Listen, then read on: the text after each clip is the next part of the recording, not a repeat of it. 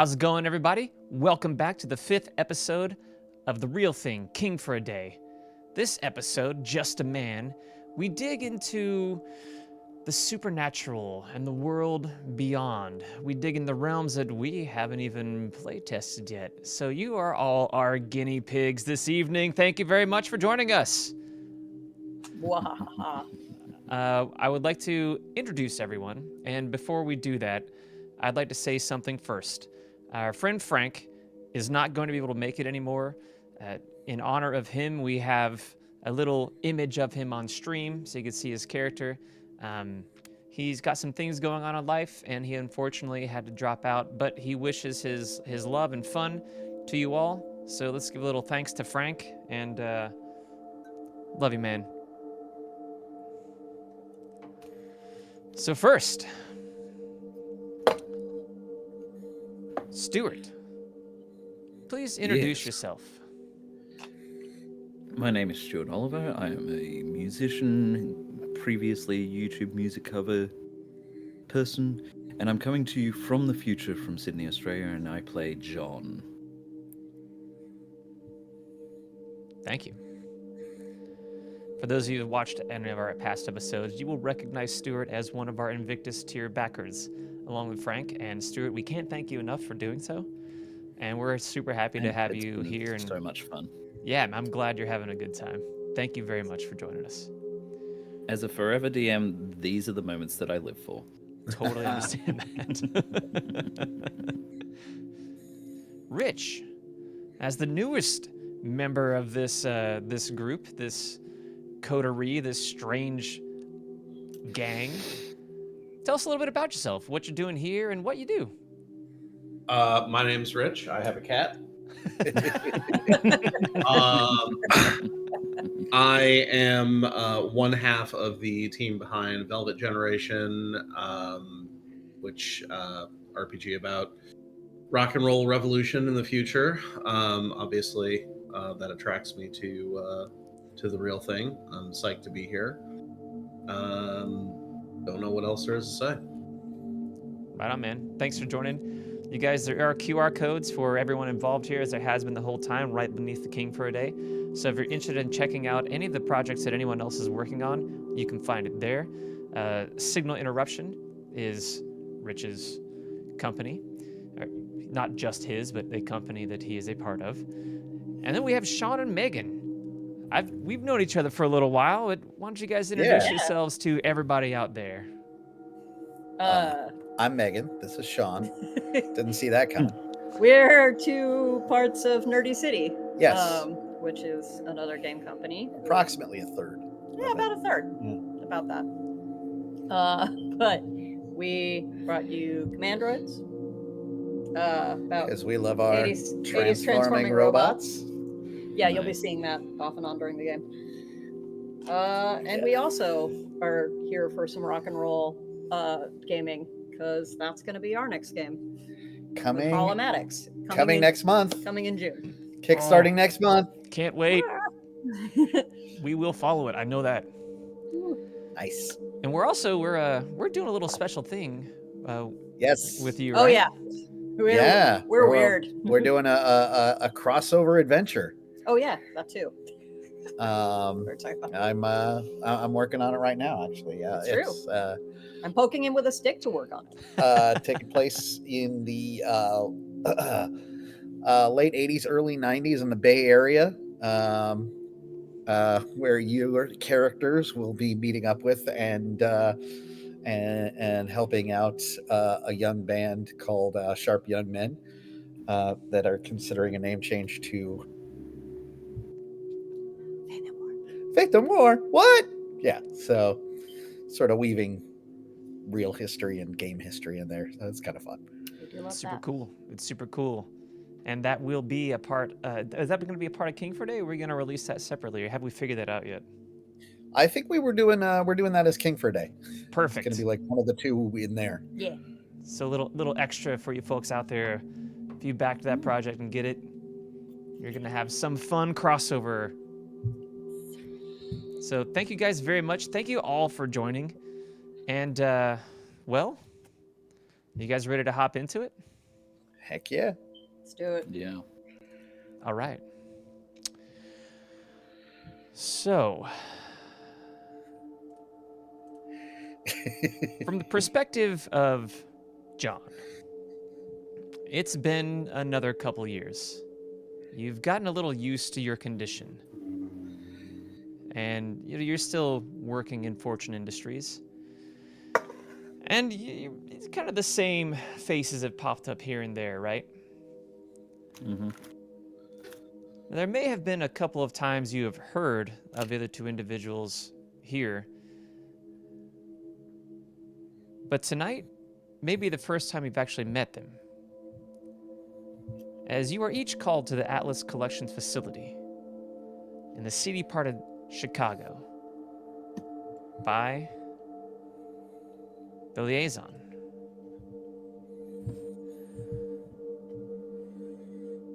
You each arrive at the facility and you're let through the security gate into the building.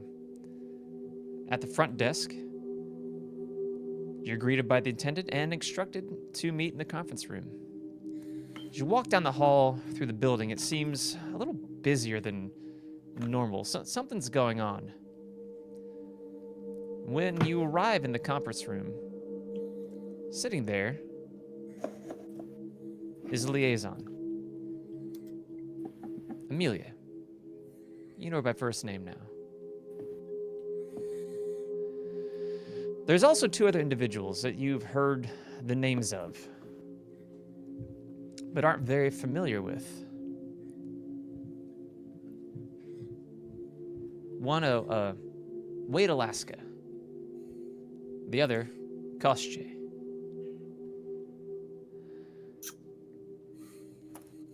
And at this, I think, is a perfect time for everyone to introduce their characters. Kostje? Why don't you go first?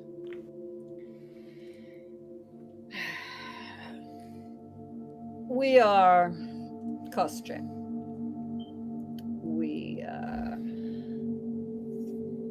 Well, the fact that we are we is its own story, which is long and needs a lot more alcohol.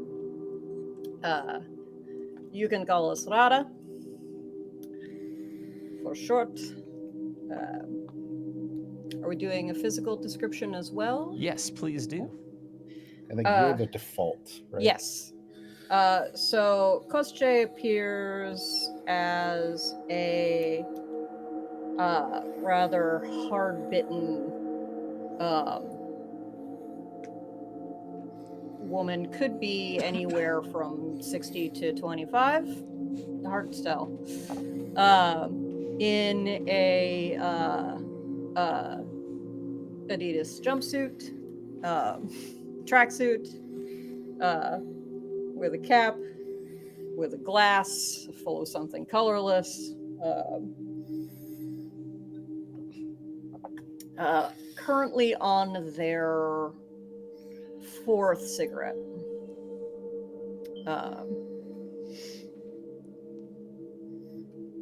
And that's Kostje. Right on.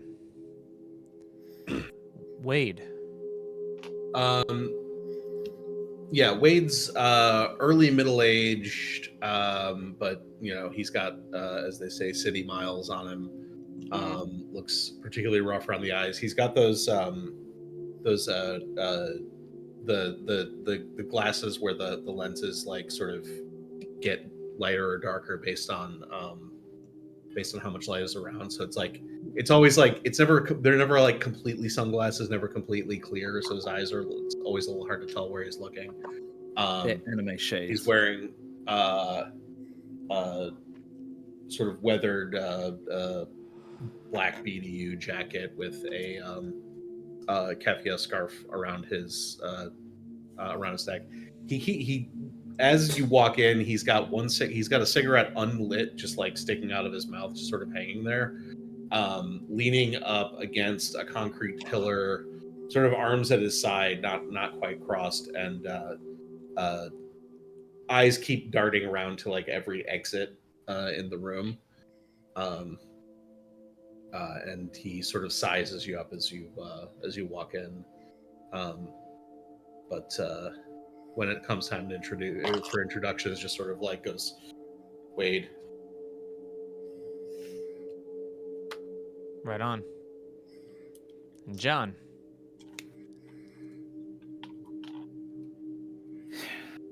John has gone through a lot, to say the least. Has sort of gone from the Bill Paxton gangbanger of the beginning of the Terminator films to corporate goth to now this thing that should be living in Seattle by comparison, but has really started to look less and less alive, even though it's very clear that he is. And not for the reasons that you might think. But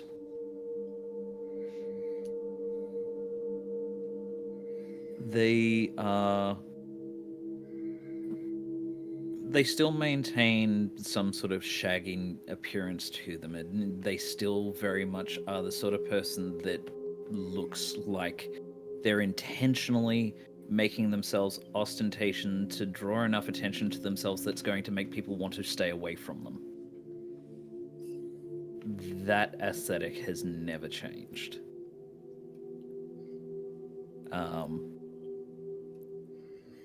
At this stage, though, I would turn around and say that John is also somebody that almost looks perpetually tired.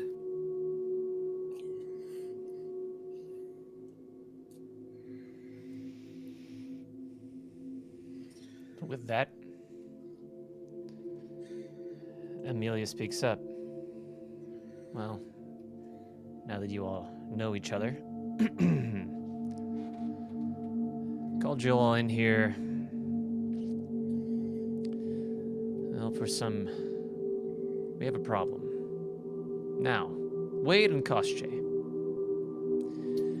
You know Amelia, not personally necessarily, not like your friend, right? But you know she's called the liaison for a reason. She's the one that calls out for jobs. She works technically at Atlas Collections. She runs this facility that's here, but there are many other Atlas Collections facilities across the Chicagoland area, and as far as you understand, specifically you, Koschei, the world.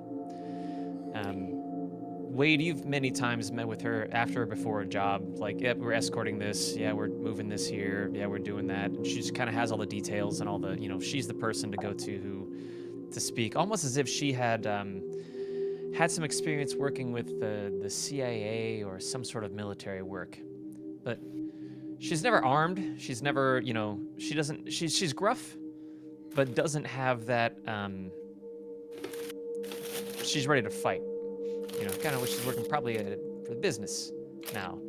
But she is always dressed in a button-up shirt, has glasses, usually has a clipboard, slacks, and boots.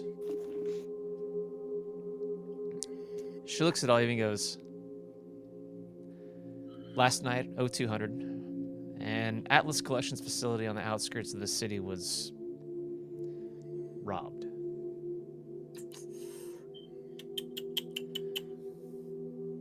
The item in question, it was an artifact, hermetically sealed in a security container in a private vault of the security. I am personally aware of this site, as it houses only the rarest and most dangerous artifacts that Fortune Industries holds.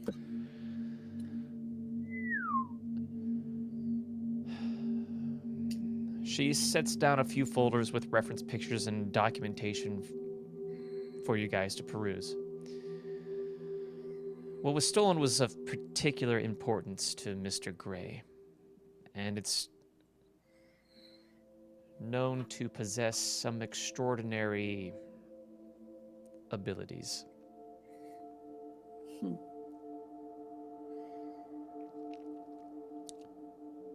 I'm extremely concerned for an item such as this to have fallen into the wrong hands, and who may even be capable of doing such a thing.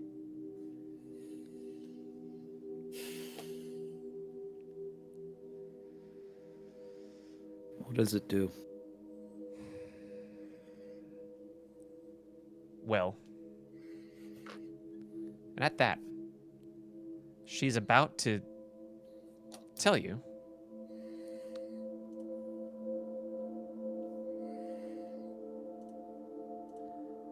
When the DJ walks in.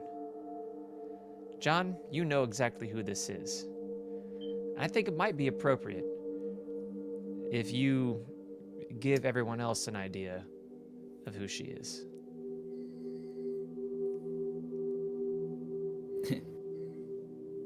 I suppose the first question that I would ask is whether or not over the last 4, 5 years, whatever it's been, 3. whether or not she's gone through 3 years, that she's gone through some sort of changes of her own, even just down to her own personal stylings.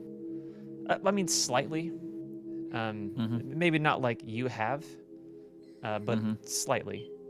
And you guys have gotten, I wouldn't say closer like in a romantic way, but there's a little more. Well, no, she doesn't swing that way. Right, exactly. There's a little more like, okay, maybe this person ain't so bad, right? Like, she's warm to you in a friendly way, somewhat friendly way. Yeah. As friendly as she can be. Yeah. Best description is the silver spoon brat that decided that they wanted to raise their middle finger at their father at all times. A lot of Eurodoof DJing in underground clubs, likes to party with chemicals, and has a permanent chip on her shoulder. And yet, for the most part, the reason why Olivia and I get on so well is because of the fact that we share that same sort of parental disdain. Took a little while to get there, but yeah, if you think of an early 90s underground club DJ that was doing a lot of Eurodoof techno, that is Olivia. She has a really deeply worried look on her face. At that, the liaison, she goes, "What, Olivia? What are you doing here?" She's like, "Listen, you don't know why I'm here?" It's like, no. I'm very surprised to see you. And they have like a tense moment where if any of you would like to do an analyze check, you may. Yes, I analyze would. is rolled with awareness. Yes. I believe Or I analyze believe I move, have I should something say. that I get to use my intellect on this. And I get a +1 on an attempt because of strip search. One thing that Wade would actually be used to, but would be new to John, is Kosche's eyes move independently and are kind of carrying on a silent conversation while all of this is happening.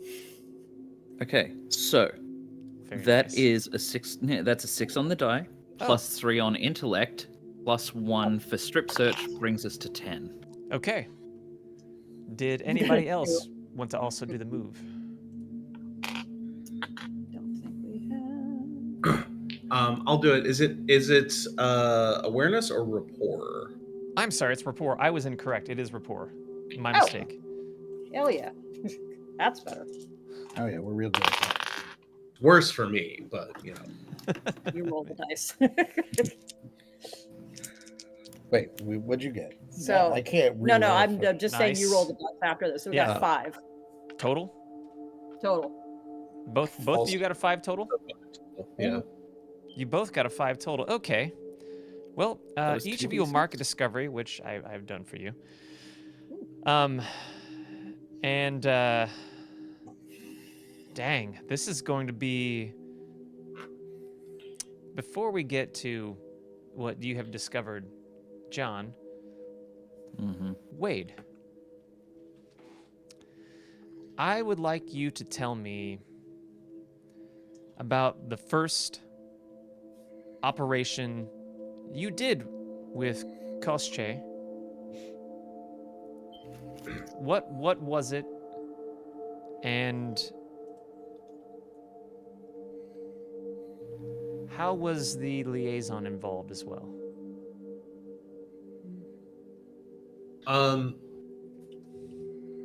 Yeah, the first job that I did when I got to Serbia, they reeled me in with something that seemed like it would be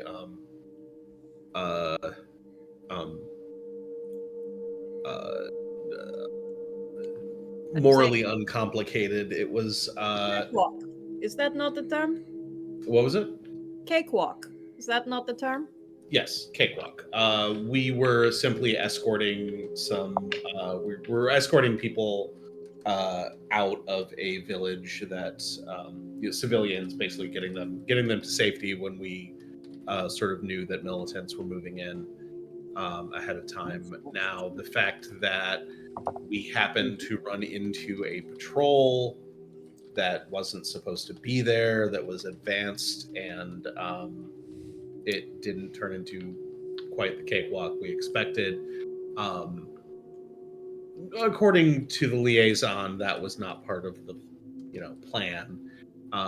But it did seem that's where I first started to suspect that maybe the team that was assembled here was a little more hardcore than you'd expect to just do this sort of quick scouting cakewalk. Might have developed a little bit of a suspicion at the time, but we handled it, so everything worked out from that point. And that's where I learned that I could really trust Kosche.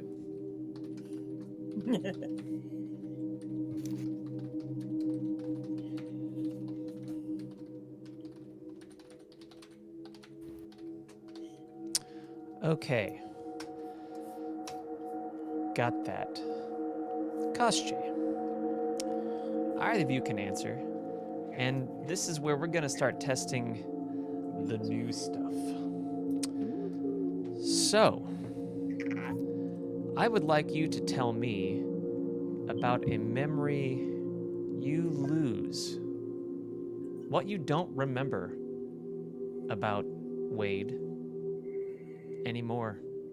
Something that would be important.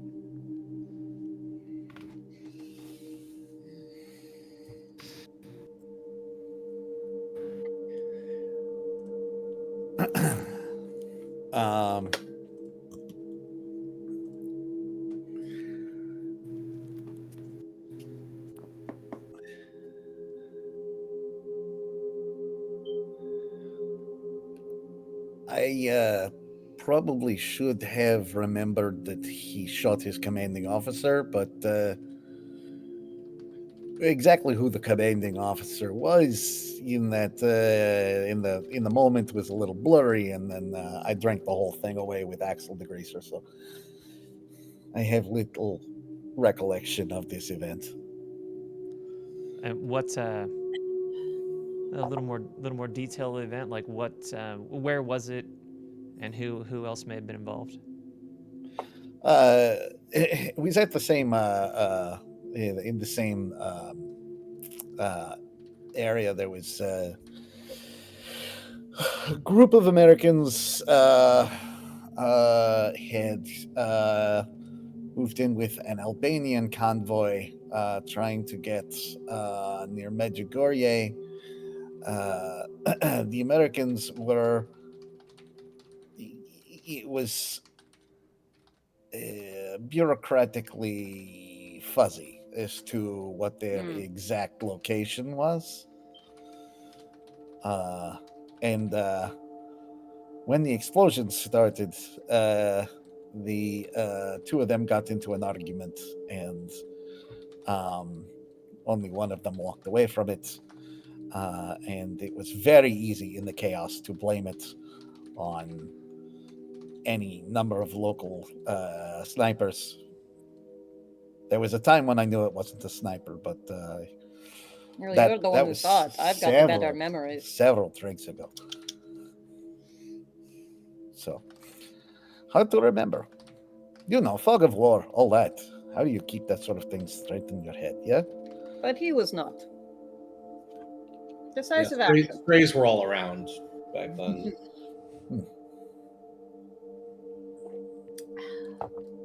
What this term?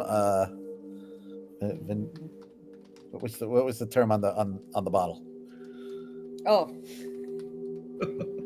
Which one went out? What? What was the term on the bottle?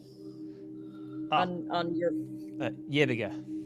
Jeviga. Yeah, that's it. Jeviga.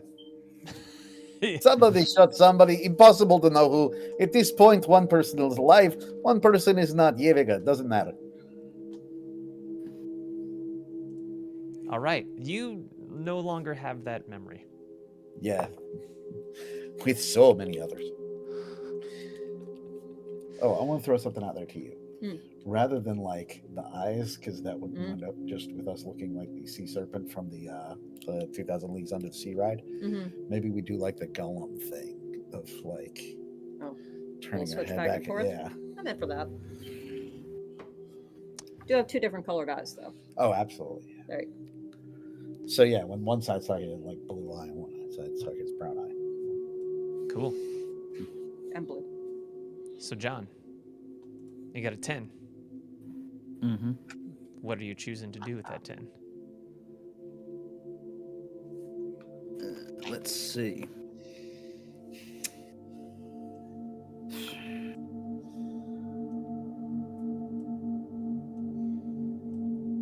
want to determine Olivia's emotional and mental state.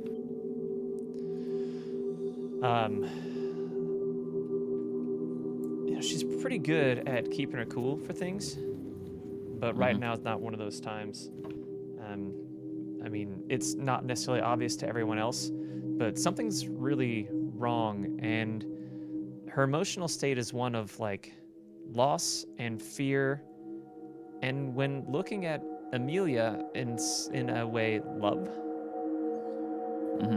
So she feels a little hurt is a wrong word, but apprehensive. Okay. So, with that in mind,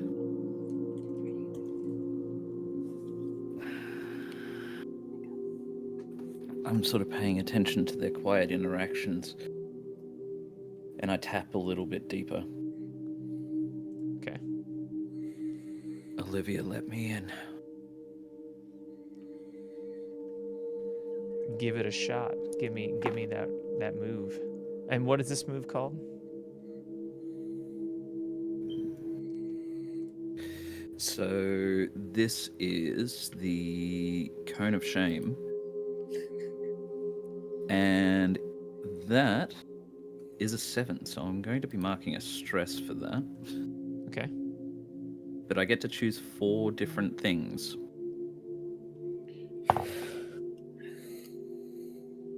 So,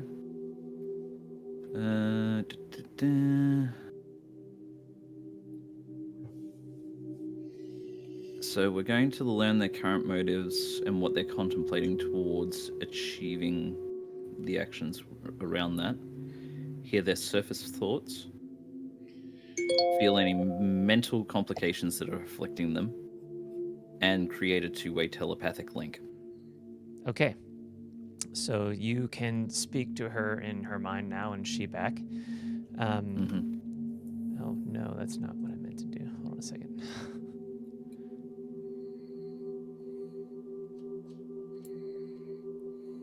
Give me one moment. Apologies. That disappeared, and I Okay. needed to see that. No problem. Where did it go?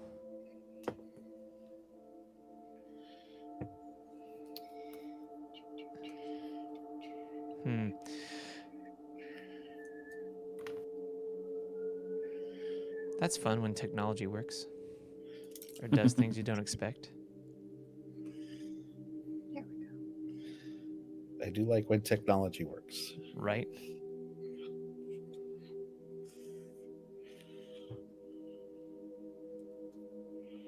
Okay, I don't know. It's just gone for some reason.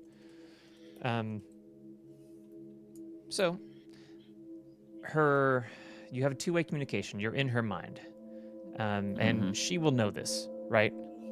That Yeah. you're in there. Go through as to the first one is what again?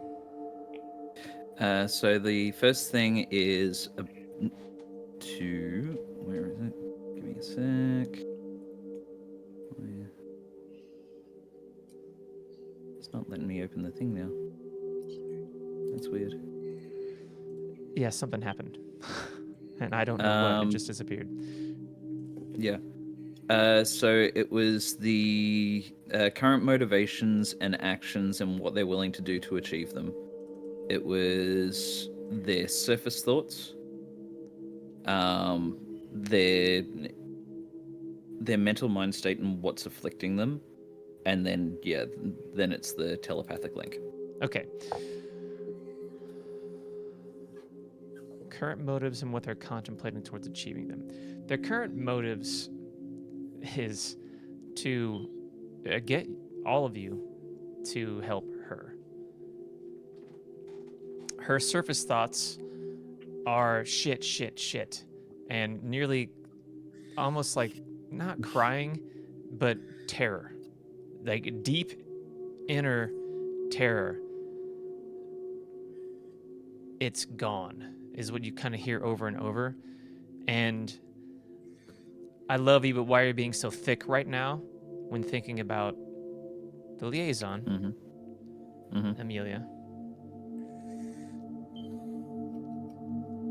There are no mental complications afflicting her.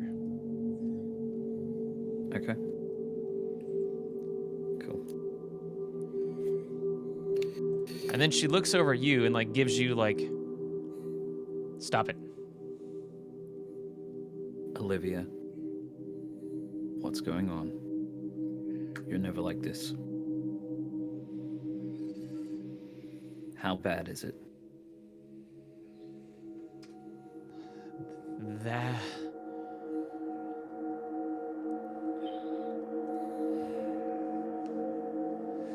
You know how you are, what you became, what you've become.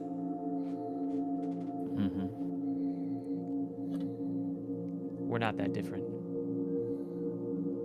And what was stolen is what made me this way.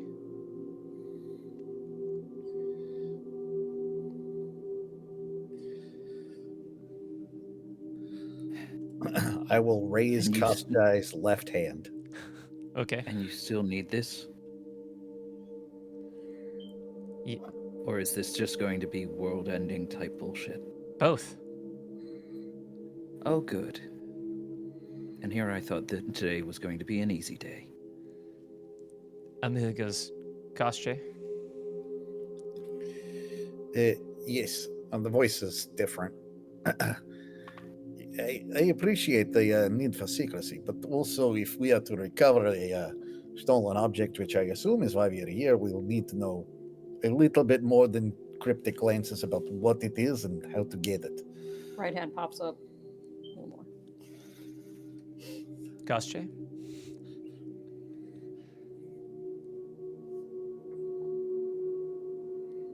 That's no, I mean that's the question he's asking. Oh, I saw the right hand come up. I thought you... No, it's just when he says little bit, the right hand comes up. With Ah, I see. Because, yeah. Okay. It's called the Eternal Diapason. It's like a small lyre. So when I was a child, I was sick. And I always had a beautiful voice. And my father was trying to find any way to keep me from dying, as you imagine, right? Any parent would do, right? So he did what he did and looked into all his weird mumbo jumbo. And in desperation, he found and turned to this. He'd possessed it for a while, but didn't know very much about it. But, like he is, nothing's just for your own good or because he actually cares about you. So he gave me the lyre, and he gave me a song to perform on it. I didn't know what I was doing. But he told me it would heal me. It would make me whole. And so I did it. I played it, and the strings began to glow with power. And when the final note was struck, that power leapt into me. I was not ill. But I also was not the same.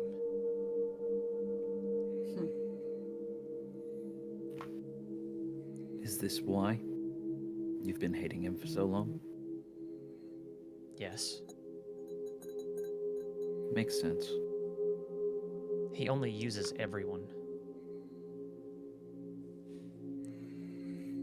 So, a lyre in a box. This is not our native language. So just to clarify, when you say lyre, you mean little harp and not little guy that doesn't tell the truth. Of yeah? course, he meant little harp, not little guy that doesn't tell the truth. How am I supposed to know that? Well, then you should think more. That's what Good, I do. I have nothing to do in here but think. I forgot how weird the two of you were. You are. I don't even know. It's so strange in here. Just please get this thing back. Like, without it, I don't even know if I'll exist.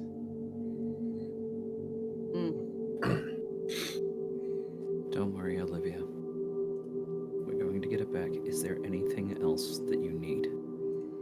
Anything that you don't want to share with the class?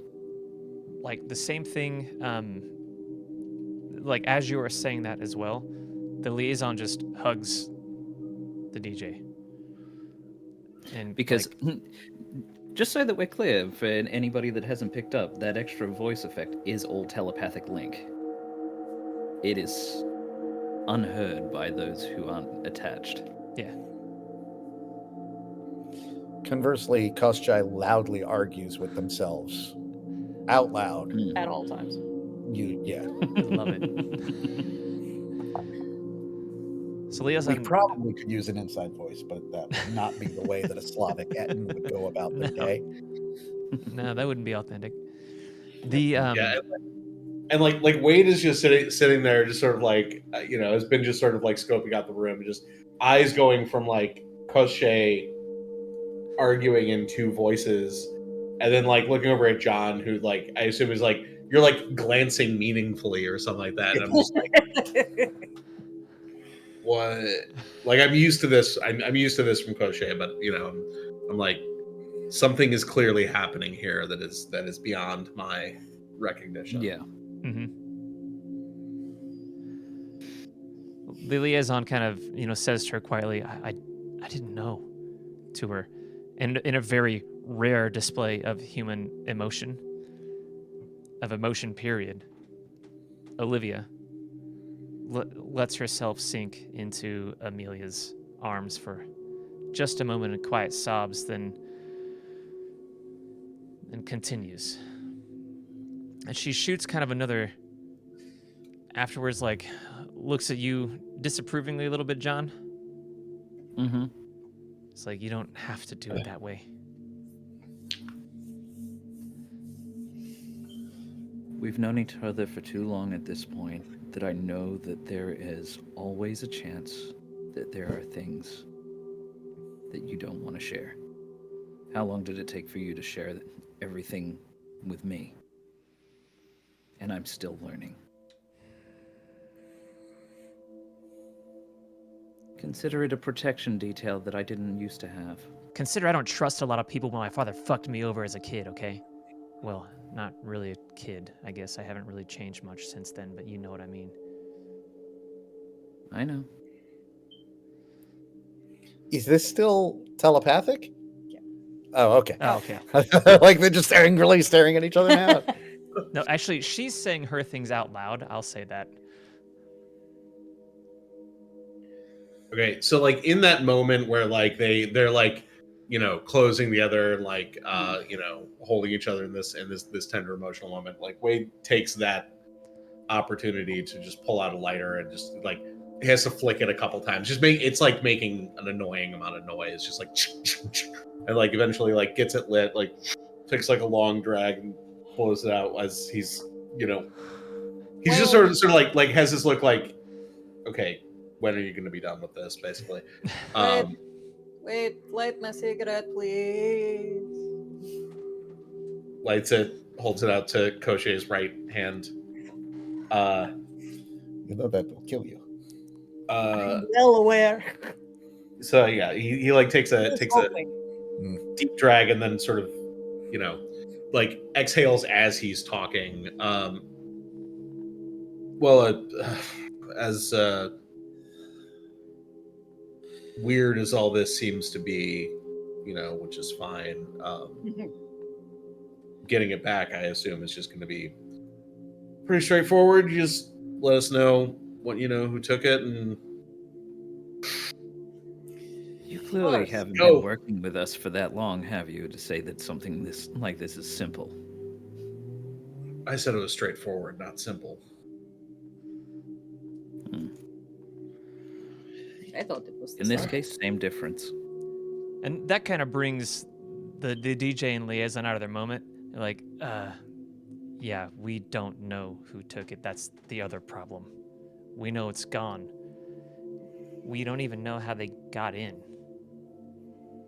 Where was it taken from? Other facility. Well, yeah, but where? Keep up. Out like, outside Joliet. Out in the middle of nowhere. It's a bunker. It's a place that not a lot of people even know exists. Well, you have a list of everyone who Not does there. know it exists. Right. Yeah, that's a good question. Why are we meeting here and not there?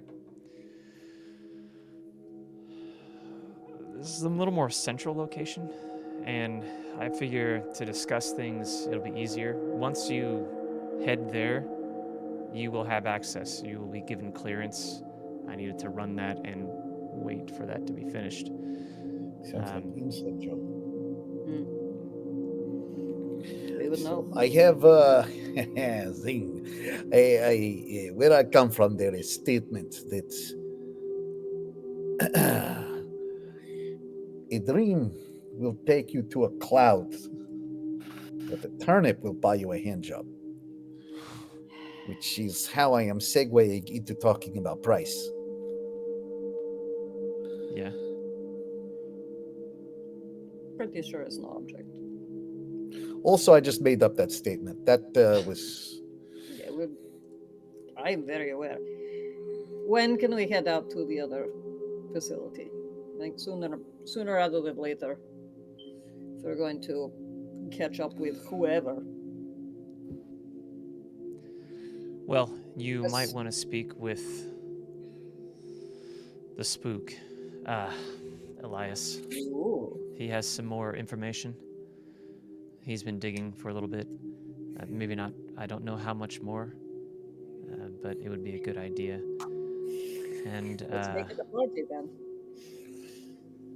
Ms. Chang as well. She can talk with you about payment.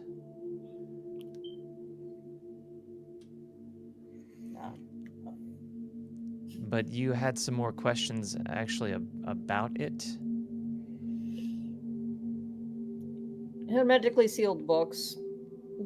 images in general, I assume, will be provided to us. Yeah, of- she points to the pictures and file that's on the table. That's for you to peruse, so you know what it looks like. Strangely enough, that there isn't like a detail on exactly what it can do, right? But John, you asked somebody that question. Hmm. She hasn't answered it yet. It's a chrysalis trigger.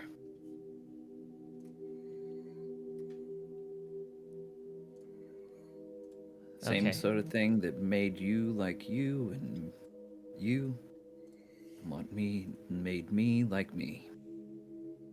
Yeah. Okay, what do you want to know about it? Says the DJ. I've already asked you, and from the sounds of things, the idea that this could also potentially be a end of the world type bullshit thing. I don't Am know I on that the he. right target? I don't know that he knows that either. I think. Okay. I always hear this melody, this sinister and terrifying song. Always. And the vision of destruction that comes with it.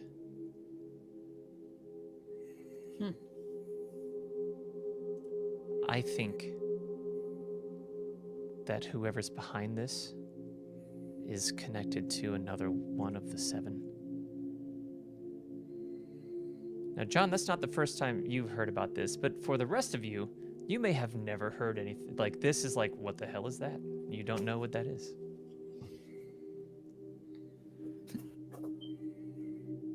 Certainly not any superheroes, to be sure. Well, he's been studying this before he was one of them. I mean, he was actually an antiquities dealer and finding artifacts and ancient stuff, but, you know, sometimes you tinker with things and everything changes. Yeah, like I don't even trust why he had it. bombed out villages.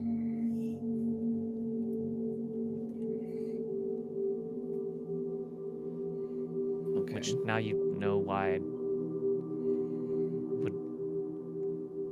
am the way I am, I guess. And especially towards him.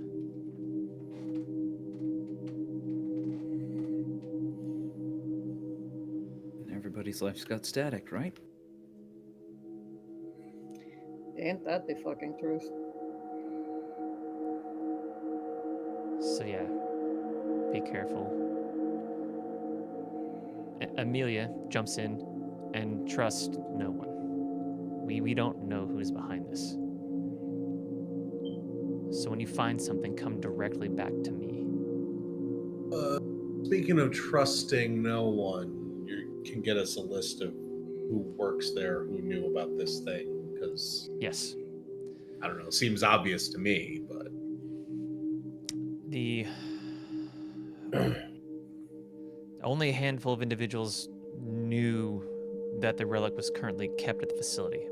Myself, obviously, Mr. Gray, Ms. Chang,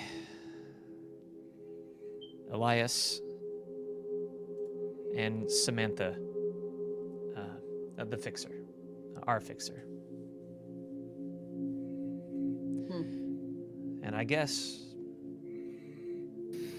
Olivia. The general security detail that works there, because there is a security detail that works there in shifts, they are not told what they are guarding, what is in there. They are not allowed into the vaults. They're simply there to guard the door and make sure that no one else comes in without a passkey code or is one of the people who should be in any of these places. okay. Only there were ways to get in places if you are not a person who is supposed to be there. And that's why we want you to figure out who may have done that and how they may have done that. And then also just to rule it out. Um, Obviously, you've got a lot of other valuable things there. Is it possible that whoever took this wasn't looking for that specifically, just knew that things that are valuable were there and they grabbed the closest box? It's a good question. With the urgency that I was woken up with tonight to gather specifically the three of you, I don't know. I don't know if that's true, but that's a Was thing that anything I else don't know. taken? This other two, Elias and Ms. Chang, you should talk to the two of them before you leave here. They're here. they're They here. may have some information for you as well. Yes. Was anything else taken? Not as far as we can tell. But if you get there and find something else please let us know. This happened not long ago. 2A. Is the mandate for this particular endeavor, are we to bring back the item or just to find who took it and then let you send bigger leg breakers to go get it? Both. Yeah, Koshe, I think with you and me here, it's pretty obvious. So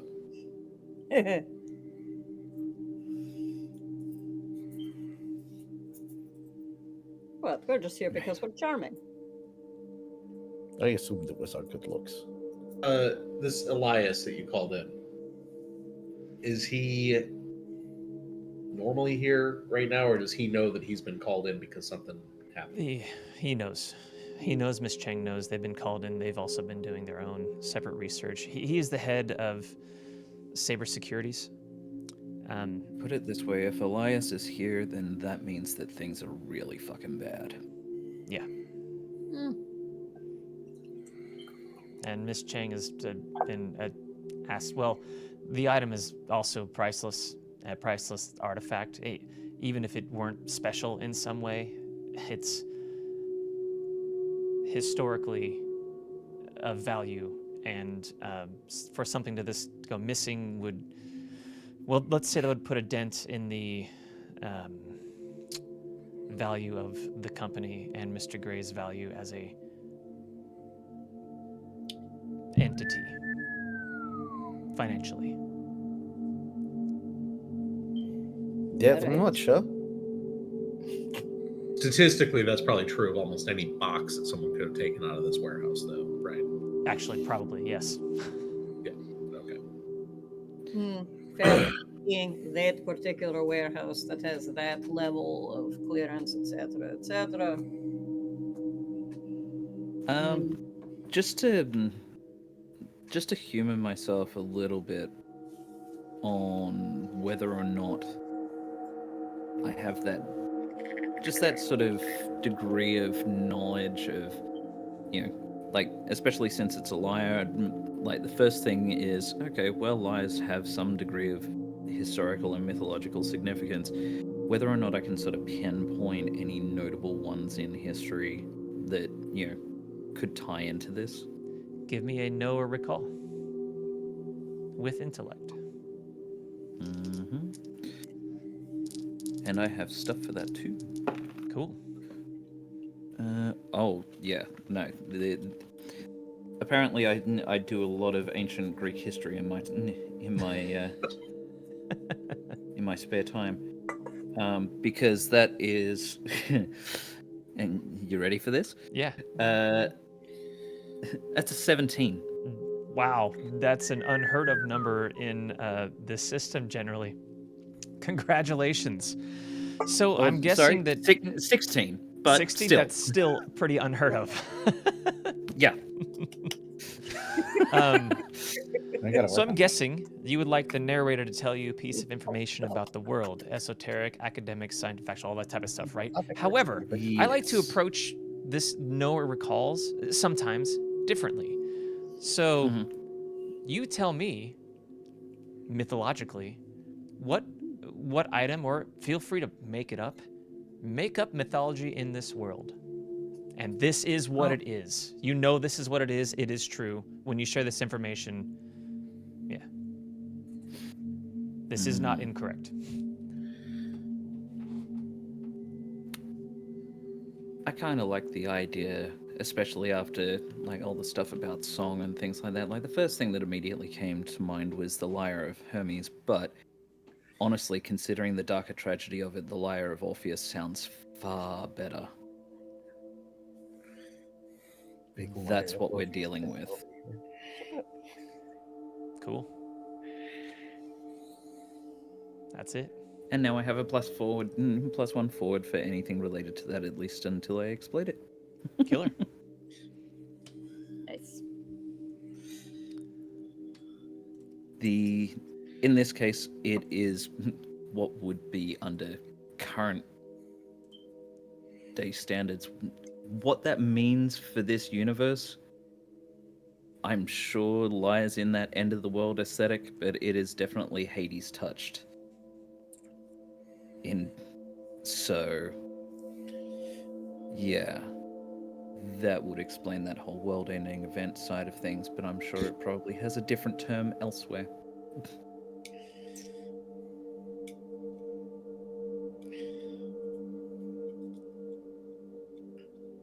All right. So the liaison looks at the group of you. She says, well, Elias will have the address for you and your security passes when you speak with him. If there isn't anything else here, unless you have other questions. So I'm just take a last drag of the cigarette, stub it out on the concrete below me. These other names, Elias, etc. You said to come to you specifically about this. Yeah. Have you ruled them out? No, Should we be looking at them? everyone. All right. The only person I trust is Mr. Gray. And Olivia, the DJ, just kind of scoffs when Emilia says that and is like, I'll see you later. And she just walks out. Olivia, we'll find you. Yes, clearly history there. Say, it's always history. Yeah. Elias, Mrs. Chang. We have Hey. other people to talk to. Shall we? Please, and take this with you. And she just kind of pushes the folder over. Then I'm going to reach over. I'll pick it up and I'll just hand it to John. So you seem to know the most about this kind of thing. You read that while we're driving. they're here in this facility. Actually, Elias. No, I mean we're driving to Joliet. Oh yeah, sorry. Apologies.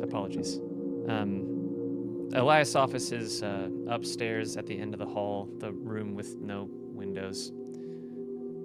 And you'll find Miss Chang on this floor down the hall. Whoever you want to speak with first. Let's talk to them separately. Mm-hmm. So Miss Chang first is closest. Sure. After you. All right, so I'll you just guys, wait. you guys head down the hall.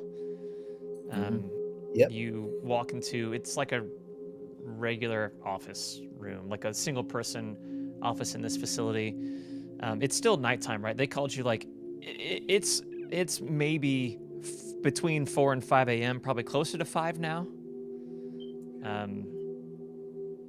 So it happened recently, like very recently. And you walk into the office, you see an Asian American woman, long hair, glasses. She wears like a suit, jacket, button-up shirt, very business, right? She actually has her tie like untied and loose right now and is just poring over a ledger at the moment. When you walk in, she goes, good. Amelia sent you. Okay, so it's priceless. We already told this. Easily damaged, if not in the case. And I Important. cannot stress the importance of finding this relic and returning it safely to storage. Little's truly understood about it, and from what I know, one wrong touch on the strings and poof, disaster, right? What Mr. do you want to know? And we can talk money.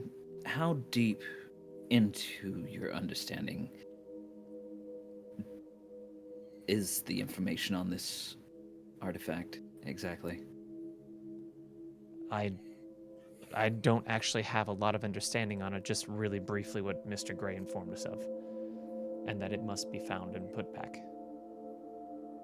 Well, that's an understatement. Okay.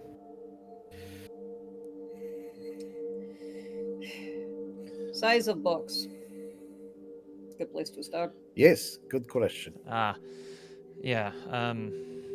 2 shoe boxes in volume. That's not that big. No. So you say we pick it up, we cannot play it. I wouldn't. I mean, you know, unless you're crazy. Cannot play it. So I get to make Chicago joke, no stairway.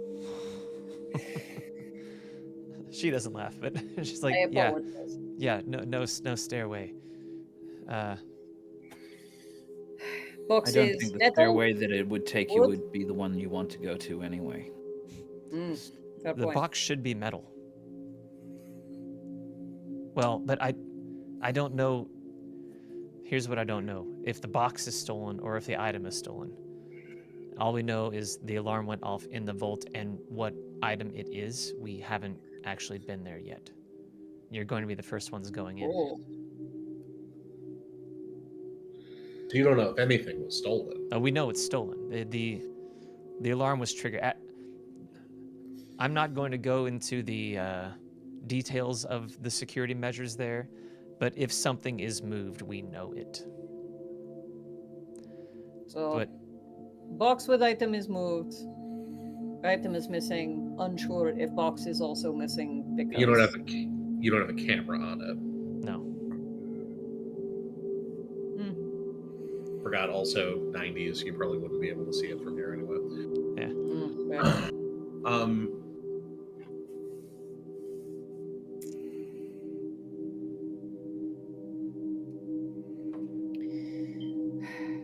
So is size enough to transport pretty much anywhere necessary? Car, train, no airport near there. You could put it in a carry-on bag, I suppose. There's an airport near there. Say that again. There's an airport there. Oh, It's not big. Small. Midway's still open at this Small point. enough. Take that underarm. I mean, there's like a Joliet airport too. Yeah. Like, Yeah. Hike off through a cornfield if you felt strongly enough about it. Yeah, there could be a lot of things. All right. What do you know so far? Very little. Box. It's Fragile. a chrysalis object. What? Oh. you know what? Don't worry about don't worry about what we know. We know where we're going. What we don't know is how much to expect in terms of remittance. Oh, I assume this is world-ending pay. yes. What my partner would like to ask. Yes. Fantastic. If there are things you need, vehicle, I doubt you'll need weapons. But if you do, we are ready to definitely need weapons. acquire those and or gift you those. As far as pay is concerned, it's a $25,000 job.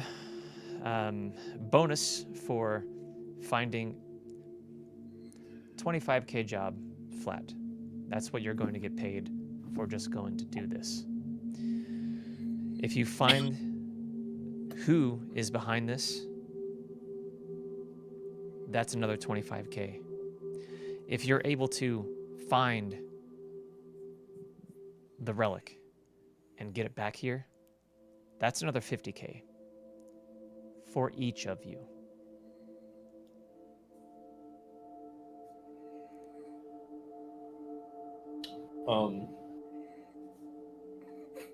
And as far as supplies and stuff that you mentioned, I doubt we'll need very Yeah. much. You have someone local to there, close by, who can get stuff to us faster. I mean, They're coming all the way back up here. Elias can get it to you right now. Yeah, I'm saying if we figure out that we need something once we're down there. Oh, I see. Do you Might have have a to car use- that has fancy radio? Yeah, you might have to use dispatch. There. Yeah. Okay. It's fine, but give us some manner of scrambled signal for this, because fewer people know better. Yeah, you'd have to again speak with Elias about specifically that. He Then can tell that's you what's what we'll do. possible there. That's not really my purview. I do know that only a Right. handful of people knew that it was there. Yeah. You have pictures of it? Is that in that folder? That's in the folder. Yeah, that's in the folder. So you know what it looks like. It also has pictures of like the different security, like the regular Blackwood people that work there on the clock normally. It's probably that visual that made me go, oh shit. Not that I've revealed that information to anybody, but... Sure. Mm. But listen, I know that it's priceless. You have no idea. Oh, you do? More than I wish that I did. Listen, help me out here. How much is this going to cost if it doesn't come back? Every single living soul on Earth. Yeah, I don't care about that. How much money is it going to cost? Sounds like the company could take a serious and direct hit if this is not recovered. So, it is. Putting it this way, money will be the least of your problems.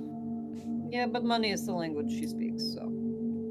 I'm going to suggest right now that time is the most of our problems, so we should get Fair. talking. Off to Elias. And get Fair. on the walk over there.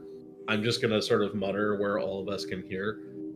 We don't know if one of these two had anything to do with it. Yeah. We should not be telling them anything. That the I'm not liaison- telling them anything more than they need to know. And to that point, it's exactly the same reason why few new faces aren't knowing what I know. Okay. Well, you know more about this thing and about the situation. I'm just reminding that if someone here took something just knowing it was valuable and not knowing anything else about it, cluing them into that, what they themselves might have stolen could be a little dangerous. That being said, I'll leave the rest to you. Off to No, Alliance, and suspect number 2.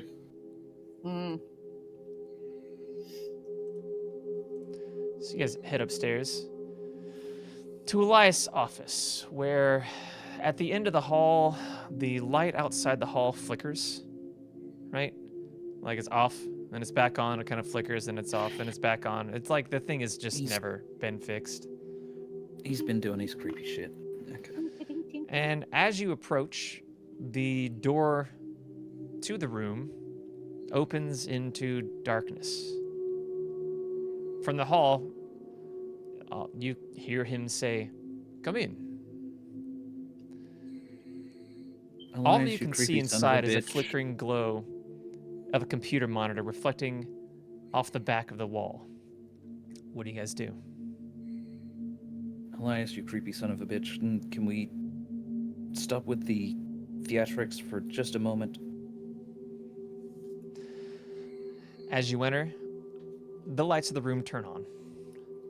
And he's sitting there at his desk behind the monitor working on something. He stands up, and he kind of has this, well, he always has this sly smile on, this smarmy smile. He goes, well, welcome. Shall we get to business? What does he look like? He is taller, but not supremely tall, Spanish man. Like I said, smarmy smile, dark hair, no facial hair. His hair is kind of like wavy and sort of to like one side. He's in not a full suit, but kind of G-man style suit, all black. He wears sunglasses that they're mirrored, you can't see his eyes.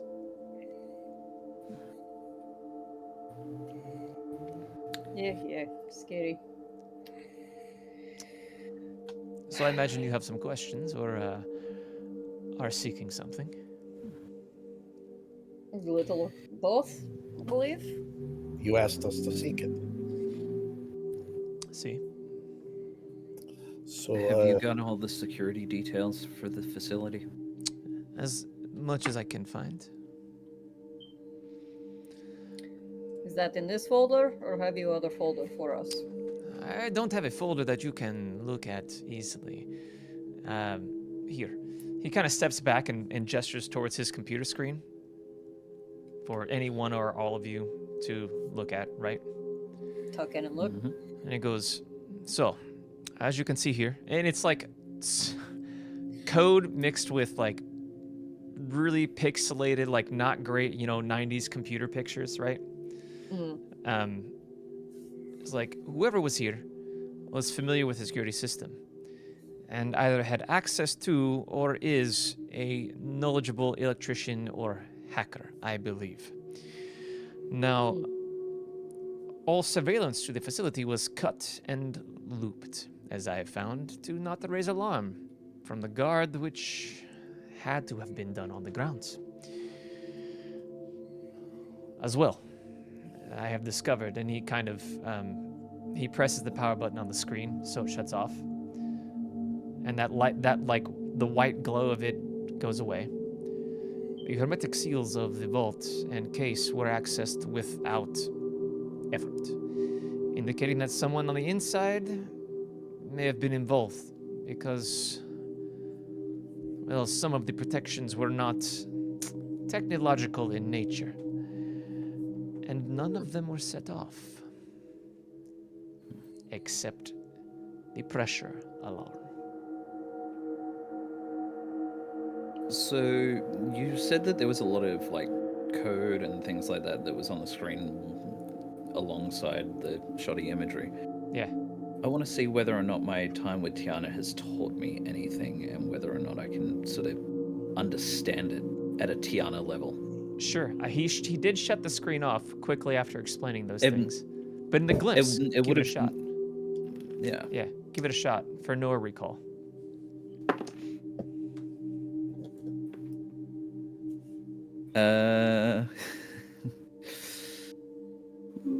What'd you get, John? So that'll be a 15 this time. Jeez Louise.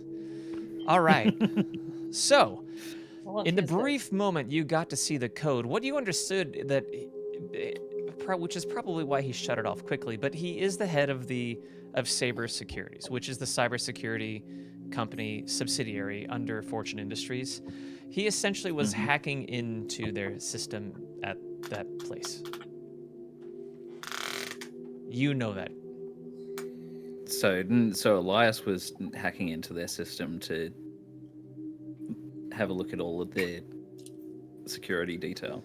Which isn't uncommon. Like, it is something that someone in his position would do. Like, okay, who broke our system? Let me go look at it, right? So it's not unheard of that's something that he would do, or people that worked for him, Tiana, right, would do. But he did shut the screen off after a moment. He goes on to say, I believe whoever performed this heist is a master thief on a level, well, I've never seen. No guards were alerted to anything suspicious until after it had been missing.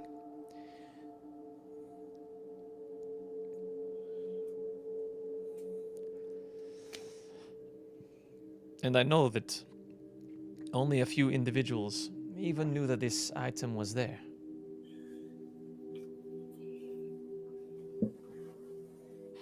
Sure. That is what I have for you. You will have to go there and find out. And he hands out 3 key cards, a key card to each of you. You will need this to get in. The guards there, they see this, they will let you right in. Not for me? You Shut got up. 1. Ah, yes. We have not had the pleasure to work together many times, Kostje. It's old joke I never get tired of. No, he And- really does. Mr. Alaska, each of the security members who work here are of Blackwood. So I believe that you are in a bit of a testing grounds right now. See? Yeah, you could say that. Well, they'll be under the impression that they should listen to your every word. So, enjoy your test. You know I will. Now, what other questions do you have, or what do you need? We need a ride for one. We need communication for another. You have given us key in. See? We have We folder. are going to require Ferrari in top of the line car phone. Please shut up. I can do a car phone. I cannot do a Ferrari. But I can do a Mustang. That will do fine. That'll do. Eh, Real fun. Let's do a Yeah. van. Something that's not going to attract notice. Easy enough. You can take one of the company vans. always the sensible one. Yeah. Standard security layout. You know, whatever we need. I think that we shouldn't need anything too heavy duty, but I'd rather have it and not need it than the other way around. Make sure that whatever the other end of this communication channel that we have goes to the liaison. That's who we're liaisoning with. Yes. If you have her number, you would be able to call her on it directly. Well, her office. I don't know if she'll be there, but And you could page her, I suppose. sure, okay. Yeah, and aside from that, I think we've pretty much got everything. Is need any to- contact Vale? with the local authorities? No. We want to keep this out of their. Question was more if there is local authority on company payroll that we could speak to if necessary. Probably. But they're not involved in this one. This is something I believe Mr. Internal. Gray wishes to keep more close to home. Speaking of payroll, if we get some petty cash in that van, that'd be good too. No, see how much? You know, like a standard layout. 5K. Aside from Small that, arms. I assume that there's going to be personnel files on everyone who's part of the security detail down there. Yes. Addresses. He reaches over to his desk, pulls out another folder. That is this. All right. Well, we should get going. So, Yep, so Elias, no- at no- least 1 or 2 small arms, just in See? case. Oh, no problem. When you go to get the van in the lockout downstairs in the garage, just tell Polly that what you want, and he will give it to you. And the order, every other thing that you've asked for, he'll have on order and ready in the van when you get there. And he just hits enter on the keyboard after saying that. Well, Many Okay. thanks. I'm curious if you have discovered anything already. couple things. Oh, Nothing that won't end up being already obvious. well. Then, good luck. Appreciate it. On we One of go. these. Alright. So, down we head. I guess I'm driving, right? Yeah, you've seen Koscheck get into an argument while driving before. It's not that. It's the fact that you have one foot on the gas and one on the brake at all times. When that's going on and the argument happens is where it gets difficult. And you've got some reading to do on the way. Mhm. Yeah, I'll take so- personnel. You take the woogie woogie file. getting the stuff that you want is not an issue. It's all pretty much ready when you get down to the garage. To and including, there's just like a case of cash in there. You know, that 5K, right? Yeah, For whatever Yeah, you might walk need. that's Right. nice. Case of cash, car phone. And that's not van, included in like couple- what you'll get paid for this, right? That's just, you might need Yeah. stuff. And couple of Berettas. Yep. Is one of the things that's in the van a one of those little bug sweeper things just to like scan for radio? yeah, I'm gonna do a quick pass over the van itself. the van does not seem bugged. Cool.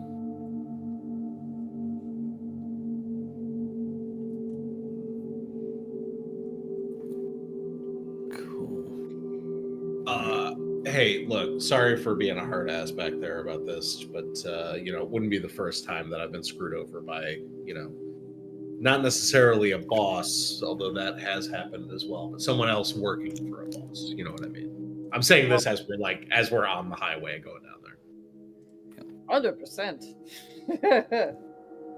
Even just before we get into the van, turns out that old habits die hard, and a little orange prescription bottle comes out. And don't worry about it.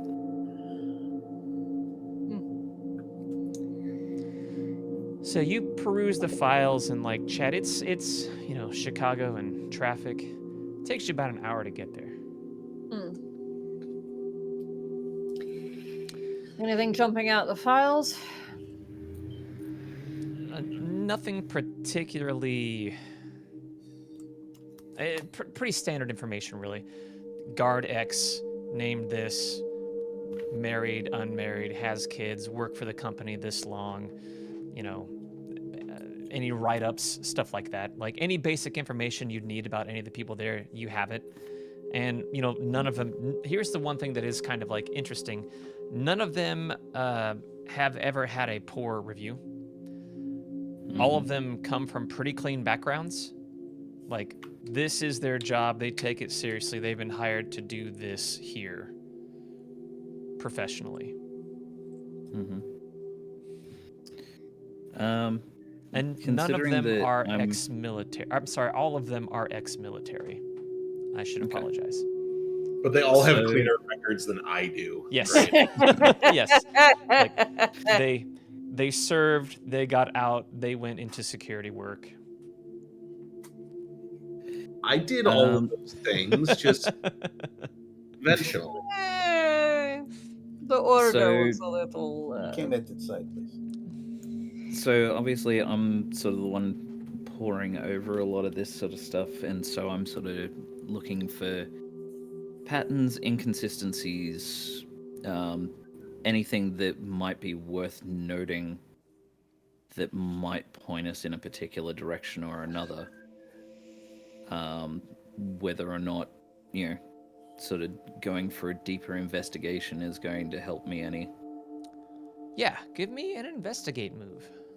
And this is with the information that both the liaison, the spook, and the diplomat have given you. Okay. They've all given you So- slightly different information, but it all leads to, yeah, this would be good. All right, and I will apply my with the information that I also gained from sort of understanding what Elias was doing as well. I'll apply that +1 forward to that. All right. I mean, I'll do a roll on go or you do the roll this time. I haven't rolling for shit. So what you can do, you can choose to do it yourself, and that's totally fine. You could also assist John. It's up to you which one you want to do. There is no wrong answer. Or John could assist you either way. I believe John's already rolled. So if someone is assisting, that person needs to go first. If they're not doing their own move, we can just I think we're looking at different folders. Is Sure, the only cool. question. And this is investigate is with awareness. awareness. Okay. Unless you have a move that allows you to change that. Yeah. Nope. 14. 14. Okay, and John, what'd you get? I actually got my first fail of the night with a 6. All right. So let me think about what to do there. While we mark a discovery for time. you.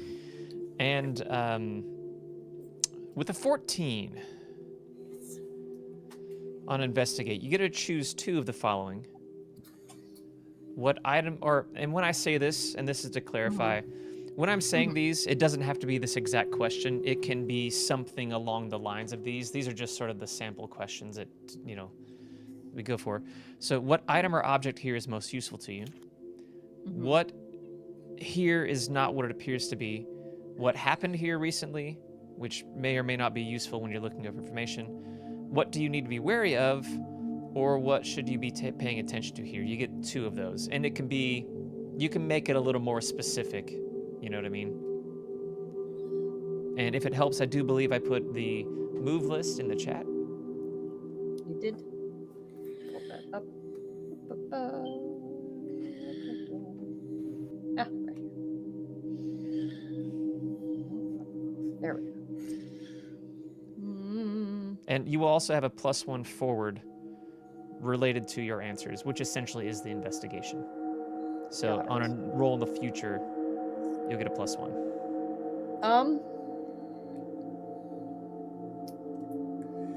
What here is not what it appears to be. Okay. Yeah. And give me a second. Who should I be paying attention to here? Yeah, that's good. I agree with that. Yeah. Who should you be paying attention to? That is a good question. So, what here is not what it appears to be. With all the information, and you're all passing the folders around and kind of coming to your own conclusions, there's something that between what, the supernatural nature of the item and what Elias has said and what Ms. Chang had said. You think that having some sort of supernatural powers of observation may be helpful here. Because this seems like, although it may, appear as a standard, oh, someone robbed us, with nothing being triggered, even the non-technological protections. Another kind of insight would be helpful going in. And then the second one was, what do you need to be wary of? Or who should be paying attention to? Who should we be paying attention to here?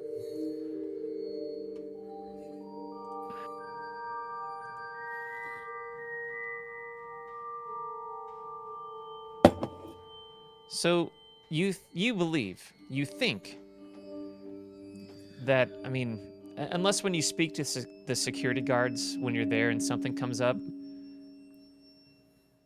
you don't really think with what you're seeing about them that any of them would really be capable of doing something like this. Unless one of them is not who they appear to be. That would be legit the only answer. And you know that because you're someone, well, you know. And that is part of what we're looking through this with an eye to, also kind of thinking, well, who amongst these people, if someone were to appear to be them, could get through all of these things, all of these precautions that were not triggered? And really, the answer is none of them. None of the security guard, none of the main detail people here, anyone who works at this facility, which there's a handful. There's like maybe 10 people. And only 5 of them were on duty. And you know that they're all going to be there, right? They were told not to leave and all that stuff. And they have done that. So you'll get to question them directly. But you don't think with what you see in the information on them that, like I said, and you know, what you're thinking is very wise. Is that unless someone is pretending to be one of them, none of them would be capable of doing something like this. Even with their clearance, they don't have enough to get to the specific item in the specific room.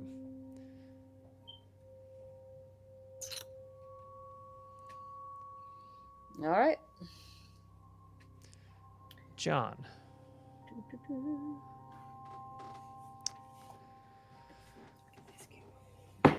You're looking over this stuff, and it's just kind of dizzying. And you are sort of losing yourself in it. And in that moment, I'd like you to tell me what part of your friendship with Olivia you no longer remember.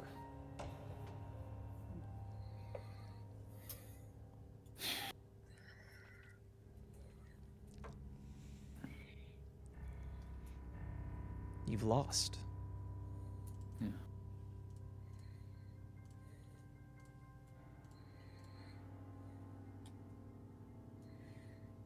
There was a point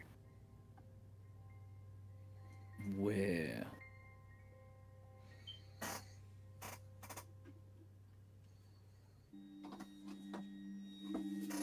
almost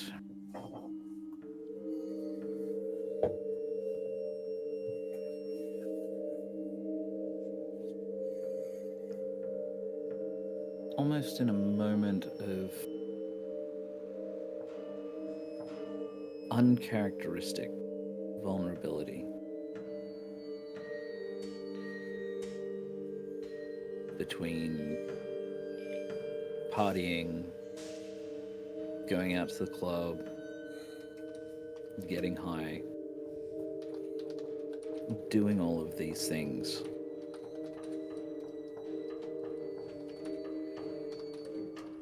Getting absolutely wasted out drunk.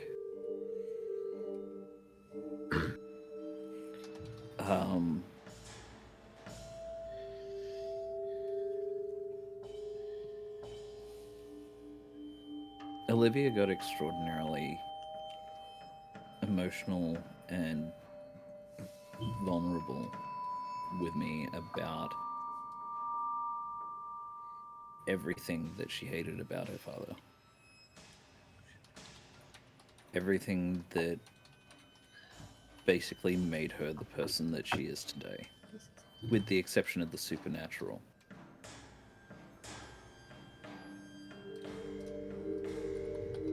And for a brief moment, the broken little girl came out in that vulnerability.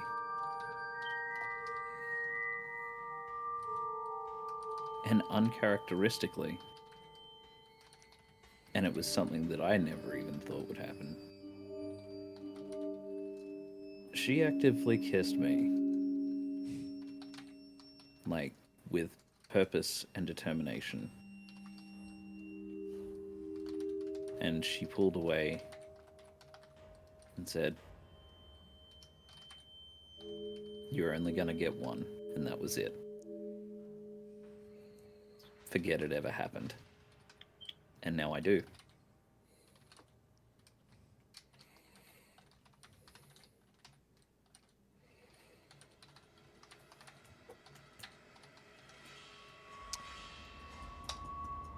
And you do. You've forgotten that rare vulnerable person she actually is. That everything else is kind of a front. Mm. You've lost that part of you that recognizes that. And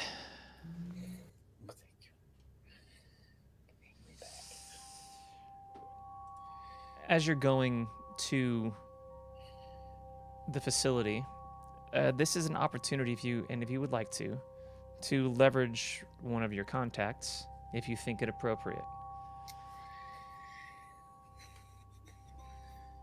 I don't think either of ours are going to be of any use. So we've got the cop and the drug dealer. I don't think they're going to be plugged into this. Nah, unfortunately, I don't think any of ours are going to be particularly useful in this instance. Yeah, Okay. kind of the same with mine. Not really. Okay.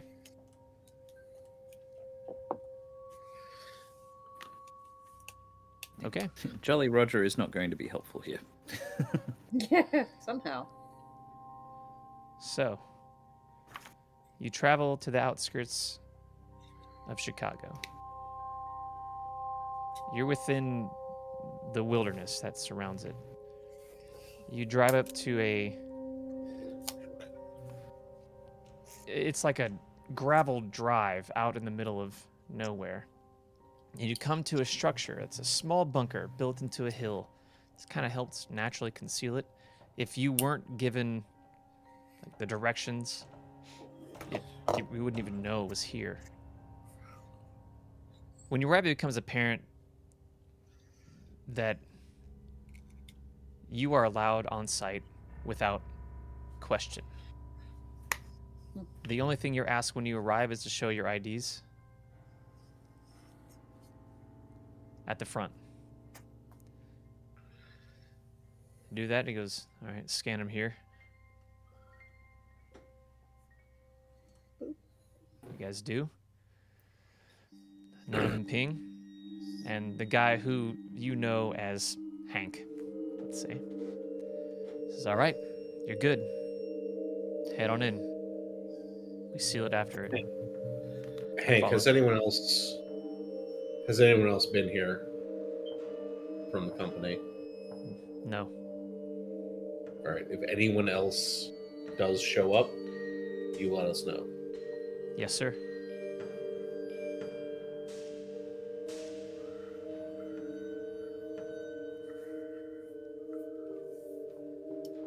Once inside, you walk into a hall.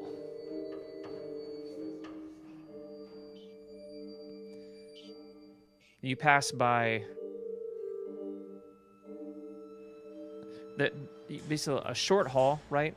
There's a door on one side that's somewhat concealed, but not perfectly concealed. It doesn't have any windows in it. It's just kind of made to look like it's unassuming.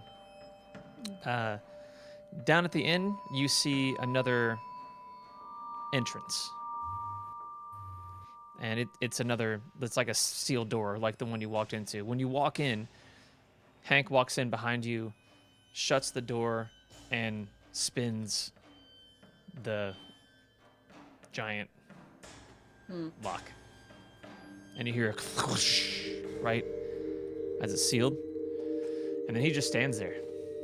He's not looking at you, basically the guy's just doing his job. Hank, do you know why we're here? We've been told that something was stolen. And yeah. That was news to us when it happened. So I was told, Mr. Alaska, that you were here and had a team to investigate with you. You have free reign of the place. Those keys will get you in anywhere. Right. There will be, I'll be with you the whole time, unless, of course, you tell me to wait. Security measures, right? Yeah. And we have the room number, like a room number that I was taken from, right? Yes. Okay.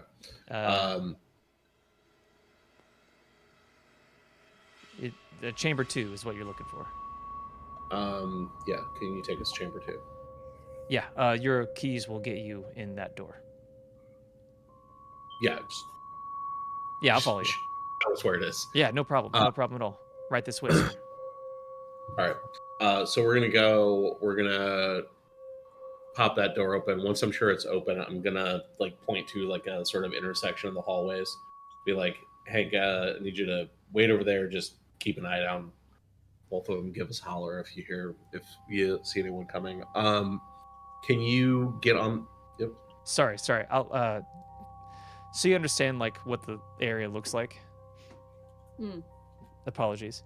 When you walk down into the hall, open that door, right? It's like red lights. When you hit that with your key card with that, they turn to green, and you hear the door unlock. You're able to walk in, and inside, and there's just one floor. There's no stairs anywhere. It's kind of in the area.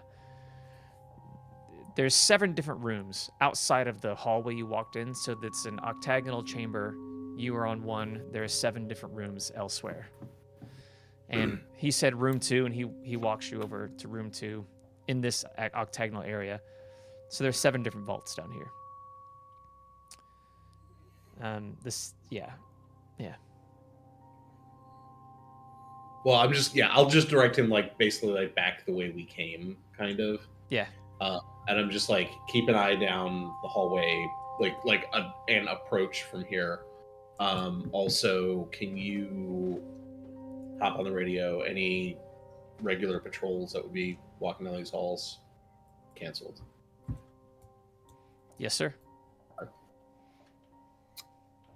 And specifically, I'm pointing to a place where he cannot look inside this room when we go in. Yeah, and the door that you open to get in here, once that closes, nobody else can look in. And he does. He just goes beyond the door, shuts it, and lets you do your thing. All right. Well, shall we? Let's do.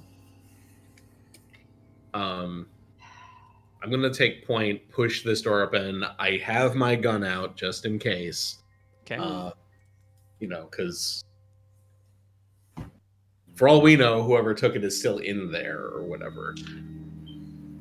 Old habits die bloodily. Yeah, you get to that door, and it is also locked. I thought we were a knife. It is sealed as well. Fairly certain we know. Okay. I'll be that guy. Use the key. Yep. Pop Unlocks. that open. Gun out, whatever. Yep. Door swing out or in? In. Okay. In. And inside the room, it's actually like a velvet-lined room with dim lights, hosting 10 different items held behind glass. Many of them sealed in smaller metallic cases, though it's obvious they can be opened to display the items if desired. Only one case in the room is open, and there is no item in it. However, there is a distinct impression of a lyre in the foam case, in the foam inside the case, right? Cut to the proportions of the picture of the thing that you have. So the actual lyre is out and not just the The incredibly fragile, yeah, world-ending. very dangerous. Yeah. Mm-hmm. Yeah. We should probably take that box. Sometimes you are smart. Pull out the box. Well, it's behind a glass case. Oh, it's just there. Okay, so it's still all closed. It's just that the box is open and you can. I am going to just peruse the room and do an investigate move. Okay. Yeah. Here, just to look for details here. That too. You want me to roll? Yes, please. More So of that. just another awareness check. Yeah. Are you aiding, or are you? Oh, you know what? We'll aid. Yeah. Okay. Okay. So if you're aiding, give me your roll first, and it's with awareness. And then Wade, if they succeed, you'll get a bonus or not. Okay. All right. What's our bonus? If we have it? We don't have one on this. We do real well with rapport. Yeah, I am definitely the guy to be rolling. These. Jesus Christ. Yeah. I'm not touching the dice tonight. The So, 13. Okay. Yeah. So you get a +1, and if something bad happens, Coach Jay, you don't suffer any of the effects. So go for it, Wade. Sweet. That's +1. Yeah. I got a total of 8. All right. That's not actually terrible. So you won't get a +1 forward on the rest of it, but answer, do you have the moves pulled up? Yes. Okay. Choose one of the options. And again, it doesn't have to be exactly that wording. You can embellish, rephrase a little, if it's not perfect. Those are examples. I mean, the obvious seems to be what happened here recently. I'm just trying to get an idea of how this thing moved from inside this box to outside the box. So the 2, or maybe 3, of you are studying this. And what you come up with is someone had to reach inside the glass, open the case, and pull the item out through the glass case without triggering any of the alarms or quote-unquote wards other than the silent pressure alarm underneath it. Does the glass case open? It does. It does, but it would set off a separate alarm saying glass case is open. Right.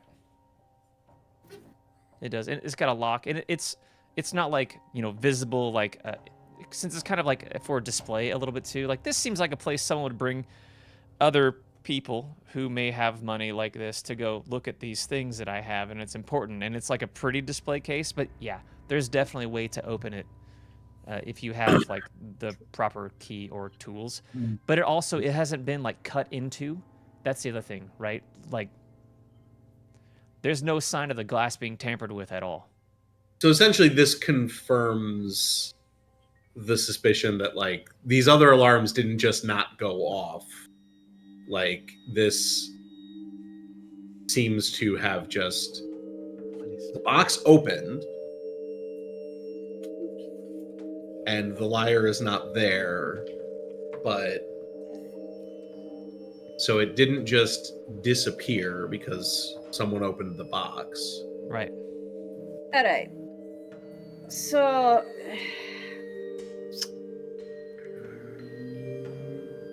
perhaps it is time for a little experiment, which might get us shot. But since we have For as long as we this get shot, mystery now's the time. here of trying to get the thing out of the box without getting through the thing,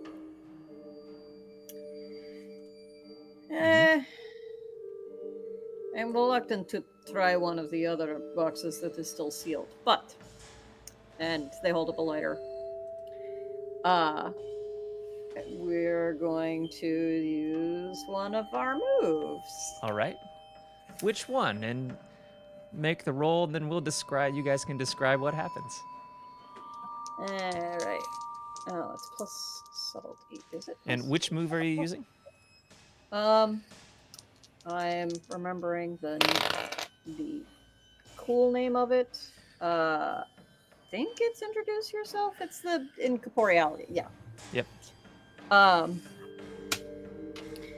right, we get a 9. Do we have subtlety? No, we Yeah. do not. All right. Choose two. That's strong suit. Subtlety is not our strong suit. Koschei with the right hand holds up a lighter and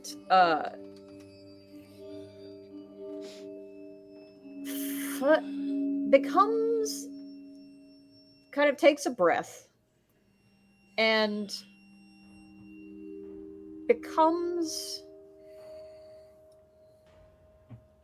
starts to pale out, starting from the hand down the arm. And you realize that you can see objects on the other side of the hand and arm. Can I make a suggestion? Yeah. What if you're holding it and Uh-huh. then like the other hand like comes out? Oh yeah, I love that. So yeah, you see another like more masculine hand and arm that is much more transparent come out holding the lighter and attempt to push the lighter through the glass. And place it in the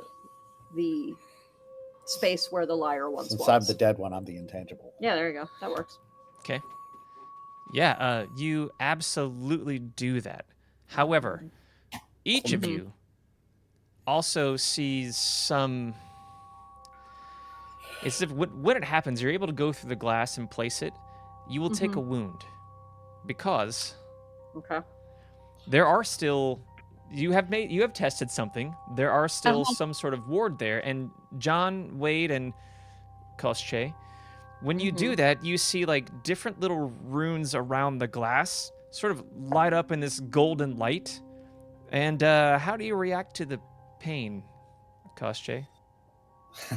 A lot of jumping up and down and shaking the intangible arm and cursing in Serbian. And the physical body is frozen at first, but then like there's like after one particular loud curse, there's like a sync up moment and fuck Yavika. But the lighter is now in there, in the glass case, unlit. Well, now that In I the think phone. about it, they should have taken the box out. That would have killed 2 birds with 1 stone. Hey, And Well, we're now taking the we box have no lighter. he's got lighter. Okay, so number one, you're now my number one suspect. Yeah, it's fair. No, that's completely fair. It's very reasonable. No. If you shoot us, we will understand.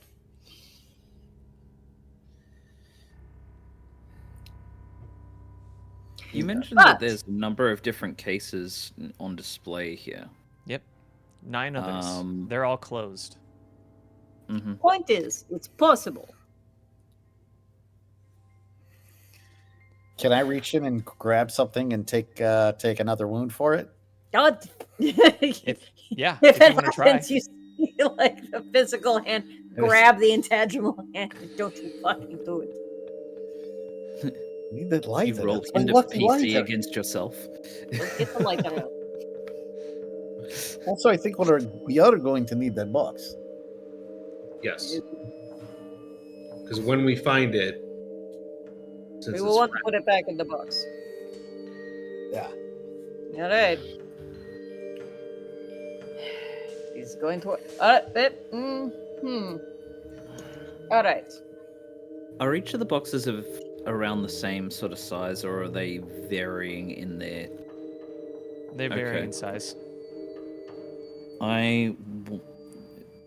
Taking the knowledge that I have about this chrysalis item, into account, and then sort of looking at the variation of the cases, while I may not be able to make any sort of estimation as to what they are right off the bat,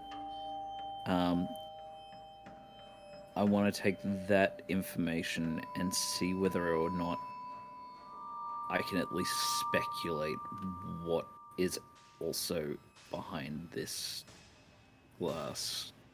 If the Lyre of Orpheus is a starting point, what else could I be possibly dealing with, sort of thing?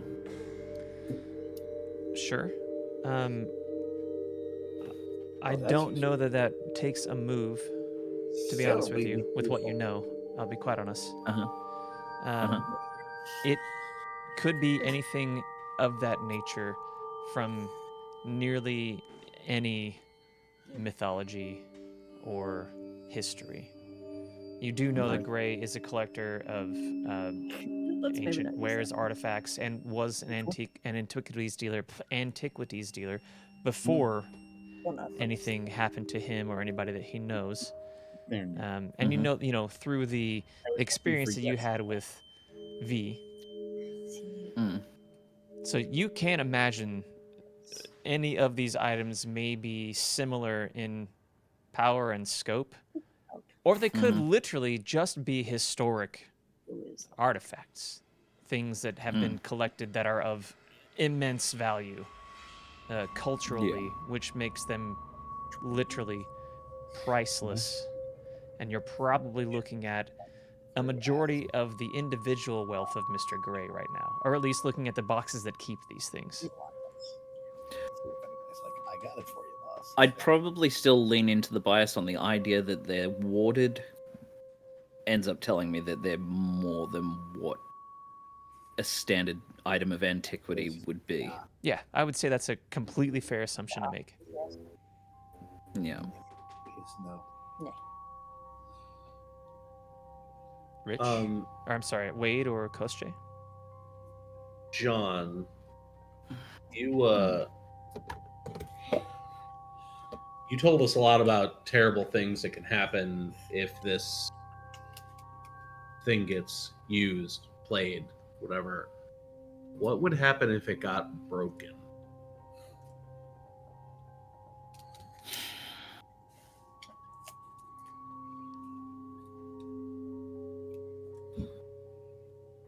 Am I open to interpretation here, or should I be speculative with a move of some kind? I'm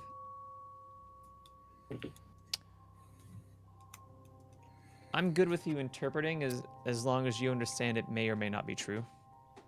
Mm-hmm. If you just extrapolate on what you think, yeah, that's whatever.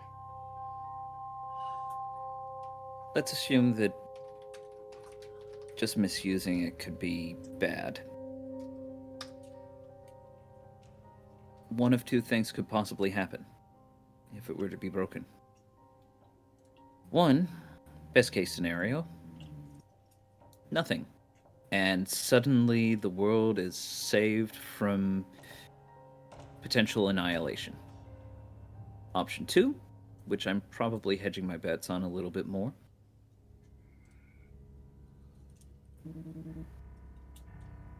Basically, we would end up fast-tracking past apocalypse to just universal disintegration. But that's just me.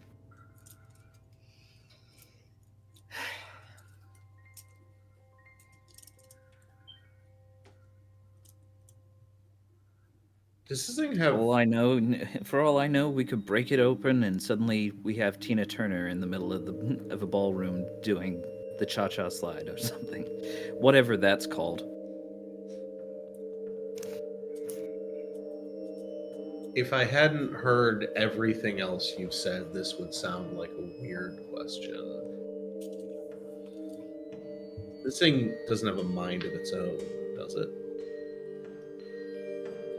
Are we looking at something that maybe escaped? No. No, I would not put sentience onto this at all. Wade, worth a shot. Worth a shot. Wouldn't have ruled it out. Mm. No. You want sentience, you go and find the head on an island out in the Mediterranean. Mm. Can someone go prop that door open?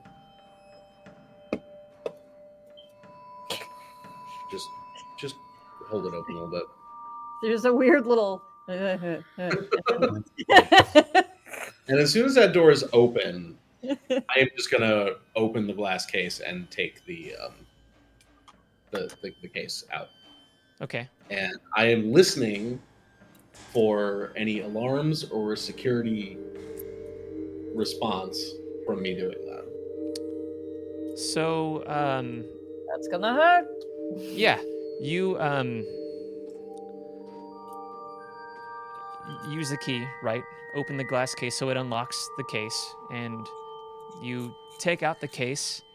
It actually doesn't hurt you. Using the spooky invisible hand, obviously. And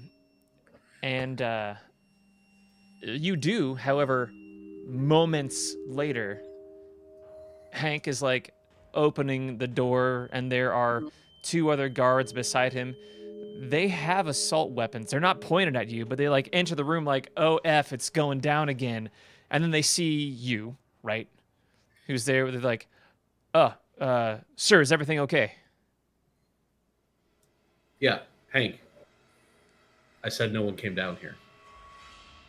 Yeah? Yeah, no one came down here. Well, Okay. that's cool. Just keeping you on your toes, Hank. Don't worry about it. Yeah, I'll close the case. I'm just gonna hold up the box, and I'll say Take the lighter. the the item that disappeared is very fragile. This case is designed to. I don't know what that just was. Balloons. This case is designed to keep it safe. So this is coming with us. Okay, sir. Also, well, no, go ahead. Yeah, no, go ahead. Go ahead. No. Sorry, sir. No, you're fine. You have cameras here? We do, just not in the vaults. Most of them are outside. Have And you already in the been hall? In the hall you came through. Have you already been reviewing that footage? I mean, yeah, but there's, I don't know what to tell you. There's no. I mean, you want to see it? If there's nothing there, not necessarily. I mean, I'll be honest, sir. We're not trained in investigation. We're trained in stopping thieves. Mm. Let's take a look. Thank you, sir. So he takes whoever wants to go. I'm going to assume all three of you. Mm. Back in the main hall, into that door that's kind of made to look like it's not there or not noticed, right? Again, it doesn't have, well, on the outside, it doesn't seem to have glass.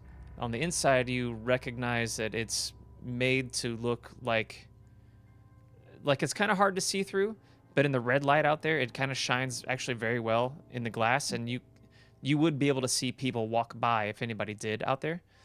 Mm-hmm. And this room is like not brightly lit, but it's brighter than the hall. Mm-hmm. And the other guards, everyone is in here. It's a larger space. There are a series of TVs with feeds on them to the outside and into the hall, a couple into the hall, one facing each door and one down the hall itself. None of them, again, are inside the vault. That must be to somebody's spec. And then many of them are also on and around the property. So they don't tend to go outside and survey and walk around. They utilize their CCTV cameras out there. He goes, so, Robbie, play the tape. Fast forward it, like 1:30 to 2:30. You'll see what I mean. He goes, okay. You hear like, and then a play button gets hit, and then ups the time to like play faster. And at any time you can choose to stop this, but it's just a shot of the hallway, and he goes between the doors and everything. There's nothing. There's no one. We have a shift, and we each do our shift. There you see Robbie's at the front door. John is at the other door, and the rest of us are in here. No one came through. We didn't see anyone. Now, here's when John goes on his, break. We switch, the switch break. I'm still back, or Robbie's still back to the door. I come out. I'm like, they're sort of like fast forwarding to spots and like showing you stuff. It's like, there's no one. No one came in here. But Nothing blurry, nothing that even looked like, I don't know, a bit of static. I mean, Tom's been looking over this footage for the last few hours. Nothing that we've seen, but please feel free to look around, to do whatever you feel like doing and think is appropriate, because we're, and they're wearing like helmets, not like crazy combat helmets, but helmets and like gear, or not helmets, hats and gear and stuff. And he takes off his hat and like, sits it down and goes, I got a family, and I don't want to lose my job over this. Like, I don't know if there's something we're supposed to stop that we can't, then we're just not given the equipment to do so. And I don't know what to tell. I don't know what to tell you, sir. I apologize profusely, but I couldn't have done anything about this. And you can tell this is a guy who's like worried for his job. And the other four dudes in here kind of have the same look. They sort of look at each other and like kind of nod, but don't say much.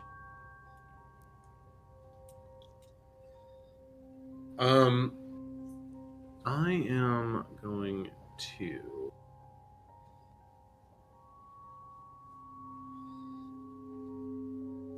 When was the last time you had anyone from other department down here?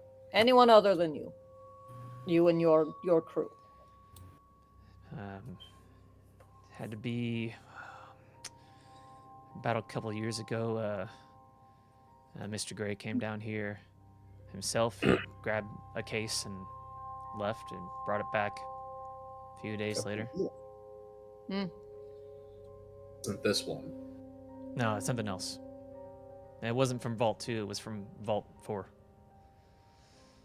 Do you remember when the last time somebody who didn't work for us was down there as a guest or anything like that? Has that ever happened? Yes. Mr. Gray had Mr. Lockheed with him. Anything? How long ago was that? That was about a year ago, sir. You were still working here then? Yeah. I've worked at this company for about 10 years now, and I don't want to lose my pension or my retirement.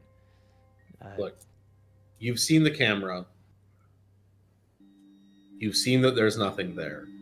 Yes, sir. You've been doing your job. You've been reporting. You've been patrolling. You've been all of that. Yes, sir. We've got security cameras on you in here as well. Yes, sir. Worry right now about making sure this situation doesn't get worse. And let us worry about what happened to this. Yes, sir. Have you ever been inside that vault? Never. Has any of the security staff ever been in here? Do you escort people in there? No. Only those with clearance are able to go into those rooms. They don't ever ask us to go in there, and we don't. Do you have And a our list keys of, will not get in there. Do you have a list of clearance? Yes, I do. That would be Mr. Gray, Mm-hmm. Miss Sargent, liaison, as we call her. Mr. Contreras, we like to call him the Glass. spook. Hmm. Miss Chang. Mm. And, well, Mr. Gray's daughter. But she only has access to Vault 2. When did she get access to Vault 2? She's had access to Vault 2 since I've been here. How many vaults are there? There are 7 in here in total.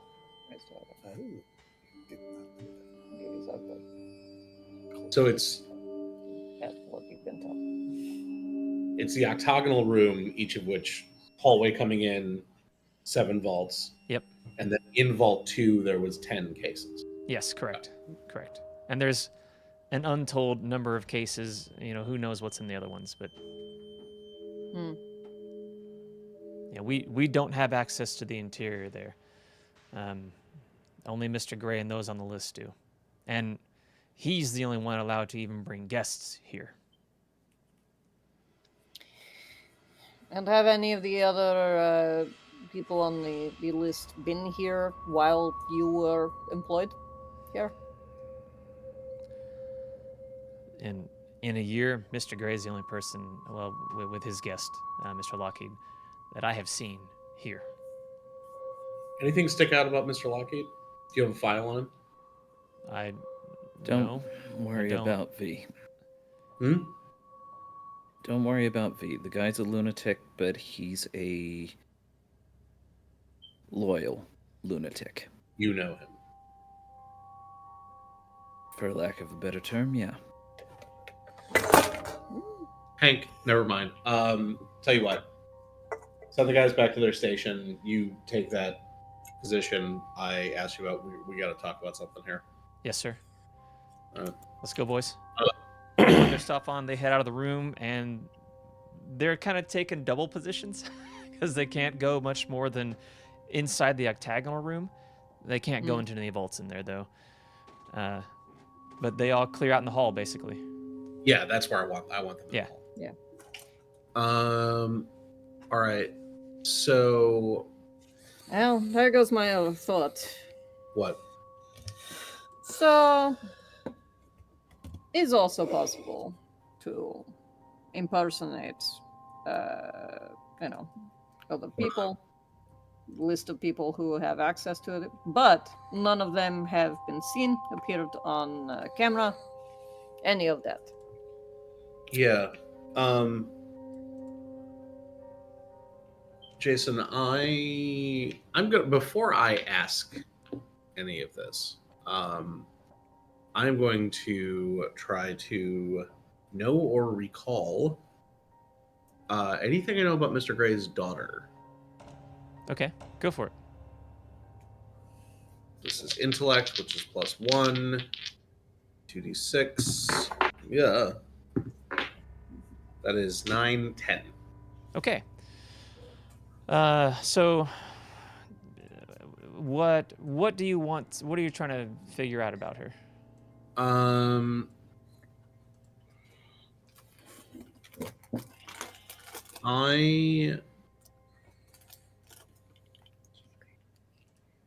So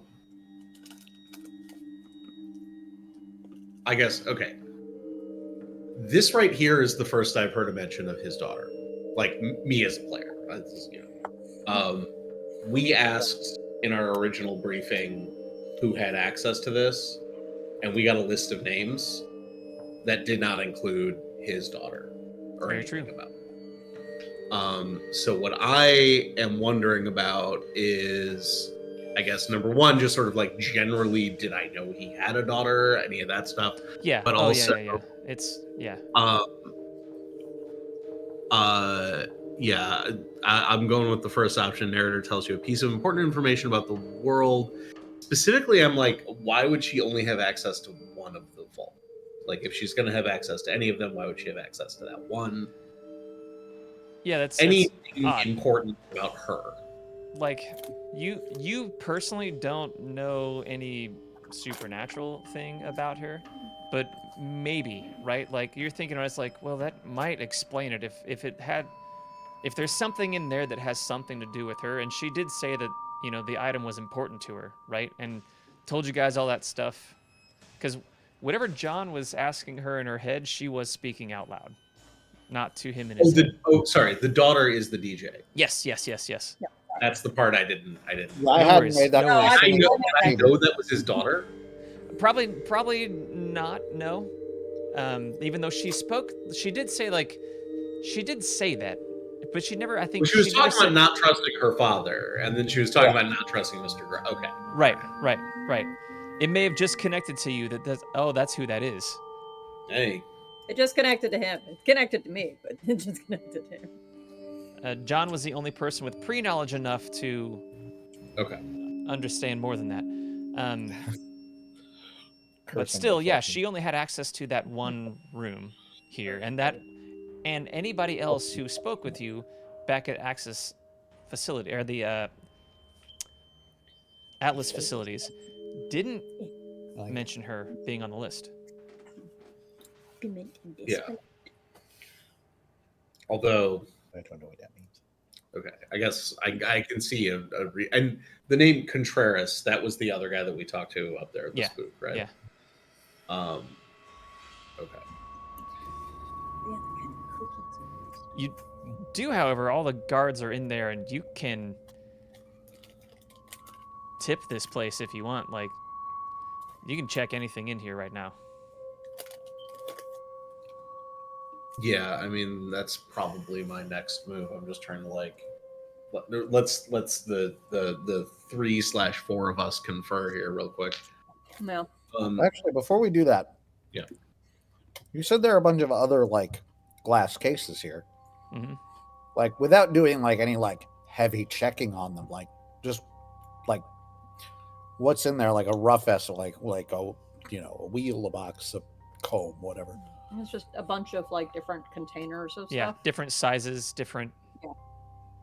You can't see necessarily what's in there. You can just kind of see a shape of a container that is in the glass case. Oh, okay. Yeah. Do the other containers seem to match this one in construction and all that?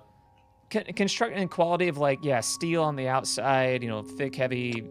You don't know about the inside, but they all look like some things that could be picked up and carried or wheeled or moved, but they are containers that are roughly of the same quality, if not size. They are all varyingly different sizes.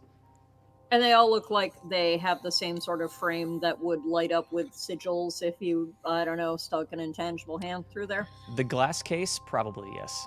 Yeah.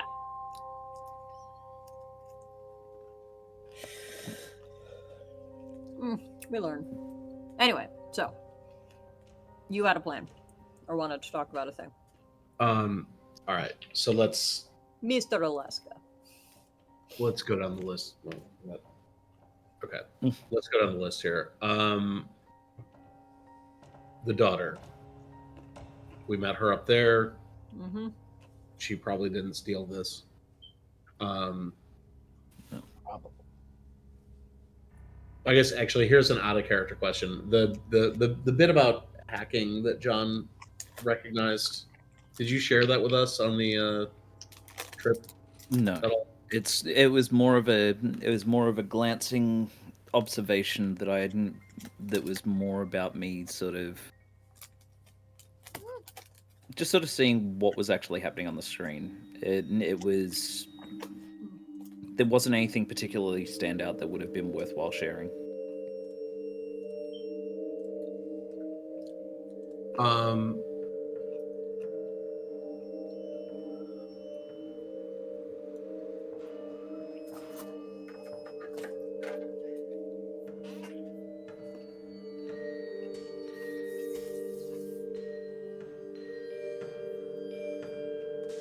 feels like a logic puzzle.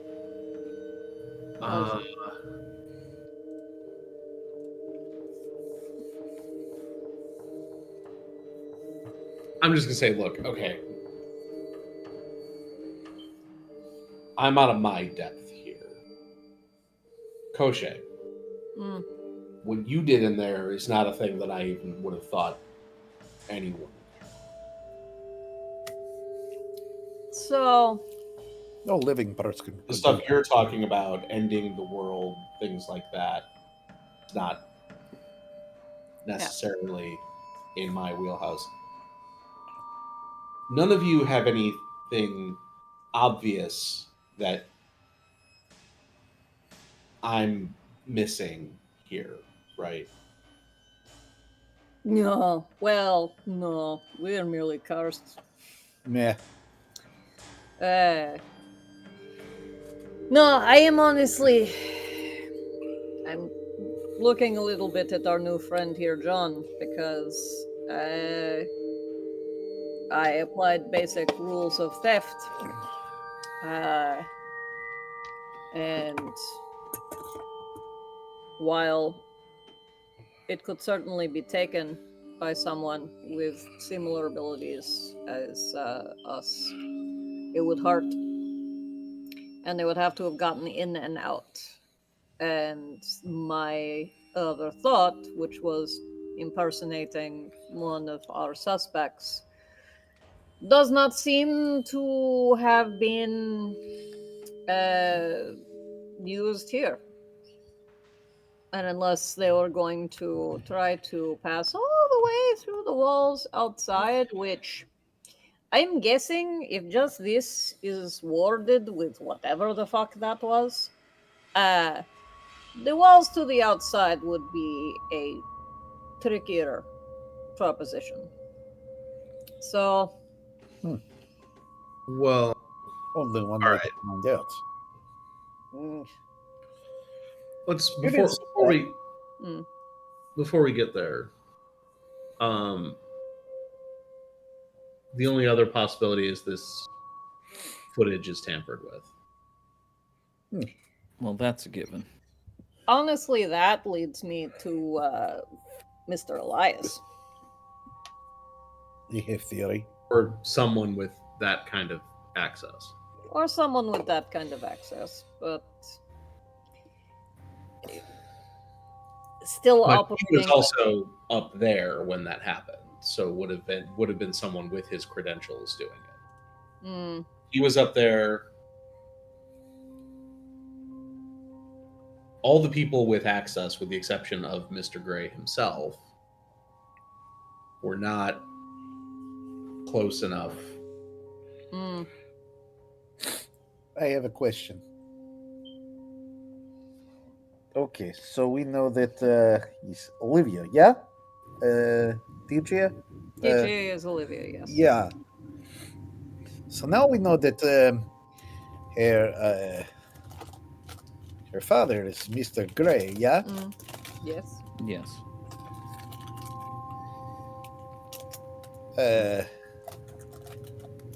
Who is her mother? Do we know that? Do we have an answer to that question? All eyes swivel toward John. There's never been any mention. I've never met a Mrs. Gray.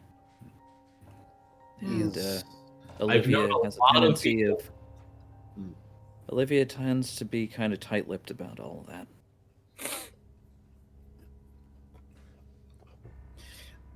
I guess where I'm going with this. So, in order to get through glass, at least in my experience, based on what I know of what we are, and really I know virtually nothing. It just kind of happened. We roll with it. You have to be dead. Is Mrs. Gray dead? Because that might answer a lot of questions. Also, for what it's worth, this is an item. If it is, as you say,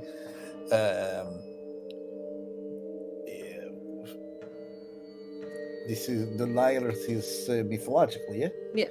In the mythology of the lyre is belonged to Greek. which Greek god? No Greek god. Hmm? What do you know of the story of Orpheus? Very little, except for the fact that it also involves dead people. Orpheus lost his love and went to get them back going into the underworld. Pleaded his case before Hades and Persephone and was granted his gift on one condition.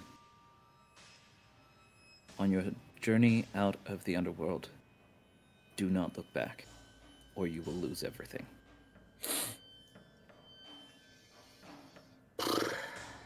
And he failed.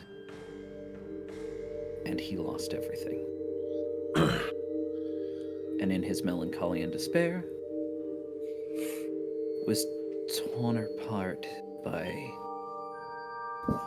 wild women out in the wilderness. Oh, that's exactly how I wanted to go. Instead, well, I get this one. Look, point is, right? This is Olivia is sick. She is dying, yeah. Was. And then this is played. She miraculously heals. So I think it's safe to assume that this is an item that maybe can pull people back and forth between realm of living and dead, which, if that is the case, at least gives us motive, yeah? Shocking amount of logic from you. They haven't had a drink yet. You haven't. There's a term used for items like this, especially at this one, being very appropriate, being Hades touched, which means that it does have supernatural abilities. It is beyond reasonable understanding. Based off of what I know about myself, about Olivia, and now about you, whether or not this term means anything to you, I'm going to say both. This lyre is Olivia's chrysalis. This is the second time I've heard that word.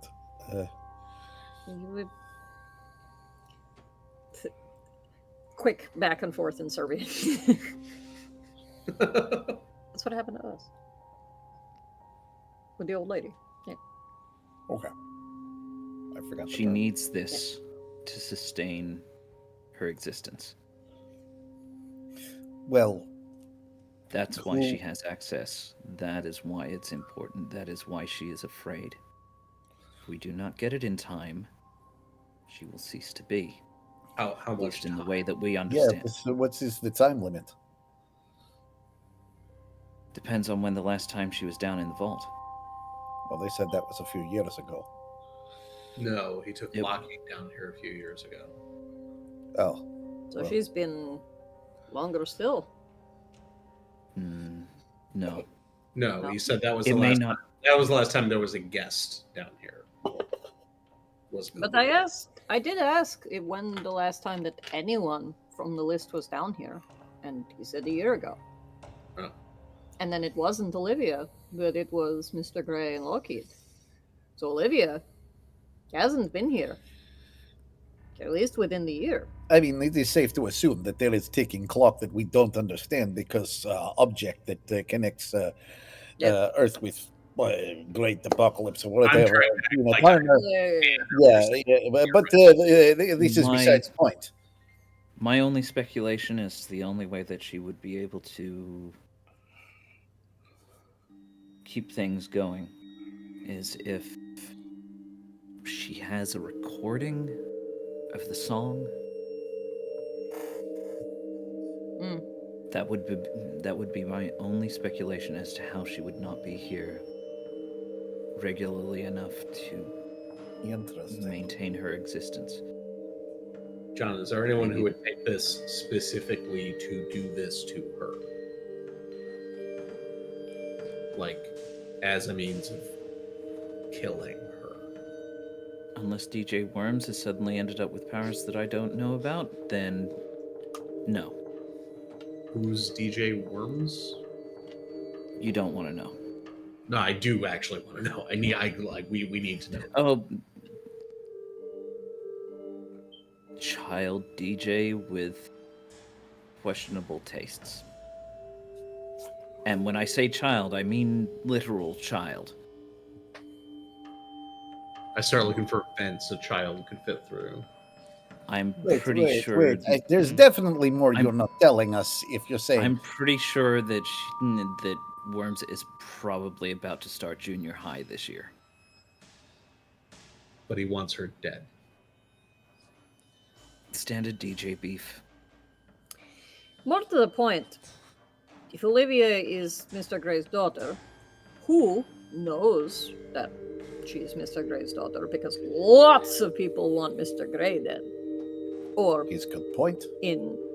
incapacitated or inconvenienced in some way. This all seems very hyper specific and very internal within family. Mm. Well, that would There probably is- have something to do with the I would Seven, which is say exactly the billions reason of why dollars I in this think vault? they're where we need to look. Sorry. Where? With the 7? Yes. Could be any number of them. Except So- the asp. So I have a question. Well, you know the asp is dead, Yes. John. However, something to ask to pull the room. As you're talking about this and like kind of understanding that maybe this is more personal than it seems, and like trying to figure out who would be involved, right? Mm-hmm. There may be some things you can realize now with an investigate, if you wish, and you could individually use this move, or some of you could use assist, and all kind of help one person do better. It's completely up to you how you do it.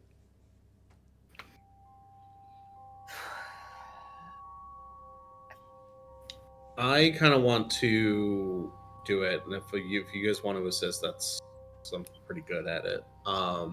Yeah. And I think at this point, yeah, like Wade is hearing this, and like what's going on inside Wade's head Wade's is building a red string. yeah, well, and the string is just not connecting to anything in his mind. Wade is a simple, right?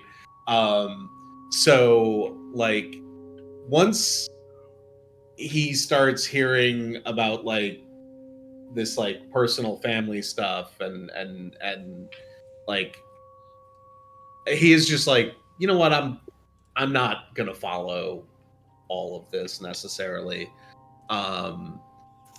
And he's just gonna like start retracing the steps that came down here. Just basically just walk out. And like retracing from like the entrance down into here. And it's not like he's not interested in all this other stuff. It's just like my brain is not an asset in processing this stuff, right? What I am good at is what I'm gonna focus on. So I'm just gonna like retrace and like be like in my mind palace going over some of that footage, you know, remembering like, you know, where in the footage was there a scuff mark on one of the corners of the hallways, and like, can I find that scuff mark? Yeah. Things of this nature. The one question I'm going to ask Hank as I'm walking out is, Hank, was anyone actively watching the camera footage when this happened? Yeah. Tom. Tom. And look, this is a crisis situation. I understand you all have a lot riding on this, but I'm gonna need the most honest answer you can possibly give me here at home. Can you cost Jaffe? Precisely when this happened. 1:58 and 37 seconds. Yes. Precisely when this happened, which camera feed were your eyes on at that moment? The hall. This hall. Yeah, the hall we're all in right now.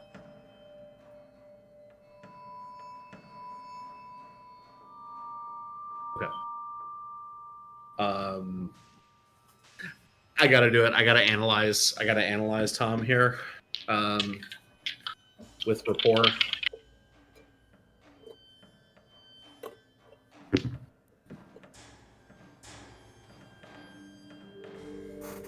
That's a total of nice 13. All right. So what I'm asking, I'm not trying to do like is truth lie detector or check, whatever. When I'm asking him this and he's giving me this answer, I want to know, determine the character's current motives. Okay. He's telling you, he's doing his best to do his job and tell you exactly what you're asking, as the person he's been informed is in charge here. Okay. Thank you, Tom. Yes, sir. And now I'm going to go about retracing those steps. Okay. So, investigate. I will throw in an assist there. Okay. Before you roll. At least flavored in the sense of any sort of extra detail that I might have brought up verbally prior that might help create that link. Yeah, because maybe something I see here is going to make some of the lore here that John has been telling like click kind of. Oh yeah. Yeah, I'm trying to think of how best to. Well, So I mean, for one thing, Kostya is pulling out a flask and having a little moment, because I would also like to be using caffeine to get rid of this wound. Nice. Okay, right on. So that's going to be a 7, so you get your +1. But you will suffer any consequences, which to an investigate there isn't any consequences, so that's not bad. Yeah. I can find a way for the consequence. I can mess this up.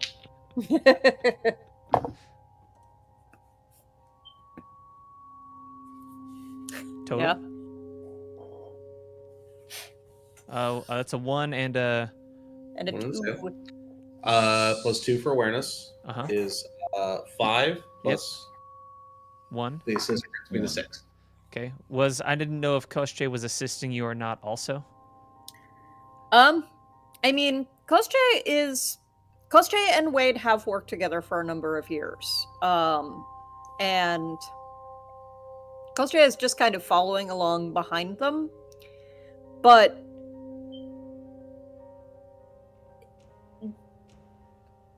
keeping an eye out for similar things, but also like similar sort of scuff turn things, but also just Kostya is being the weirdo that they are, very much a creature of vibes. So there's like as you're going away, there's some little nudges behind you. Check that over there.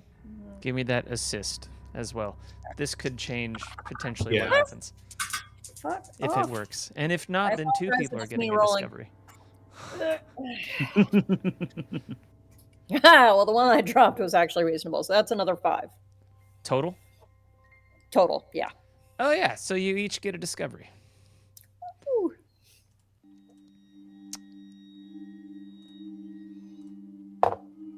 What's the Serbian?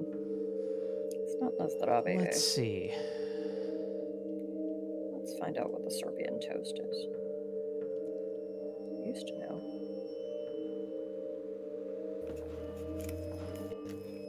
Let's make this a joint one, right?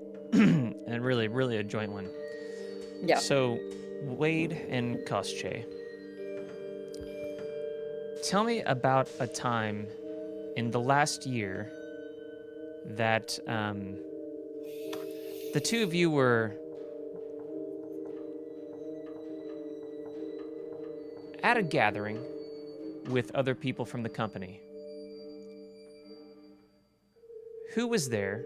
Like, choose one of the NPCs that was there that struck you as like they were acting really strange. How was that strangeness? And why does it make you wary of them? And Kostche, this is what you forget to be wary of this person. Mm-hmm.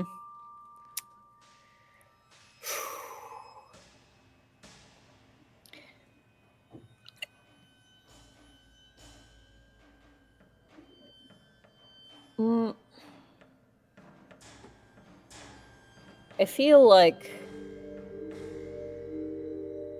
Elias is always a spooky Literally. bastard. But in this instance, we were coming off of a job,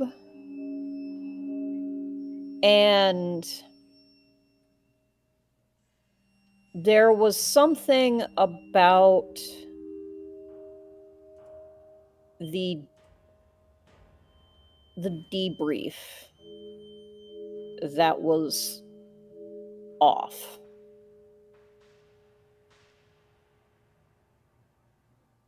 Normally it would have been Amelia, because that's what she does.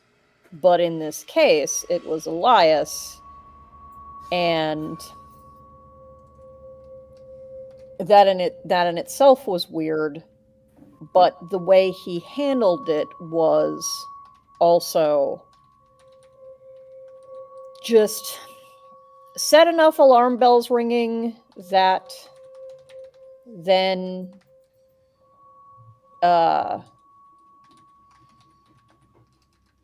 Kostche went and did a few lines later that evening to get rid of the heebie-jeebies and managed to burn that brain cell right the hell out.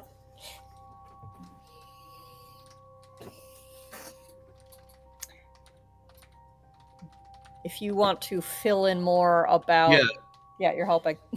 I think specifically this this job we were doing when we were doing that debrief, the questions started turning very specific about Wade's path. Like things that Kostche knows about Wade, and let's say the circumstances under which he went to Serbia, that other people in the company would not know, or at least that Wade would not have volunteered. And like probably what Kostche noticed was actually Wade tensing up a little bit about this, particularly when it turned to whether Wade has any like ex-wife, let's say. Family came up. Specifically ex-wife, he said.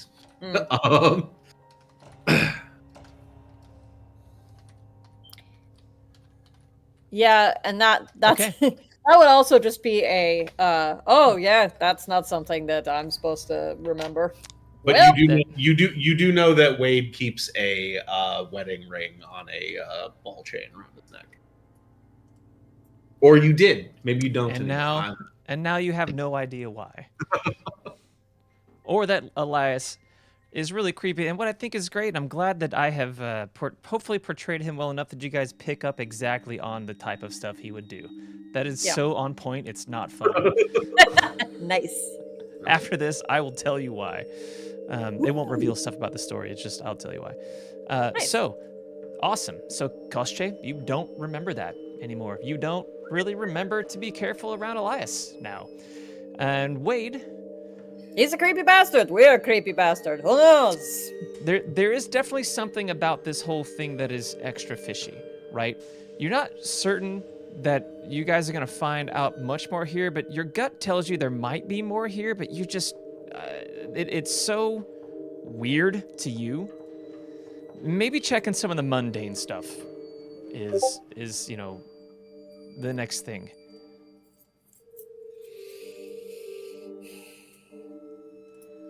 But that's about it. Outside of that, like you kind of know, like, and I'll go through the couple things you've learned, right? Like, you know, all the guards showed up for their shift on time and no guests were recorded visiting. You do know, because Elias told you this, there's evidence of the electronic surveillance being tampered with, of a loop in it. Oh, there is?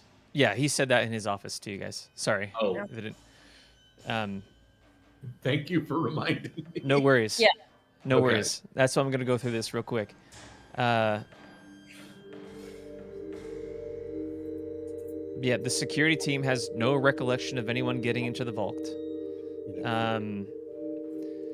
There was no side of supernatural tampering of the protections or wards. It's like they were just bypassed, like they weren't there. And Kosche is kind of living proof of how that's possible. Maybe not completely That's possible, like good. something else. They are Living and proof. existing proof. And that's basically what you know right now, and what you've come to find out.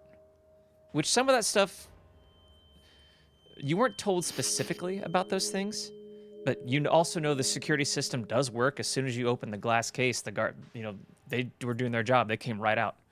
So whatever happened didn't trip that. It tripped a silent alarm elsewhere.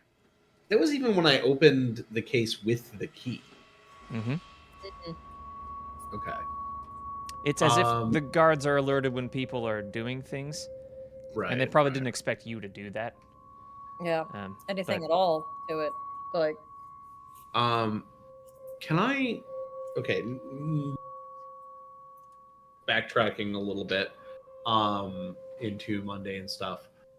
Now that I, as a player, recall what you said about a loop in the surveillance, can I rewatch those tapes and see where that loop seems to have? That will take quite a while. Okay. But yes, And you or can. the line is able to give me a timestamp. Yeah, he basically exactly. He did show you, he's like, right, it's looped. So I will say that you can easily do that without a move or anything like that, right? When you do that, you can't really tell that it's looped. Like, you have to look really hard and go, oh, there's no like water, there's no like little cigarette burn or like anything like that. It's as whoever did it must have done it from here, actually, and not remotely. I mean, I would have, given like the sort of tech level of the time, I would assume that kind of right now. I'm also just going to say, as a secondary security recommendation, I'm going to recommend that they clean this place less. Because if there was like tumbleweeds of dirt or something going through, we'd be able to establish these loops a little bit better. But like, this place is too damn clean. It's not... or filth. Yeah. Obviously. Get some bugs in here, just crawling all over stuff. So that's what you're doing. Is anybody else doing anything else?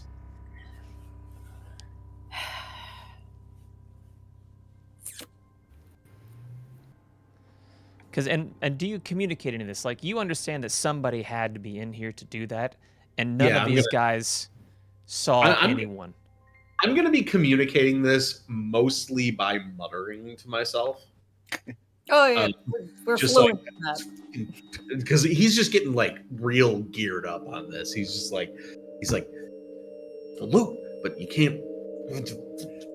I'm just like it's getting into my head, but also the guy was looking at the tape. He was looking at it when the loop happened. Yeah. Okay. Yeah. Problem is, you can copy man. Can't copy his reaction to the thing.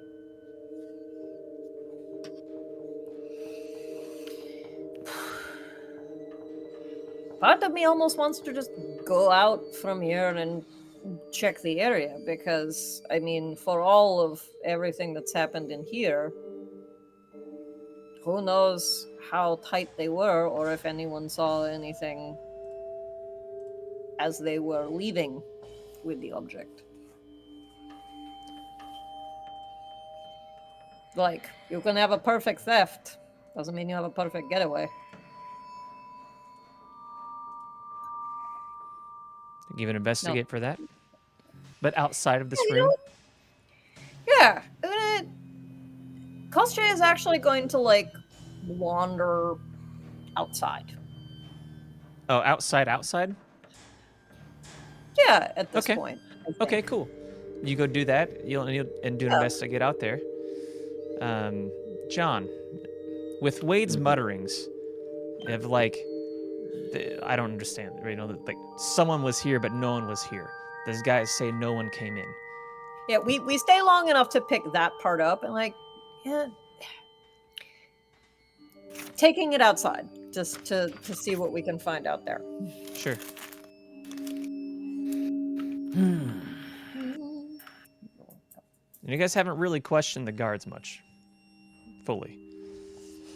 You know, that's fair. Especially who's outside of them?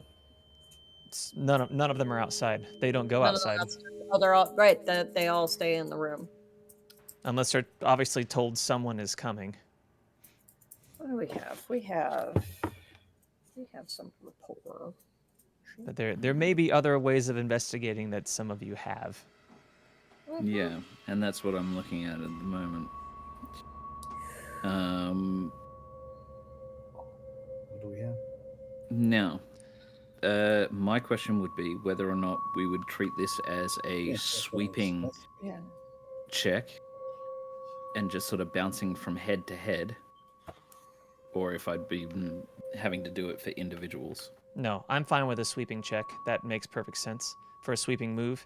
And Wade, why don't you also give me, like, as you're going through the footage and you're like checking around in here, also give me an investigate. So we'll get one from each of you. And depending on what you get, this might be all you can get from the scene. Let's see what we can see. Ah. Where'd it go? Another 4. Yeah, all right. That's an 8. That ain't bad. Okay, we got an 8. That 8. that little supernatural check ends up being a 10. Nice. I got a 9 for another investigate check. Perfect.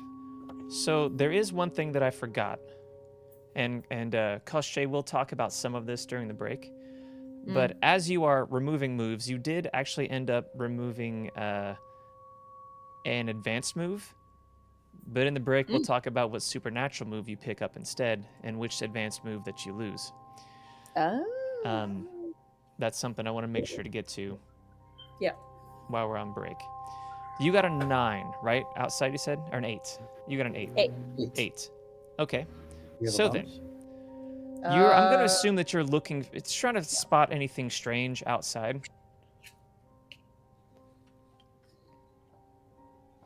Yeah, we're taking a look at anything strange outside, but as we're out there, the thought occurs to us that we could, since we're out here and none of them are outside, I mean, if we wanted to I would like to do a pass just to see if there's any sort of like tire marks, foot marks, whatever, that look like they're heading in a direction that is not directly in and out of the standard gate. Yeah, I mean, you don't see tire marks, you don't see boot marks. Like about the only thing you find, right? Mm-hmm. And like, it's the middle of nowhere, Yeah, middle of Illinois. a It's swampy. Like, cornfield. you find Yeah. some like coyote tracks here and there. Coyotes. Do they come close to Chicago now? Far down in yeah.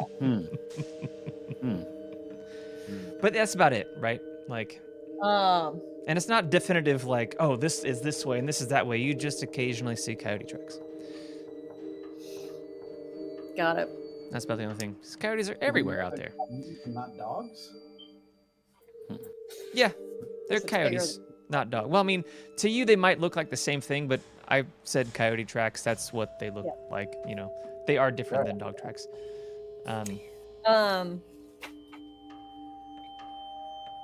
That's the about all other, you get.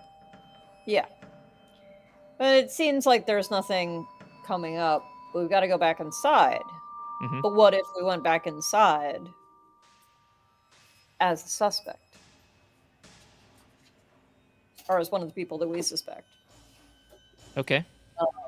But we also I don't know if you want to go for a break so that we can deal with the supernatural vis-a-vis advanced move. But oh, there we go. Introduce yourself. Why do you bother? Got it. Thinking of using introduce yourself. When you come back inside. What do you use it for? Because we don't remember that Elias is a dick. We don't? No, we don't. I mean, we remember that he's spooky, but we don't remember that he's particularly spooky about this. But we could just pick him. Yeah, no. Is there something that was used to make us forget that he was weird? No, you were out for this. That's a thing we've forgotten. Oh. Okay. That he's particularly spooky about Wade. Anyway, I don't know, man. He's a weirdo, and there's tampering with the electronics, and that does point to Elias. Seem like so Although Elias was the one who told us about that, so true. Well, you Yeah, guys still. think about that plan and consider that. Yeah, we're thinking. And you said you got a 9, Wade. yes. Okay.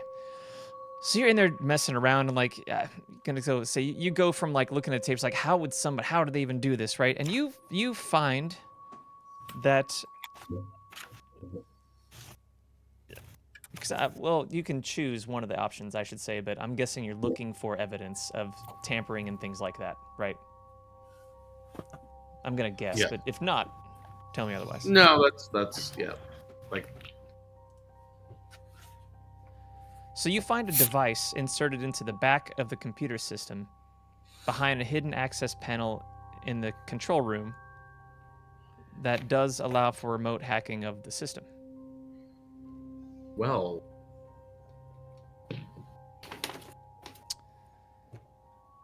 Huh. I am not going to touch it.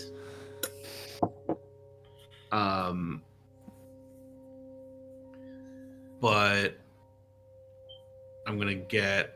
I'm gonna call one of the guards in here. And hey, let's say Hank, because that's who I've been talking to the most. Yeah. Hank. Can you pull up footage of that camera pointing to the camera into the room where the monitors, where the device is? Yes, sir. I'm gonna need to go pretty far back here. How far back? We don't have we have to kind of go over the tapes over time, so we only have about 3 months worth of tapes. Well, let's do 3 months. Okay, Go backwards. You're falling over.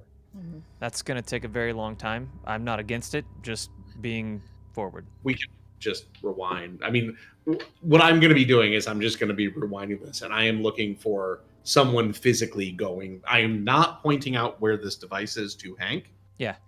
But I am looking for where somebody physically goes behind where this thing was installed. You take some time, as Koshche took some time too outside. You take some time, and you actually don't see anyone do that on the tape. Can And I look for evidence that the tape itself was looped? It does not appear that it has been.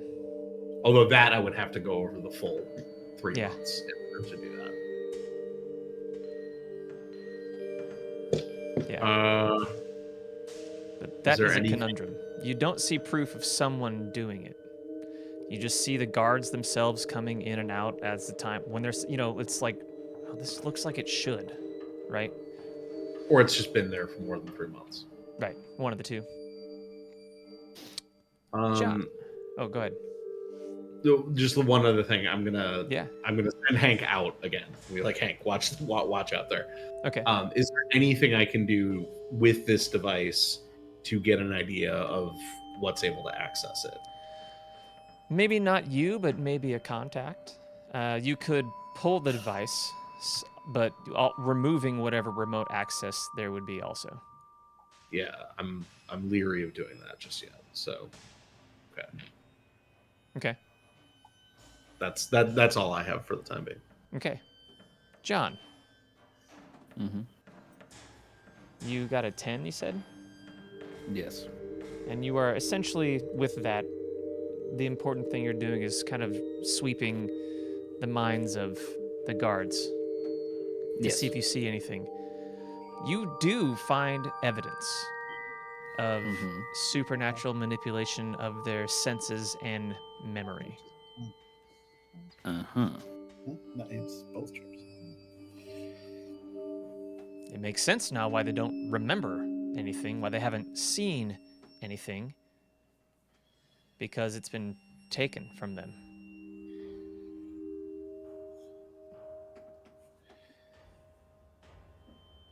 And you don't, that memory is not there, right? But what you can tell is there is a specific gap in each of their memories for a specific 10-minute period of time. Mm-hmm. And you know there's a looped tape, and you know you don't see anyone on the tape. Yeah.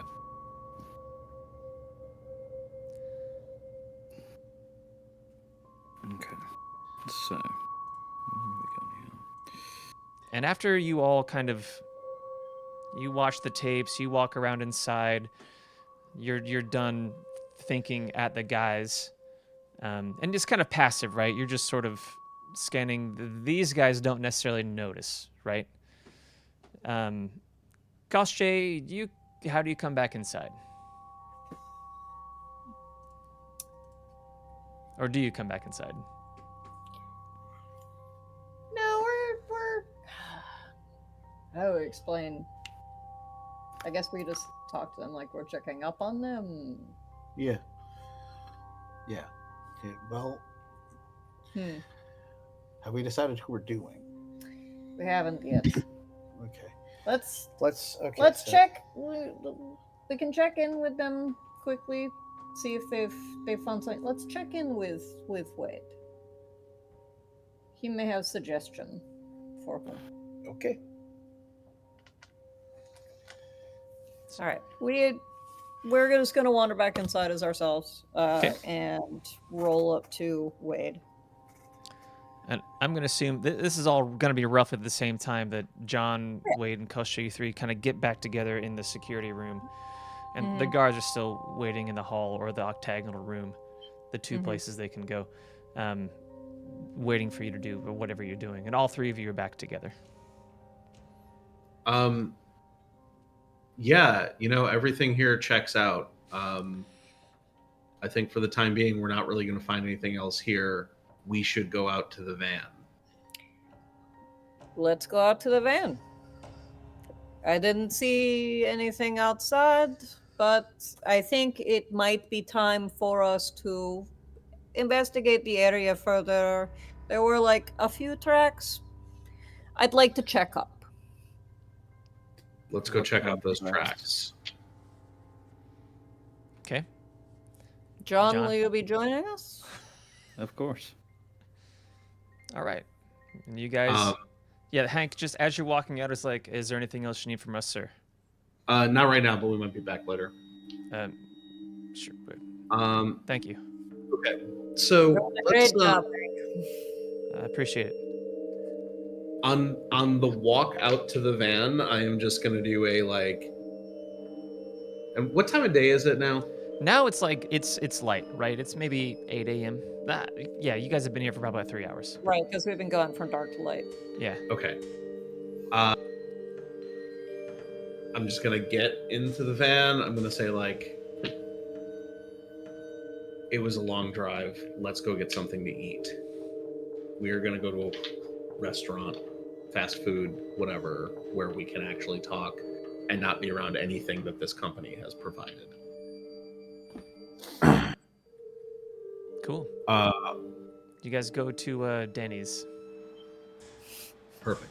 I don't know That's- why, but for some reason I was like, no one in their right mind from Atlas would go to an IHOP. And similar principle, place, yeah. similar liminal situation. I mean, the best liminal place to hide out and have a conversation like this is actually an all-you-can-eat Chinese buffet, but I don't think they're open at 8 a.m.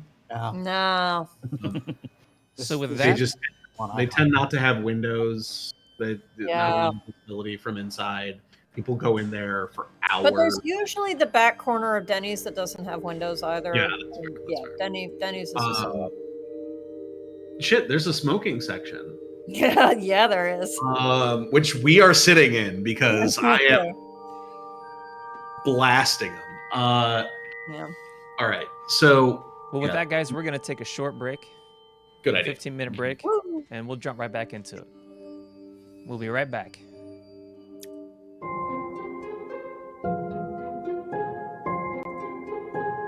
All right. So we got 15 minutes. The one thing I want to do first is figure out what you guys lose, and I think when we talked about it before, was everything's ruined.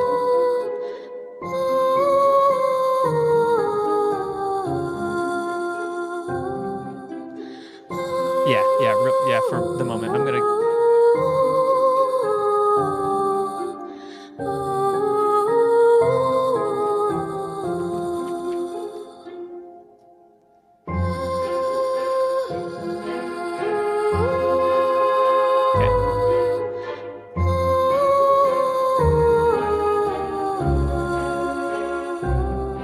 Instead of erasing it, I'm just going to strike it through.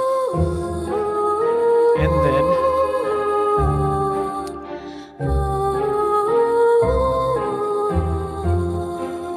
you have another supernatural move to choose. What kind of thing are you looking for?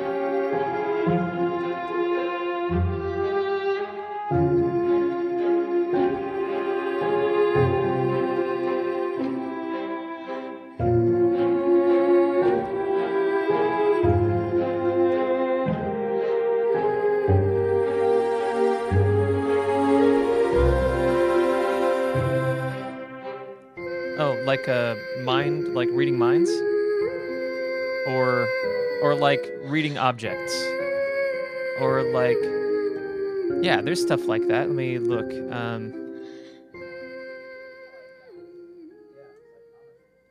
Out from the inside, right? They essentially psychic impressions. By touching an object or creature, you can gain some sense of what has happened in its vicinity recently. The Real or Thing.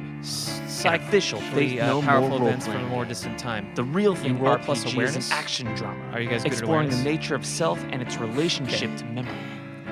It's a gritty, player-driven story, brimming with themes from the music of Faith No More. Endorsed by Faith No More and leveraging the Powered by the Apocalypse system. There is The Real Thing has a grunge mentality, an industrial core, and a metal edge. It's an epic implementation of one of the most accessible Yep. Edge of the RPG world systems is like ever remote created. sensing that's plus All awareness. you need is a narrator, some players, and 2 dice to get started. There's no limit to what you might discover along the way. Core-based. Here's how to order. Feelings.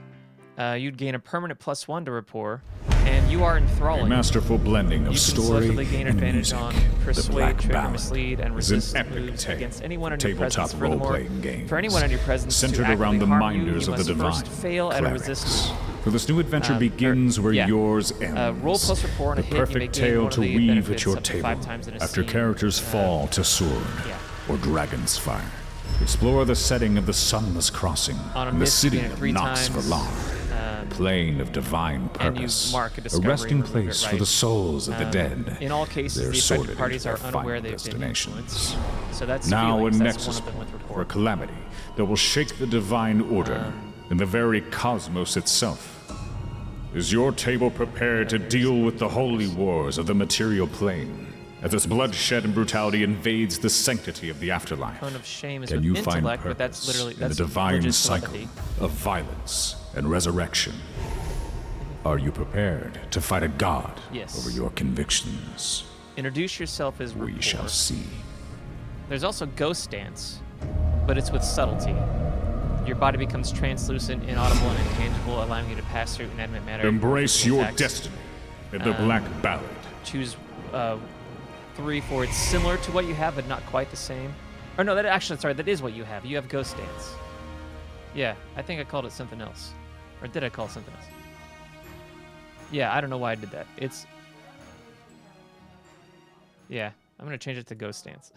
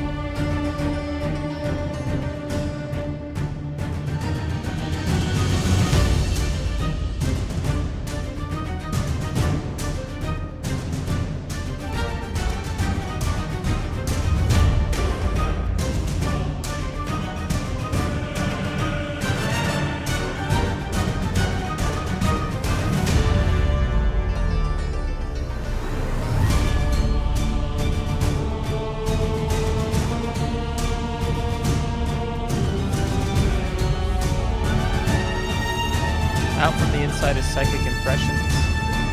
And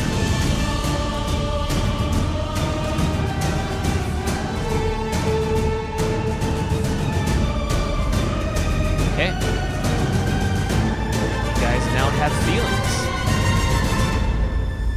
Powered by feelings.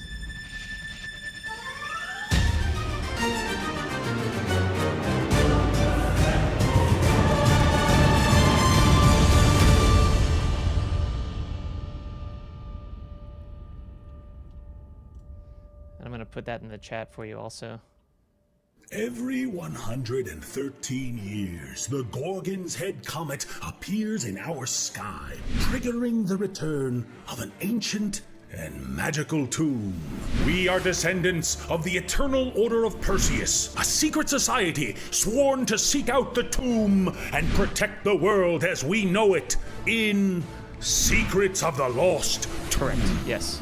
Inspired by games like Mansions of Madness and Betrayal at House on the Hill, films like Indiana Jones, and the works of H.P. Lovecraft, Secrets of the Lost Tomb is a cooperative, narrative, pulp, action, adventure, scenario-based game for 1 to 6 adventurers. Players will choose a unique narrative There are scenario your to feelings. explore in our story-filled, ever-changing, So when we get back, dangerous tomb. we can do you In guys this talking special about stuff. 10-year anniversary We- epic remaster I generally of the go to original 11, but I'm game. cool We are going a keeping little later if you all guys the are okay original with that. thematic mechanics, but are also excited to Because introduce I think new the next couple features, scenes, like, such as I want to make sure you guys get role playing in Spiritmonger, yourselves which allows together. ancient spirits from throughout history to be summoned to but, your you know, party's obviously it's aid. like, Unique, talk about that, go powerful report your artifacts that findings, lay right? hidden And then whatever deepest happens reaches next. of the tomb. Useful items to help you battle Which I against the have forces of taken an evil. hour, but I don't know Helpful that it will companion actually take adventurers that will support you on your quest. Players will also enjoy our completely updated component and graphic Absolutely, design yeah. for Next more week will table be the presence, finale of everything. functionality, and ease of use. For the first time ever,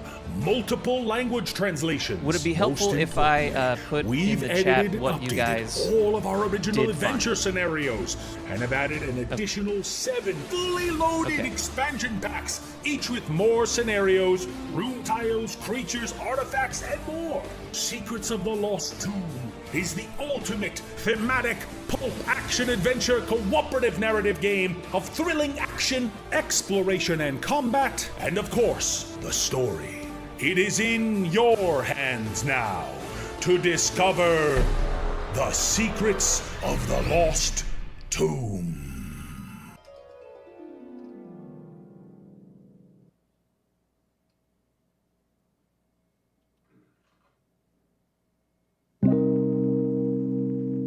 Hello, adventurers. It's lovely to meet you. I'm Natalie, and I'm here with my friends to tell you about the next podcast series you're about to fall in love with. We are the Storyteller Squad. Have you ever wished for an actual play podcast that combined cozy slice of life with exciting fantasy adventures? Do you enjoy dramatic musical scores, original character themes, and immersive sound effects? Do you wish more shows would allow queer characters to exist beyond the angst of a will they won't they dynamic and actually get to experience a healthy relationship together? Then join us as our beloved heroes face monstrous, mysterious, and magical dangers. All while finding the time to get coffee with their girlfriends or flirt awkwardly with their roommates. We are the 10 hours lo-fi mix for autumnal lesbians and witchy cryptids of actual play podcasts. That's one hell of a tagline. It's clearly what the people want. Plus, it's way too late to change our brand of storytelling now. So check out our queer-led Monster of the Week actual play series, where we flirt with the monsters about as often as we fight them. Stop making the monsters so wholesome and hot, Natalie. No, I don't think I will. Good. You can find the Storyteller Squad wherever you listen to podcasts. And on social media at Story Squadcast. See you out there, adventurers. Okay, everybody. Ready to start again? Hold on. Wait, hold on. I need to hydrate. Let's have an adventure.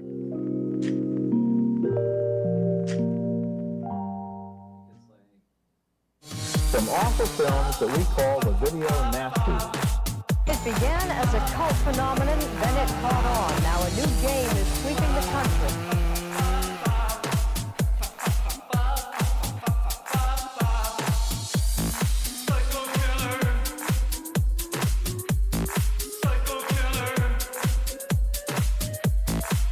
This world has become real to these people. It's all part of a game. And the ultimate pornography is just what you said, because it's done in the guise of a party. Yeah. Let's have fun. And what is the fun? Watch people get cut up, watch people die.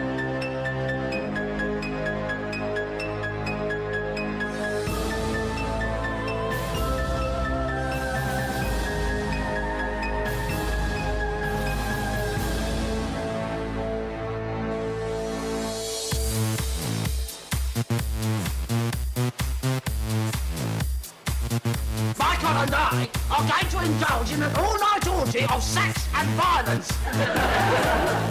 What's it going to? Yeah! I have heard of the term video nasties or gross out films. These terms refer to a whole group of pictures full of blood and guts.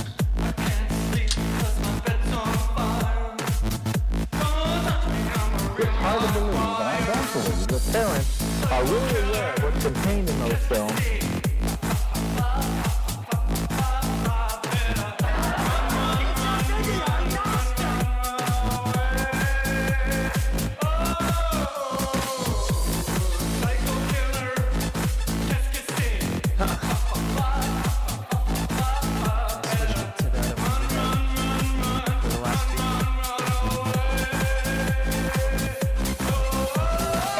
Video nasties, the brutal, violent, and sadistic movies that become popular among some young teenage kids and show them at parties as a kind of video game of chicken to see who can keep their eyes open the longest.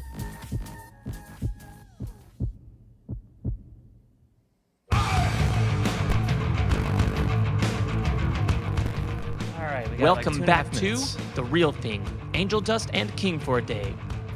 Angel Dust allows PC discoveries to generate locations and factions that are linked to the characters. King for a Day affords players to discover what they are willing to sacrifice for power. We've also added 2 new playbooks, The Broker and The Fanatic. Endorsed by Faith No More and leveraging the Powered by the Apocalypse system, The Real Thing has a grunge mentality, an industrial core, and a metal edge. The next couple scenes, I'm gonna Here's get how to through order. fairly quickly, I think. Because most of them are more role-playing than anything else.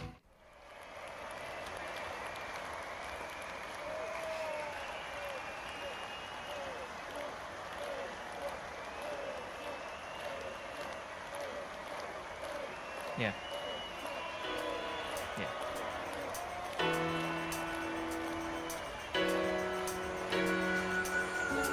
Empty words we say, many worlds away, sending messages all across the galaxy. Can you see the sound crashing all around? There's no turning back once your feet have left the ground.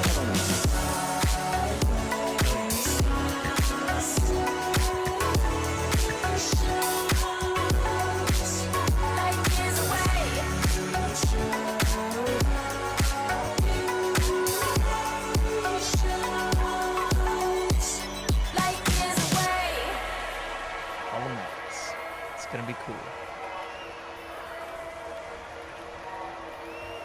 I'm real excited about what these guys are writing for it.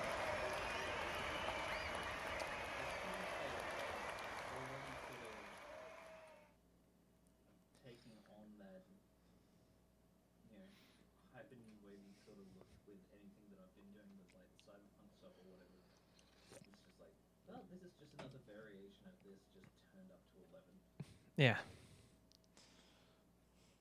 All right. We got 15 seconds. Are we all on camera and ready to go?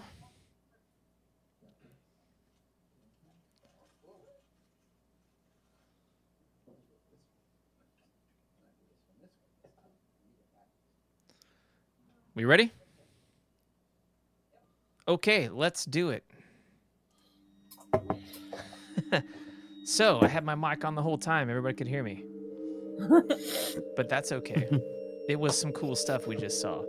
If you guys enjoyed that, please go check out those creators. They're people that we partner with, that we love working with, and we found out about that are super cool. And we said, hey, we'd love to run you during this. Go check them out. They're amazing games by amazing creative people. So, speaking of amazing creative people, you guys are at Denny's, about to have a conversation. Where amazing creative people go.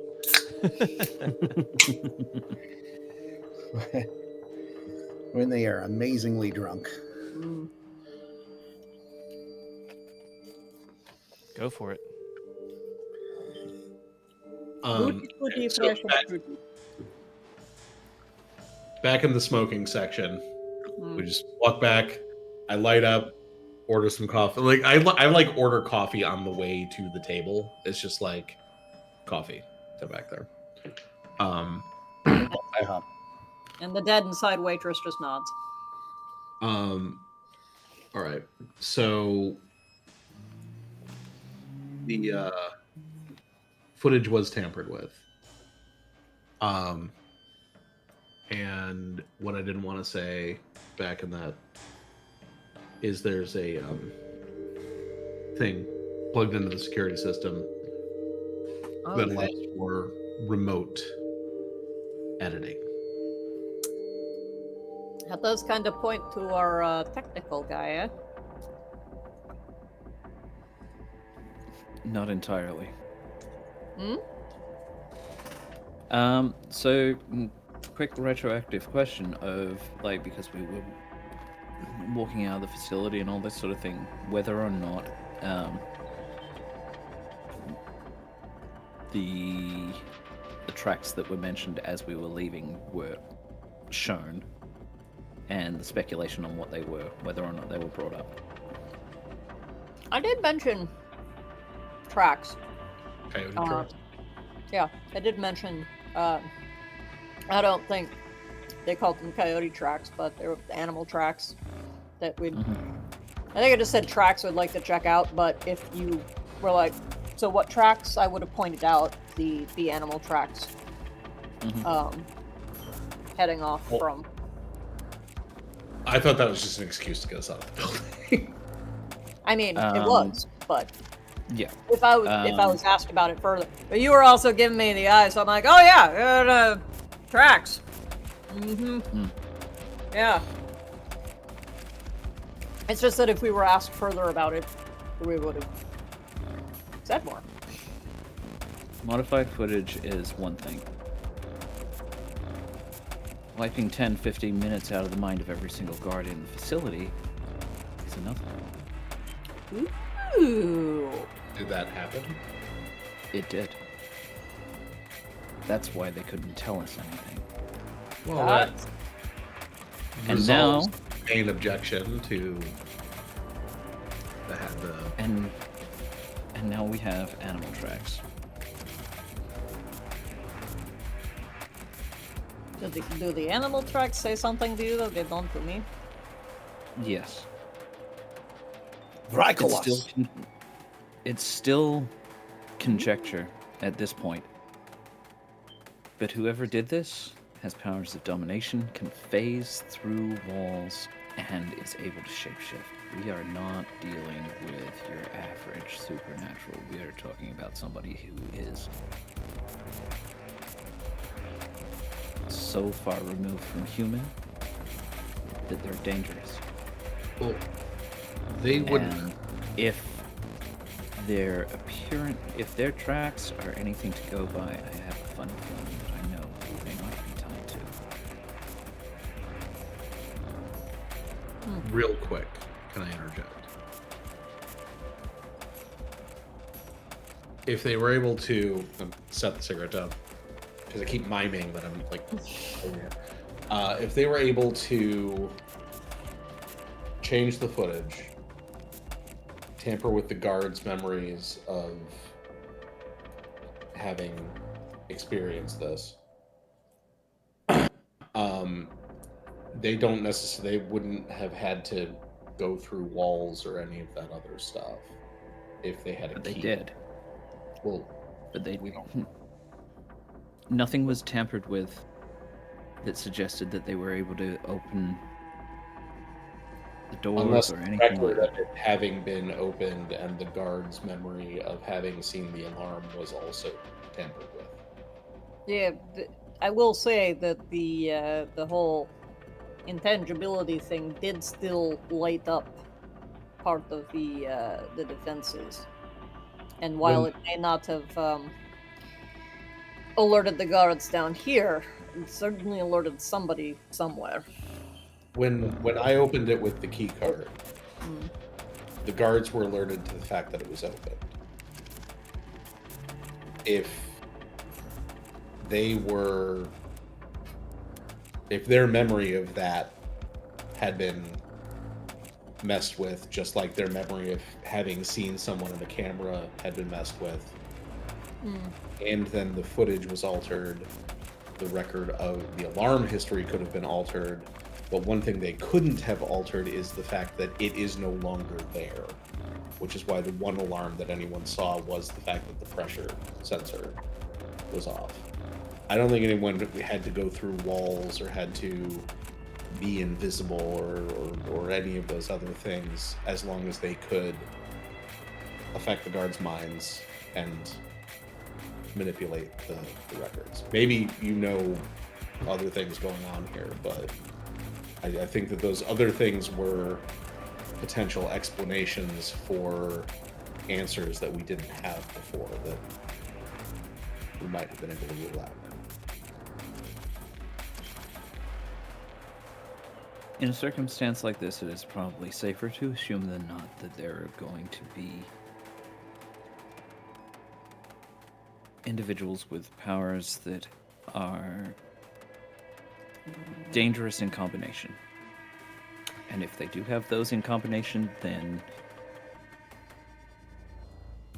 they're going to be a little bit more on edge than someone like myself or our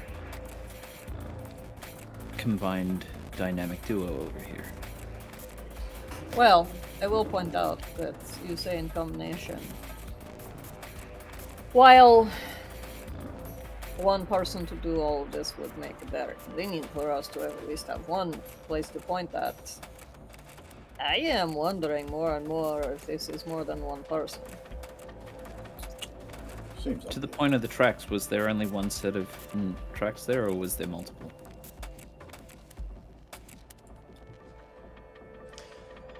There were coyote tracks. It's not like all over everywhere. It's like, oh, there's a set of tracks. There's a set of tracks. And you guys walked around for, a while. Mm-hmm. Yeah, in this area, that kind of animal tracks is to be expected. It certainly is. Mm-hmm.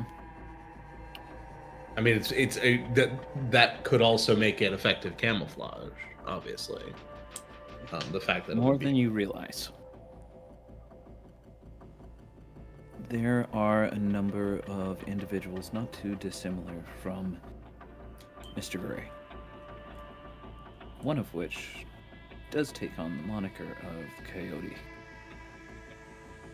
Hence my reservations. Oh, well, that would be useful to, yeah, that does, that Whether or makes not it sense would be why the Coyote Coyote themselves tracks. specifically, or one of their underlings, that's the next question. Do we know where this guy lives? Not yet. That's a good question.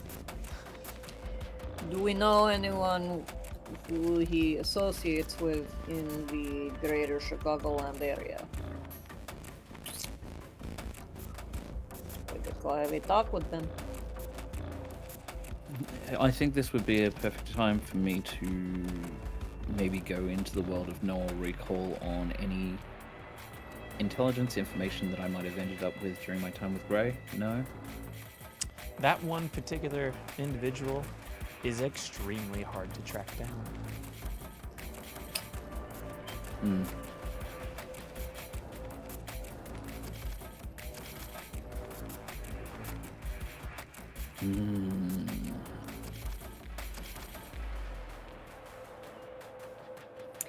Is this Coyote also good with mechanics? Details are shady at best. With basically just about nearly any number of those 7 members. I'm just trying to figure out which one would end up being harder to find, Floyd or the Coyote. In this case, Coyote's the only one we need to worry about right now.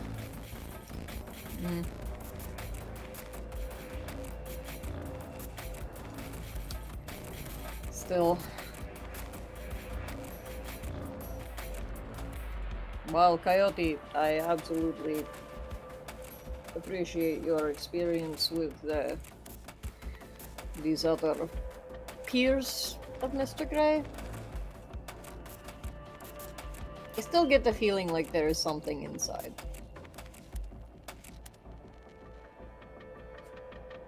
I have no doubt. Honestly, you're probably on the right track. There is a very good chance that there is a mole in the organization that is dealing with them directly. Well, the thing that I found on the back of that computer, which I didn't touch because I don't want whoever put it there to be alerted to the fact that we found it. In the past 3 months, there's no footage of them putting it there in that room, which could mean that that footage was removed. Could mean that they put it there before 3 months ago. Could have been there for a really long time. That's why I wanted to have this conversation away from there, because we can no longer count on anything controlled by the organization not to be spying on us. Do you think it was built in with it? No, it's plugged in. More recent. I'm just saying it is a separate thing plugged in. So it could have been there when the computer was put in, but it's not built into the computer. Otherwise, I would not be able to find it. Now,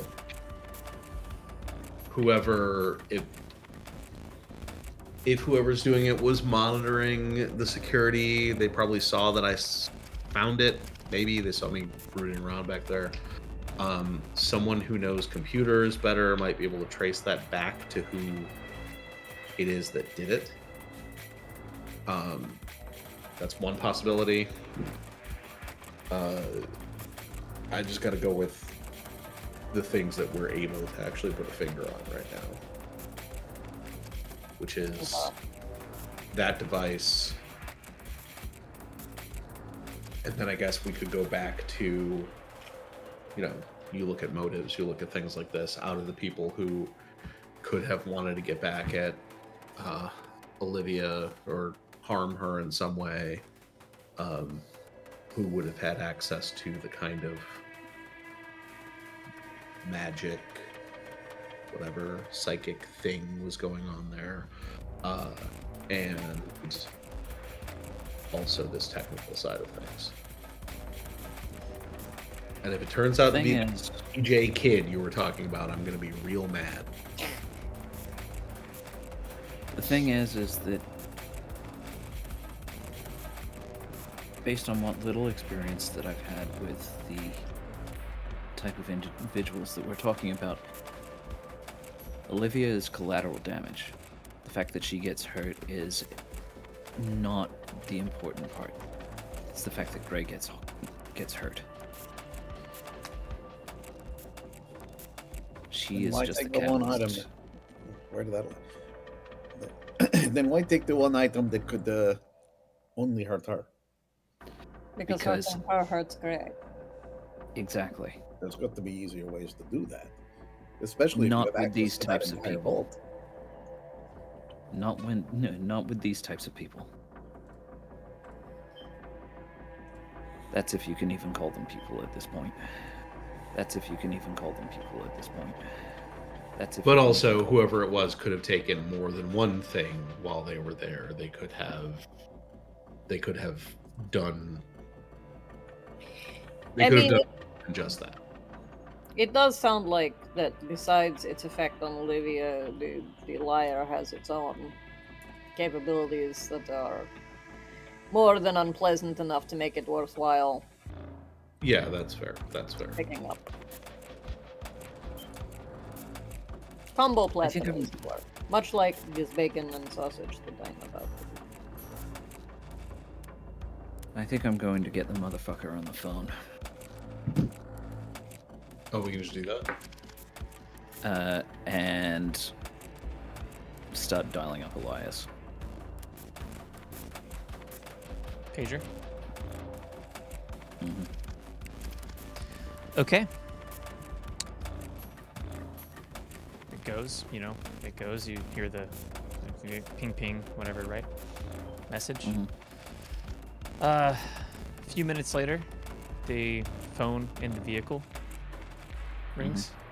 So it gave you like the big, this time there were like things you plug into the vehicle. There were satellite phones that looked like, yeah. Okay, ring, ring, ring.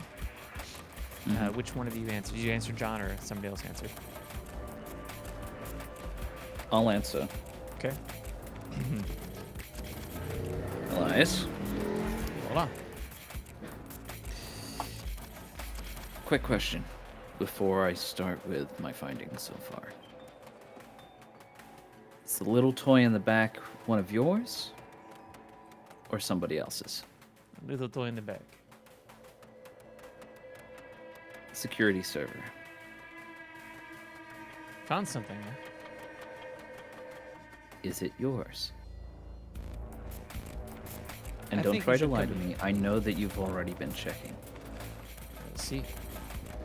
And I think you all should come in and speak.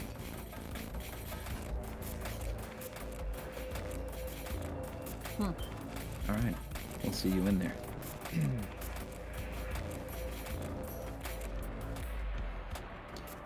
Let's go. Yeah, and Elias just hangs up the phone after that too. Mm-hmm.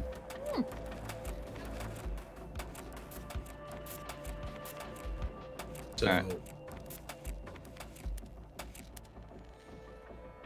Let's head We're back going down. in where? We're heading back to Chicago, or we are heading back to the building? Yeah. Okay, we head back to Chicago. Okay, what's our plan for when we go in there? And you guys can talk about this like while you're driving, right? It's going to take a while to get there. Yeah. Oh yeah. Especially through morning traffic.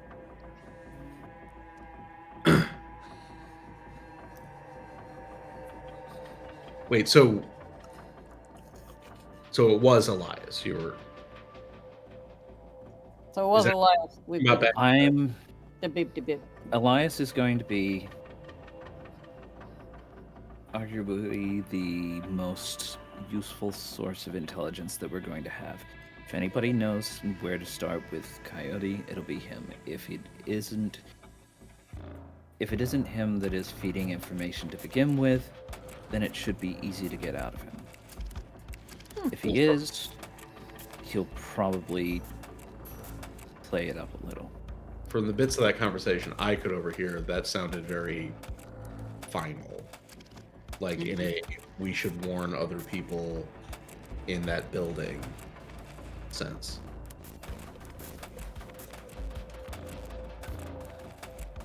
If Elias is somehow tied to all of this, there is a very good chance that none of what we do next matters. Because we won't even have time to think about what comes next. On the way, I'm gonna say we make a call to our handler, who is the person we are supposed to be reporting this stuff to. Yeah. You do? Yeah. Any Time to objection? call Amelia. No, sorry. This is Wade saying it out loud to everyone else. Any objections to that? No. No. Okay. Well, actually, wait. Let's think this through. If Elias is behind it and is calling us in, he plans to either A, kill us, which why would he have us come to a public, obvious place to do, or B, offer us a cut to stay quiet.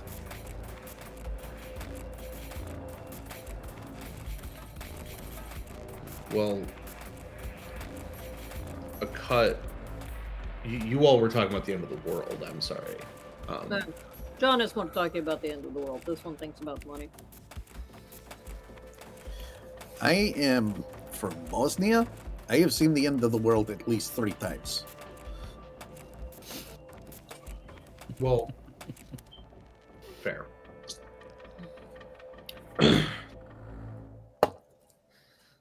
I think while I don't know, I think that we should bring Amelia in on it because I don't know. Mostly vibes. I have limited experience with coyotes, but what I do know is they like to set traps. Their traps are very big and very obvious. And that phone call sounded like a very big, very obvious trap. So if we were to somehow reverse it on him, let's say make him run off a cliff.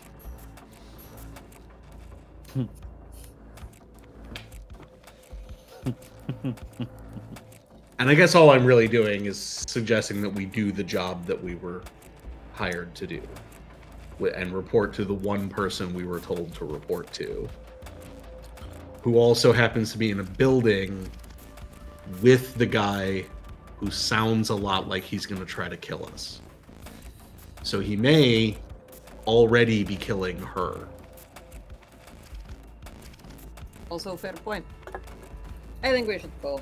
I'm going to dial the phone. Okay. You dial the liaison, and you hear the phone pick up. Hello, Amelia Sargent. How can I help you? That's her, right? That's her, yeah. Just say yes. Are you alone in the room right now? Yes. Right now.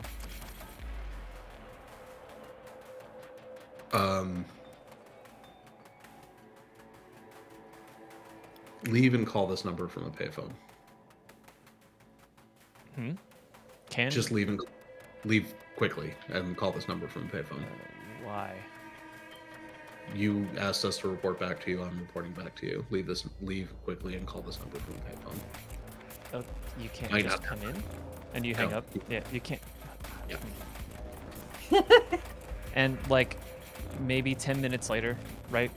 You guys are driving. It's an agonizing 10 minutes to wait for. The 90s. The phone rings. White knuckling on this steering wheel. Do you answer the phone? Yes. Okay. I pick it up. And there's no laws against driving while talking right now. That's true. So you're like, okay, I'm calling from a payphone. Why? With such sternness and annoyance in their voice. We've got reasonable cause to think that Elias might be behind this. Really? And I wanted to get you in a place where he could be listening. Well, okay. So am I to assume you're coming in? Yes. Okay. He asked us to.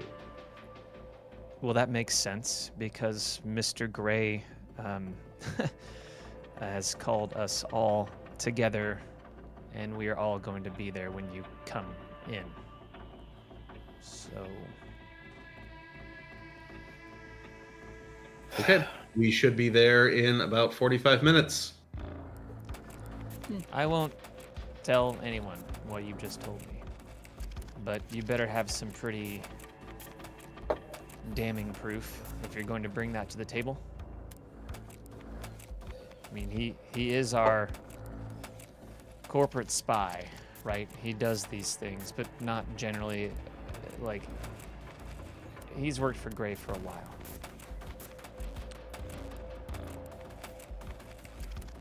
I'm not gonna... She stops for a second and goes, listen, it's not something I haven't thought of many times over as well, so... Okay. He's weird. It might be more like an hour and a half till we get there. Okay.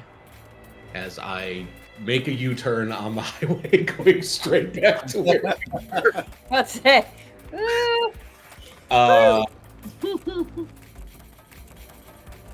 Hang up, and I'm just be like, well, at this point, I'm just going to grab the device. Okay.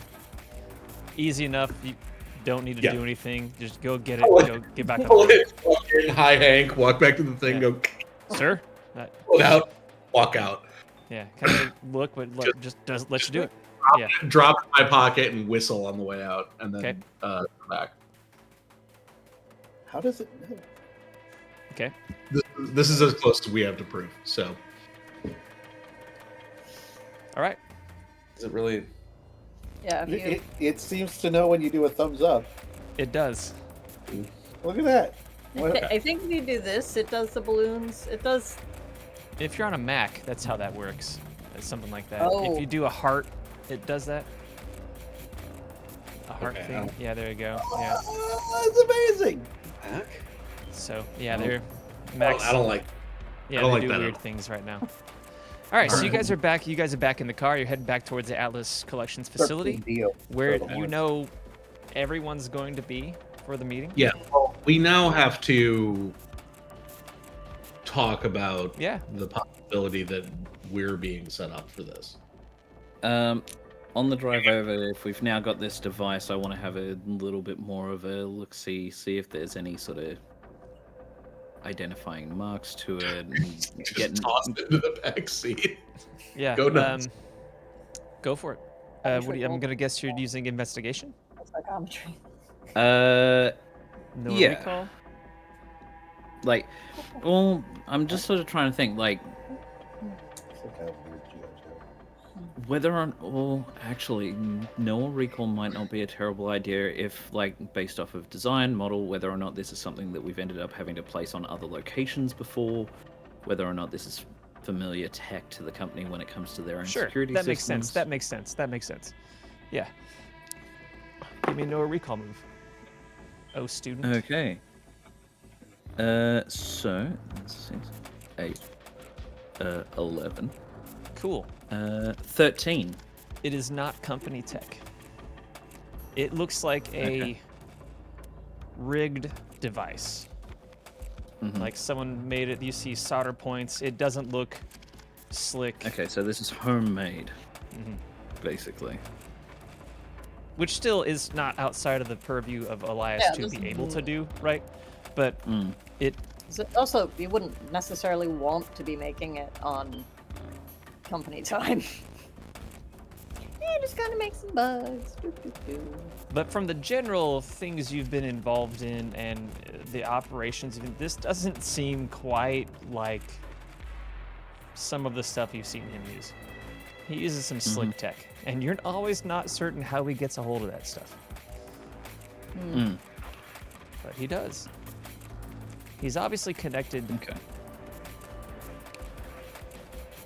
Something. Based off looking at it, like just in so far as the degree of specifics based off of that sort of known recall, I'm assuming that I end up being able to ascertain its fully intended purpose is to like bug and modify like sec mods. Yeah, and it remote access to the system. There we go. Yeah, exactly. Yeah. So And it's computers are sec mod still tech. really, you know, they're very new still, kind of, right? This is not the kind of technology that would be online 24/7. It's like, you know, access hack in through company channels, intranet stuff, and when it is connected to do certain things, then it also back end has access to do other things, like if the guards call in or if there was already set up access in certain ways, which obviously there is already remote, like normal remote access if a silent alarm goes off somewhere else when you know a wait thing is triggered, right? Like, so there are already security codes set up, and it's somebody kind of back ending on those things that already exist to be able to do things when they are active or accessed normally. And it's a pretty slick little device. It's not giant.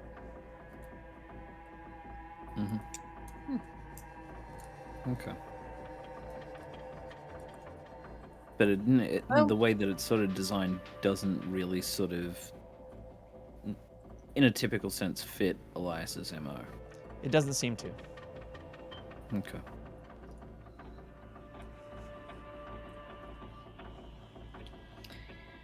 I mean, if it doesn't shoot us for suggesting, then I mean, he honestly doesn't know that we're suggesting. Only Amelia knows that we're suggesting.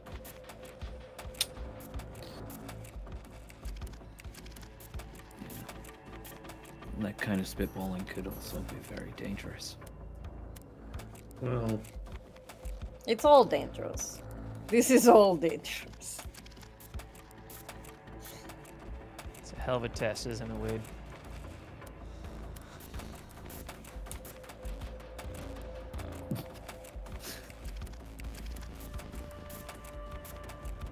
Alright.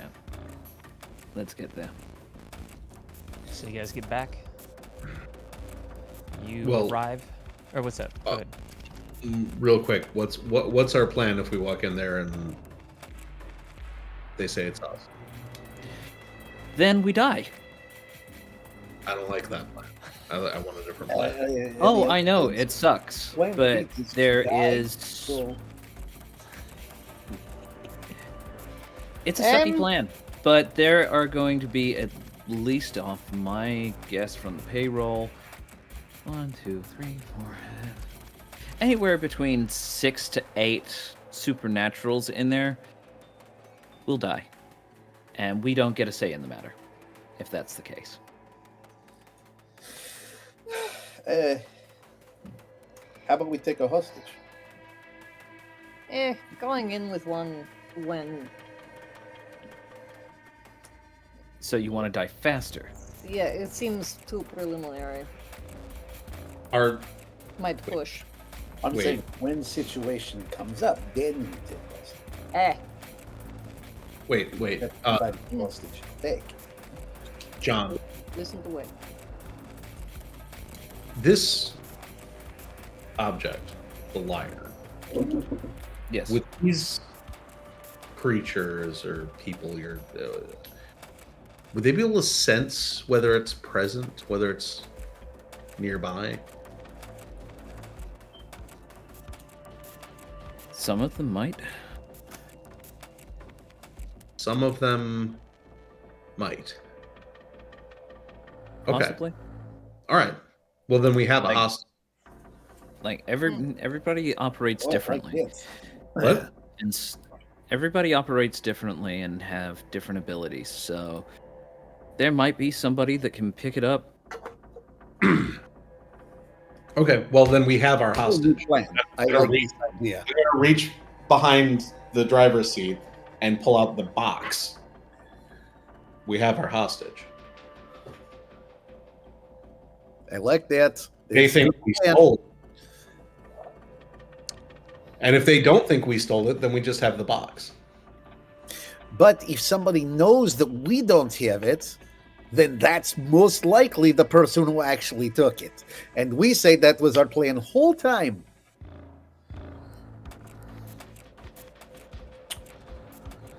Koshe, I don't want you to take point on this part of the plan. I'm genuinely curious about your... I don't know how you operate, but I get the distinct impression that your sense of mortality is not great. Well, you just said we're going to die either way. Yeah, I think you should understand that where I come from in Serbia, in small village, we have a saying, death is for gomers. I've heard this saying before. I've heard this. Oldest Baba tells smallest baby. Death is for gomers. For gomers. Okay, so what we're going to do is we're going to go in there, we're going to have the box. Mm-hmm. If we walk into a situation where Mr. Gray says, "Why did you steal my lyre?" we are going to say, "Let us go or we'll smash it." And then if anyone says, "You don't have it," they're the one who stole it. And if we walk in there and it's not that, then we say, "Oh yeah, we got the box so that when we find the lyre, we can put it in the box." Yeah, tell truth. Okay. So who's carrying the case? Koshe. Koshe. This seems like a bluff that they'd be good at pulling off. You touch the case. Yes. Do you want to do anything about that? I mean, I've touched the case. That is not what we picked. We picked feelings. I would very much like to do something about that. Oh, that's right. My bad. You took feelings. Never mind. Haha, I'm silly.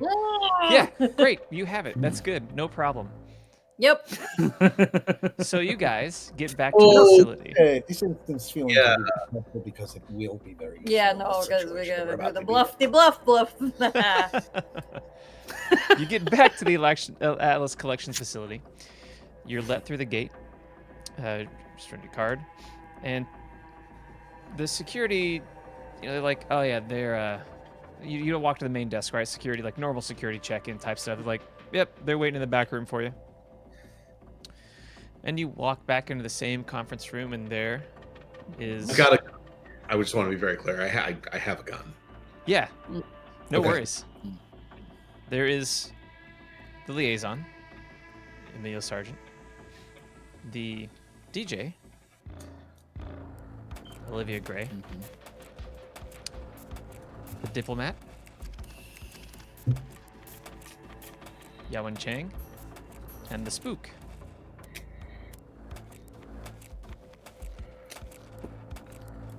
Elias Contreras. Good evening, everybody.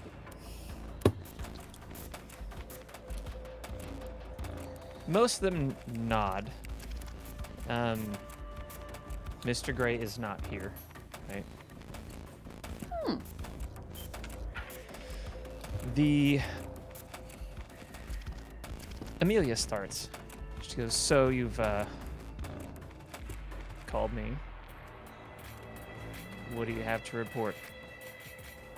And from what Elias has told me, you've called him as well. And Mr. Gray wanted to make certain that all of us were here to speak with you. He is very concerned. About what? The item is missing. Oh, yeah. Well, and I'm just. My eyes are now kind of darting between Sylvia and the spook here. We have, in the process of our detailed investigation of the area, we did find something amiss, which would have helped conceal whomever it was that might have taken the object. And the proof we have with us. John, do you have the? Yeah. You have the thing. I'll just place that down on the table. John's got it, yes. So you do. Elias is like, as you do. Homemade. SecMod tech. Elias, you know what that is? Remote access. Not exactly, but interesting. You found it on this site? Yes. Yeah. I would very much like to take a look at it. Hold off on that a minute. Well, I'm not going anywhere yet. Simply, I think it will help if I do. Yeah. So the video was manipulated in a way that you would normally have to you'd normally have to do it on site, but with this you'd be able to do it remotely. Guards watching the video as it happened, and we have reason to believe that their minds were altered. You don't say, says the diplomat. We do. We do. Yes. We say. Interesting. And if someone was able to manipulate the video and manipulate the minds of the people who would have been watching the live feed, they could have done all of these other things. Walk into the facility. Well, if they did all that and had a key, they'd be able to do all of these other things. They'd be able to walk into the facility, get into the vault, open everything that they needed to, take the lyre, and the only alarm that would be left tripped is the pressure sensor. Now you notice that the liaison is just literally writing everything, not frantically, but just writing everything you're saying down, right? Taking notes. Now, I checked the video in the room where this device was found. Unsurprisingly, there's no video of someone putting it there. Because that would be the first thing I would remove. But also, the videos only go back 3 months, so it could have been somebody who did that. But there's no way that this wasn't... The only thing that happened there that you could not have done without the kind of access that most of the people who could do it are in this room is the only thing that anyone else could not have done is get into that vault. What do you mean by most of the people? Of the people who are able to access the vault where the liar was, you two, you three, sorry, Mr. Gray, Mr. Gray's daughter. Who is here? When you mention Mr. Gray's daughter,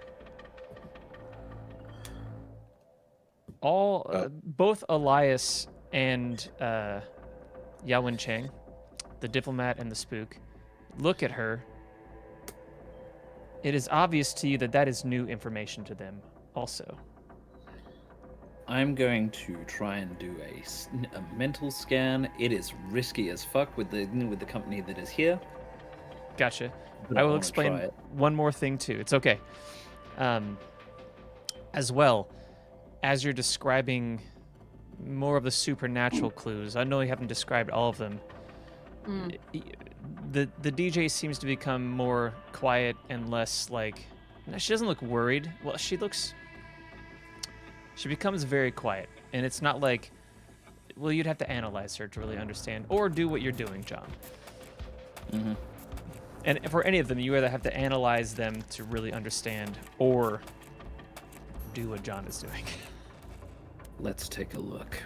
I feel pretty confident not analyzing them and knowing what's going on, but... Okay. Alright, that is a 11. Cool. So choose 4. And you can choose the same 4, yeah, and like, you know what I mean? It's like that scan multiple people, right? Like, so Yeah, what are like- you looking... Yeah, what are you trying to do? With that- Alright, with so... Alright, so let's...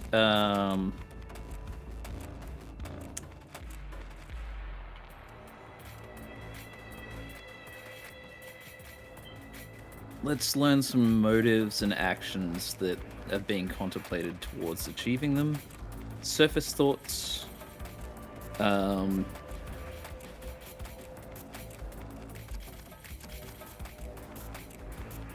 you can do any or all of the following. Apologies. Yeah, I can basically do like a full info dump into my own brain with this. But yeah, like at the moment, the first things that I want to do is sort of take a cursory scan of surface thoughts and motivations and actions, and then depending on who stands out to me will affect how I interact with them moving forward. Motivations and actions. So legit, the liaison is actively attempting to solve what happened. That's what you get on a cursory, like writing this down. She doesn't seem surprised by the DJ having access, whether or not she knew or just literally doesn't seem surprised by it because this Gray's daughter isn't really completely apparent. They're just not really surprised there. With the DJ, current motives, her actions.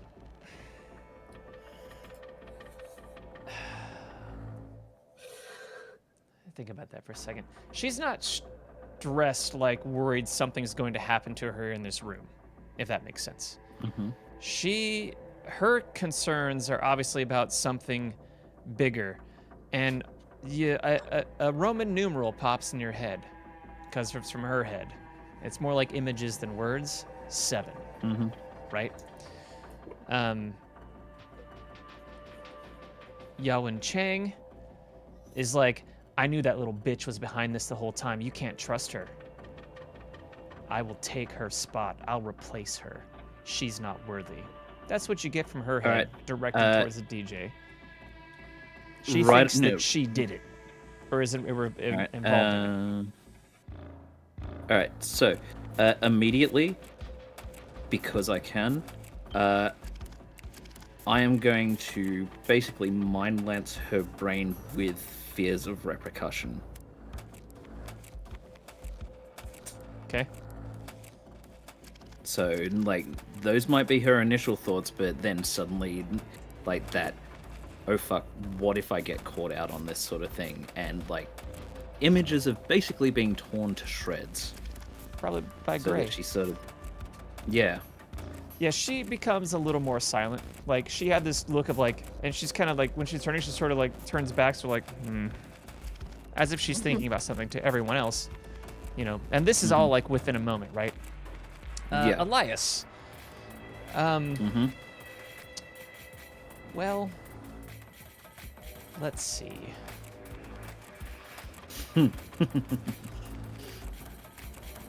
You got a what? I got an 11. An 11. Okay. That's a really good roll, but you're using it on a lot of people.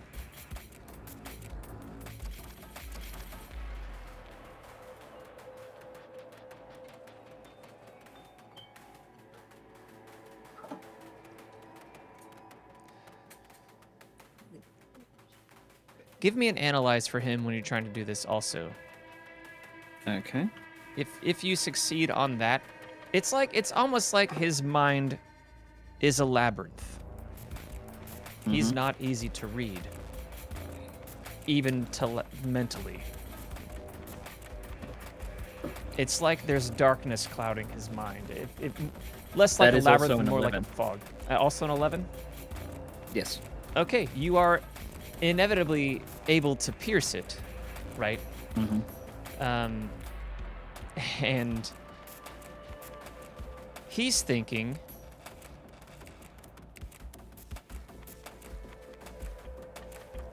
this is a very good job. I need to read something real quick.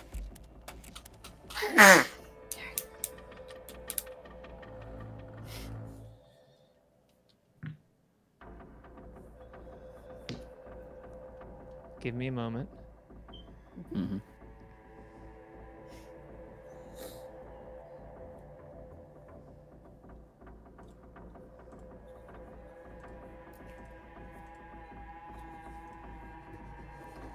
Okay, yeah.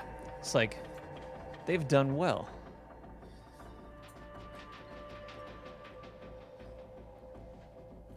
I might be able to find where it went. Is he talking about us or them? He's talking about you guys. They've done well. I might be able to find where it actually went.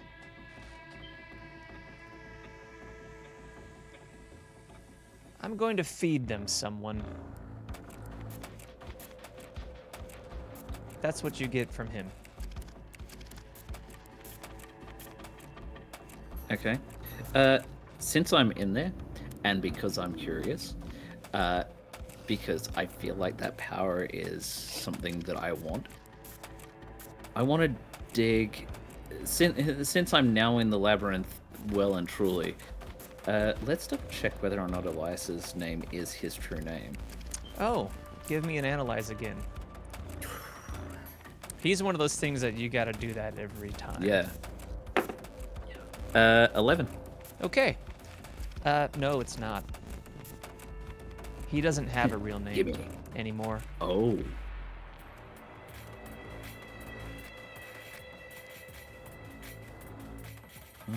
What is identity?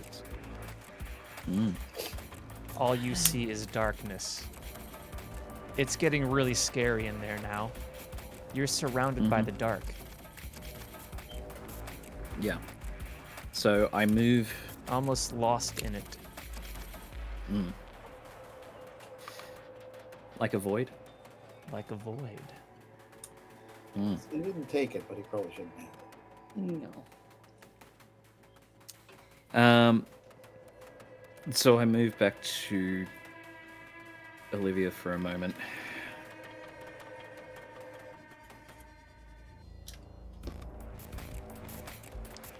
Think about There's it. a lot moving around you. Oh, you say that too? Okay. Get out of my head is all she thinks. Cheng wants your spot, by the way. Oh, fuck her. Exactly. Don't worry. I deterred her. Thanks, I guess. But please stop. Okay.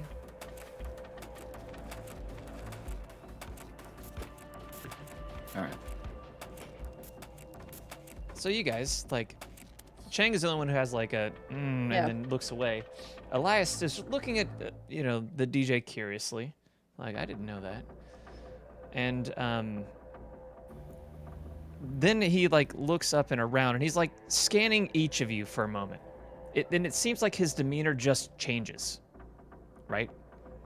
See how I said like smarmy smile, and he sort of like that drops a smile, and it's just like starts slowly moving his head around the room, looking at each of you like he's trying to find something, but doesn't. What are Wade and or Koschei doing right now? To continue, you don't necessarily know all these things that John knows, but yeah. Oh.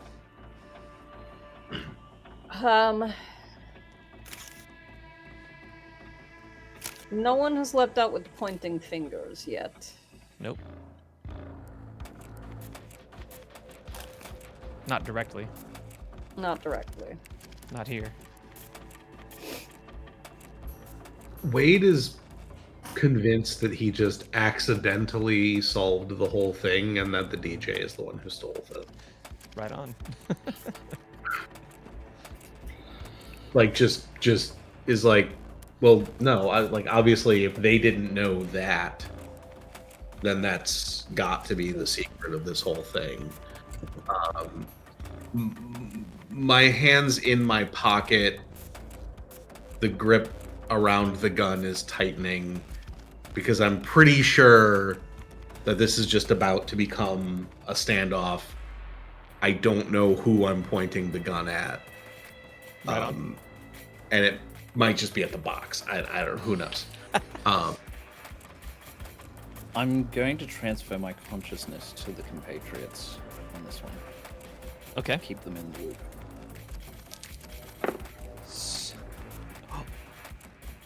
Seven. So brand new stress. Yep.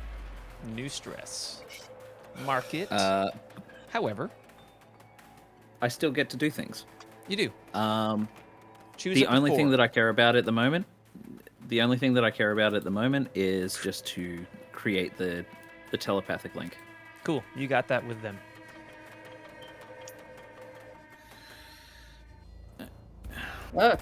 So all of you can think at each other right now. You may not know that yet until things start being thought at you, but yeah. Whatever you're thinking, it's not what you think it is. I think you're in an already crowded space. It is weird having another person in here. It's definitely strange to be in there, John. It does not feel comfortable. I'm pretty sure that's what I think it is. Elias is not our target. He's about to feed us a patsy.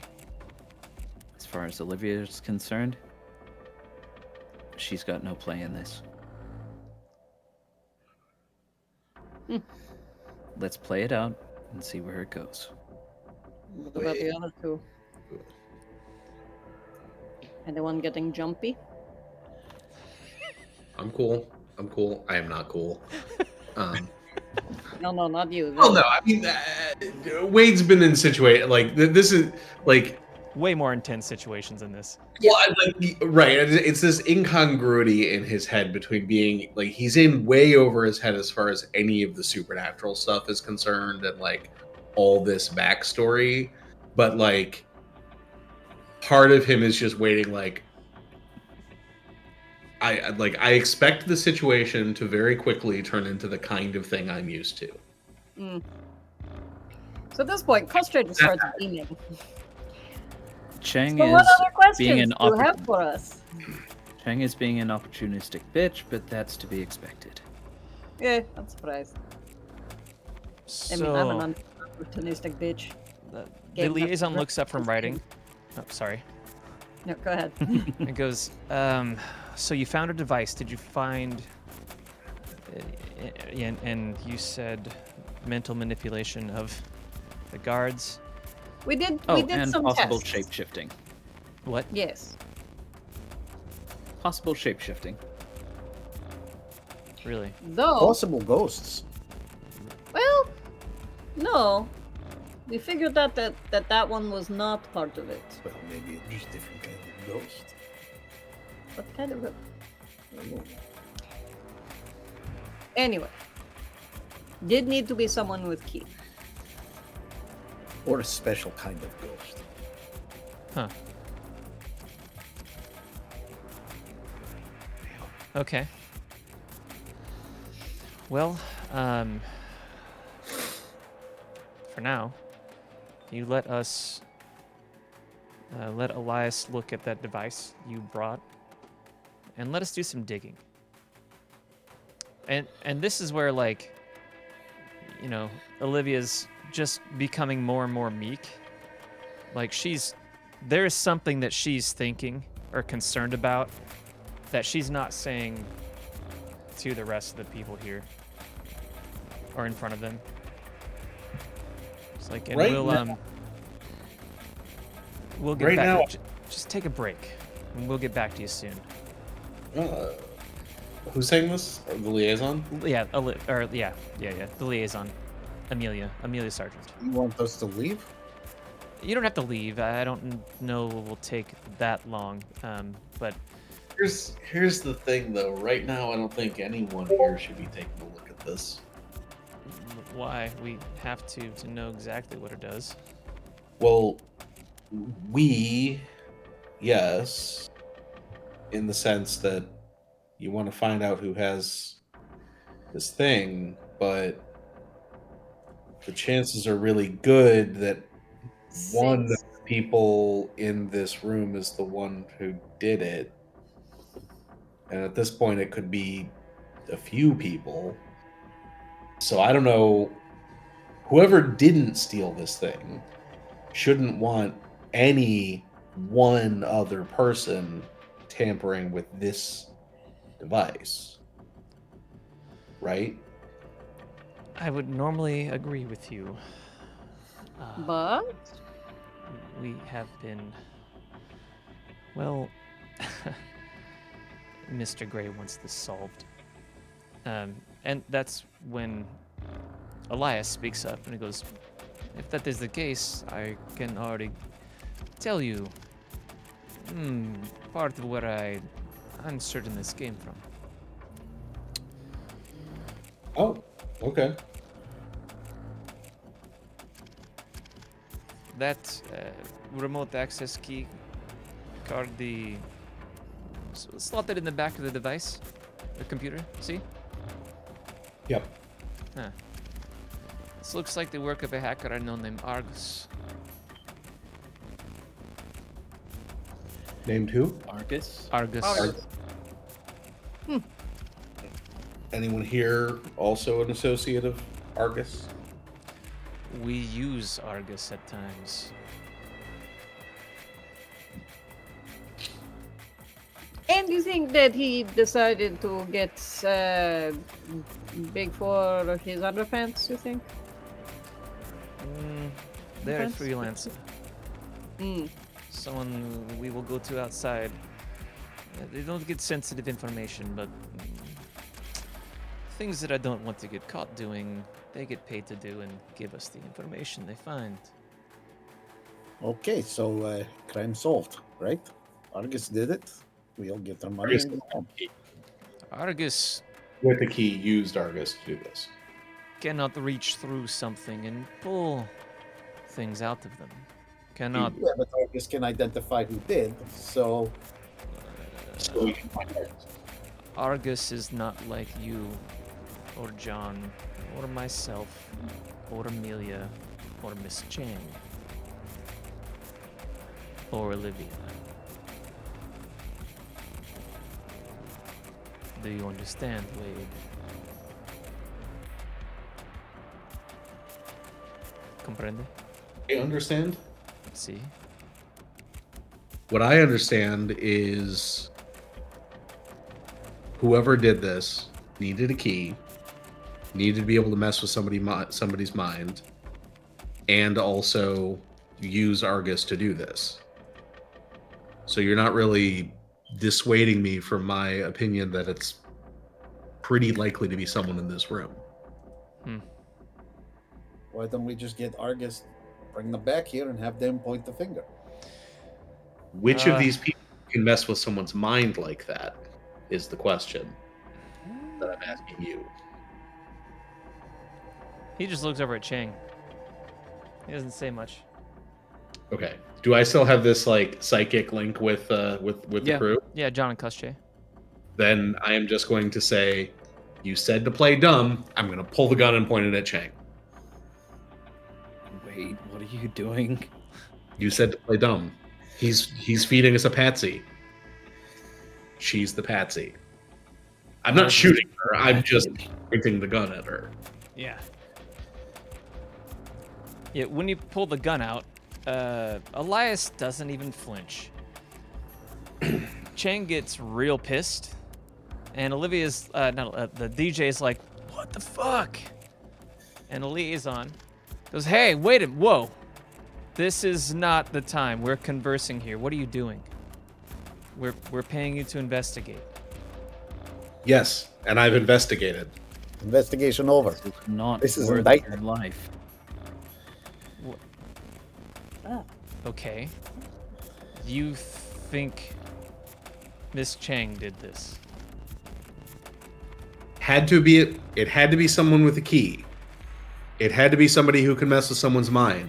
It had to be somebody who could contract Argus to do it. Is it you? I didn't do this, you stupid fuck. Is it Elias? I have no Is- idea. He just kind of chuckles. I see. And DJ just goes, "All of you shut the fuck up." God damn it. Please put the gun down. It's Who's asking to put the gun down? Sorry. the Olivia, DJ. the DJ. Daughter. She's like, "Please put the gun down." Why am I putting the gun down? Just do it as she says. Because it's not. You're shooting her isn't gonna kill her. And Chang just smiles. What? Put the gun down. You. Gun's going back in my pocket, hand staying on the gun. Okay. I didn't know that this was going to happen.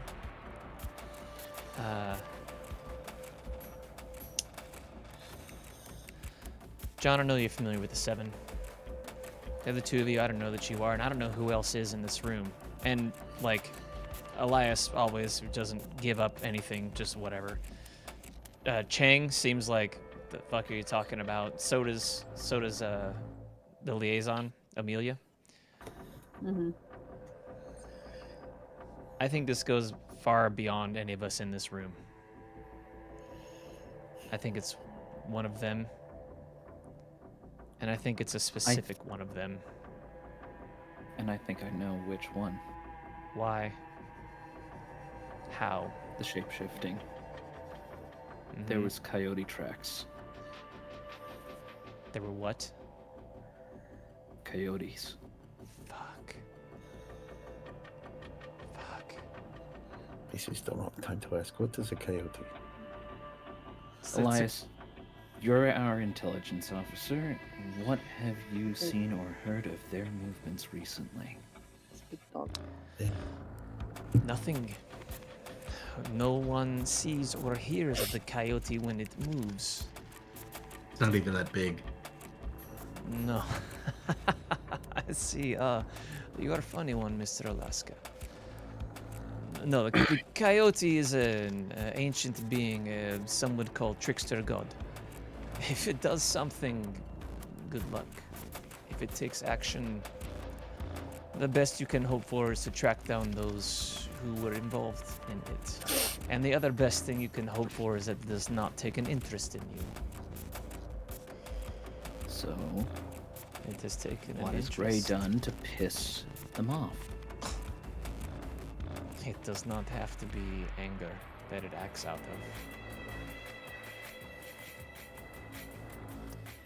Well, that'll be a first.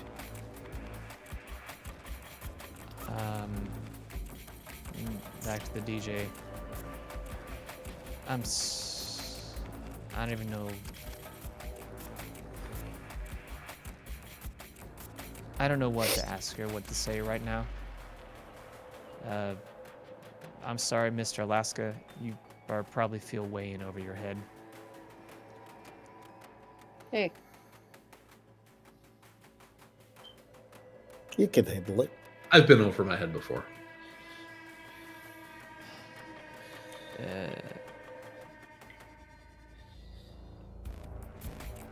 Olivia. Trust me, I would love to see you shoot this fucking bitch over here. Right? And Chang just stares daggers at her. But her head is shoved so far up my father's ass. There's no way she had anything to do with this. If what John tells me is true, she wants to replace me. Which I would believe that she'd do anything to get closer to power and his power.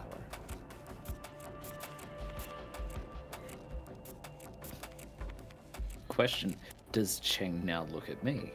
She does, yes.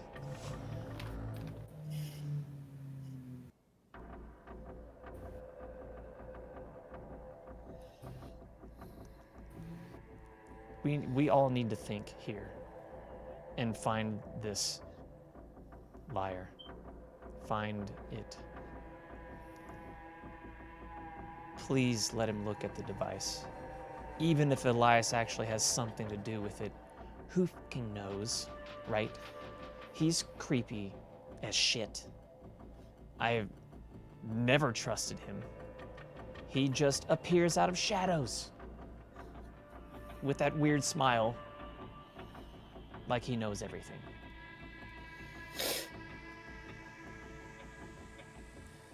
I'm just going to take a step back from the table. Okay.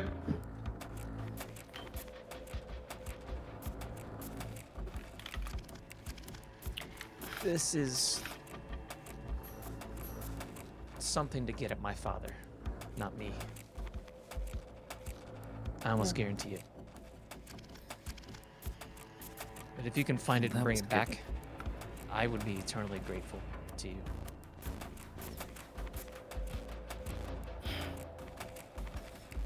And I know Daddy will pay you handsomely. That's why we're working on it. But just to fill in the one other piece, this coyote you're talking about would have been able to do all this without having a key? Possibly. No, nobody really knows exactly what it can and can't do. Question. Like I said, there's no way to track it. These keys. Or them. How close do you all keep them? On your keychain, around your neck? When was the last time you saw this key that is almost never used? I keep mine somewhere no one else can find it. When was the last time you saw it, though? Where I come from, that always means your ass. He reaches into his inside pocket of his jacket, pulls it out, and then puts it back in there. I thought you said where no one could find it. Please. It's the first It's in the shadows. He just opens his jacket and goes, please see if you can find it. No, it's fine. There's a spooky spook. Anyway. Rest of you, key? Mine's always on me. And like Amelia, like, you know, wears a tag and like always has the thing on them. She's like the epitome of do it by the book sort of person. Chang goes, in my office. Is it in your office right now? I would assume so. You know what they say about assuming.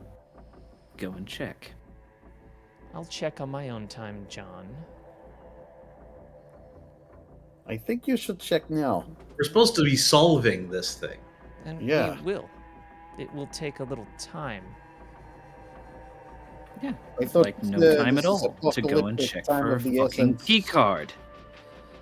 I feel Chang, much more comfortable go. leaving this room when everyone else does, instead of being left out of the room where it happens. Thank you. There's nothing is happening in this room right now. You're not I missing doubt We that. will cross our arms and put our heads on the table if that's what you fucking need. Get the key card. Do we Because all I'm want to go assuming, with her? based off of everybody else in this room, they have theirs right now, and you don't have yours on your person. I actually don't know if I mean, mine should be at home, says Olivia, but I don't know that it's there right this second. I don't carry it on me all the time. All right, well, I feel like this is sort of solving itself. Yeah. These are not as well protected as we thought they were. Fine. I'll be back. Chang walks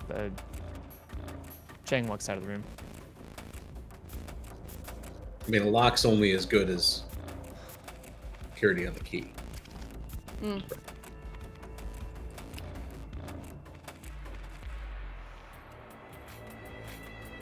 Well, awkward but informative. We have learned a lot today. And over that psychic link, you were right. Playing dumb works. You Worked ended up for us playing for almost a years. little bit too dumb at the risk of your own life. But sure. Almost, though. Not long after she comes back, it's here. Oh, good. Now, was that so hard?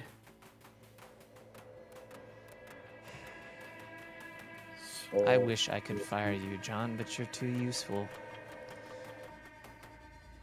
Olivia? Oh, yeah. Yeah, Olivia's key. But if that is already at her place, perhaps next step, so that we don't have to break up this really delightful little party, is to look at the object. The device. Yeah. I am willing to assume that... That will take a little bit of time. I am willing to assume, and this is huge hypocrisy on my own part, but if I'm to know anything about the Greys at this point, that house is so heavily warded and protected that even a ghost hiding in a fart would end up being hit from a ward of some kind before they even had the chance to manifest. See? Well, but I could test that. I would not go in there unless I were invited. In this equation, you're the fart. Haha, Zinger. Forgive me for being the one. It's my hint. Forgive me for being the one who's over his head here, but you know, you're thinking this coyote figure who's mysterious and super powerful and everything, you know, could definitely have been the one that takes it, but also their house is so mysterious and powerful that nothing could get in there. This is like, which of these two things am I supposed to believe is true? Yes. Okay, so Olivia, do you live the with your dad? immovable force and the unstoppable object. You know what I mean here? You know why this is True hard enough analogy. here? Okay. Yet I do not go in there unless I'm invited. Well, sure, you won't. I won't. None of us will. But if we're thinking that whatever is doing this is so far it this beyond anyone's understanding, then it shouldn't be that impossible to think that this place might not be so secure against that. Putting it this way, You would have a better time of breaking in and only having to deal with security compared to a majority of the people in this room. How about this? Saying I stole it? What? No, I'm explaining to you the difference between you and everybody that you're sitting with right now. You don't have to worry about permissions. You don't have to worry about wards. You only have to worry about people with batons and guns who can take your life. Okay. That is your advantage. Wade gets for a moment, a dreamy look in his eye. Never mind. So, I mean, the bunker was also supposed to be impregnable, and look what happened there. Right? This is very true. And it is why I'm going to take this device. And I will be back very soon. He walks out the door.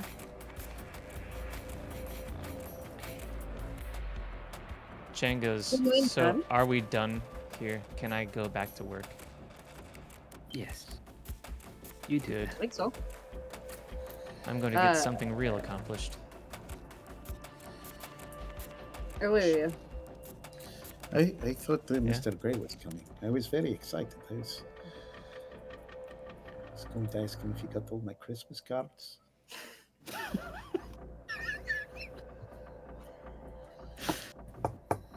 Do we maybe want to check on that car key, that key of yours? It'll take me time to go home and come. Like, I won't know until much later. If it's gone, it'll be gone, and I'll let you know. Enormously critical information. Oh, I agree. I'm gonna go do that. He'll be back before I will, by any means, and I can probably just page John with the answer, to be honest with you. What's the nearest bar to this exact spot? Bar? Yeah. No, there's like one a few blocks down. Well, all right. Why don't we go there, and then we just reconvene in several hours? Yeah, and also, as far as, I mean, like, is there anything more important that you have to do right now than help find out where this thing went? Oh, it's not. I'm not saying that at all. Yeah.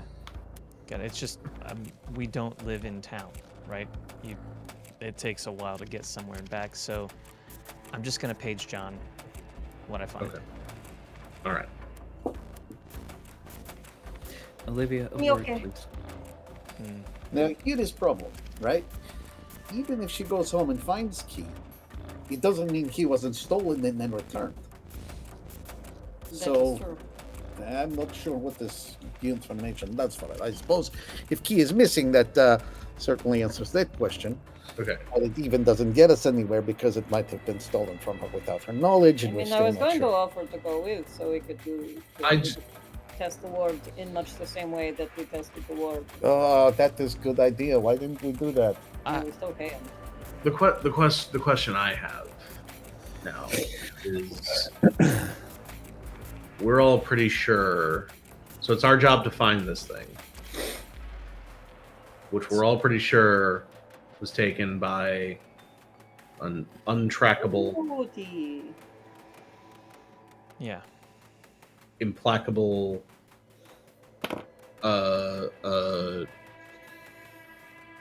supernatural, devious thing that we couldn't find, and if we could find, it wouldn't matter because it could just destroy us all. But also, but if it breaks it, powerful as it is, there's no way it could possibly have stolen this thing from these places. I feel like I'm running around in circles. Amelia takes her glasses off. She's like, listen, you have brought in the information you have. Let us now help you and do our jobs. Take a break. Great. Can we get first Take a payment? drink. We'll, I don't know, give us a couple hours. Come back.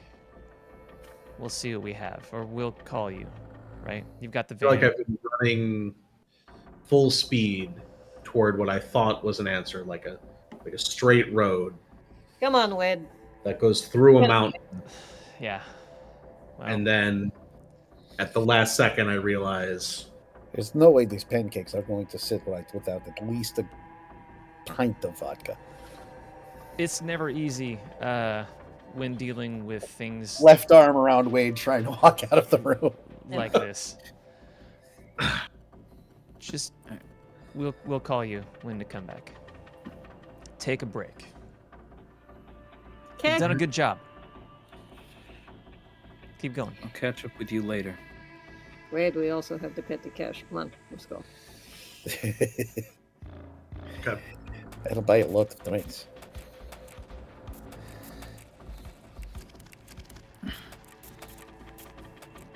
So in this how did you interaction enjoy dealing with other supernatural assholes other than your favorite supernatural asshole? If I had known there were more of you, besides the more of you that I already know.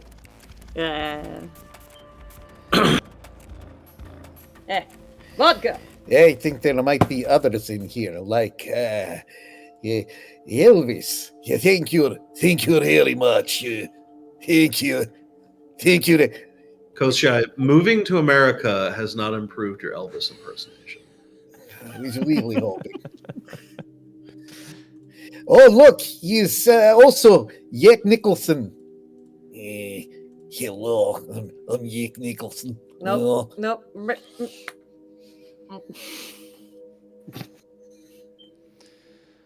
So then, little downtime. Is there anything in particular you guys are doing? If not, it can just pass. Bad impressions. Perfect. Bad impressions. So the last of those conversations that were being had with Amelia are at the same time that I've stepped away down one of the corridors with Olivia to talk. While she's headed out to go home. I didn't ask for a word with her before she leaves. Okay.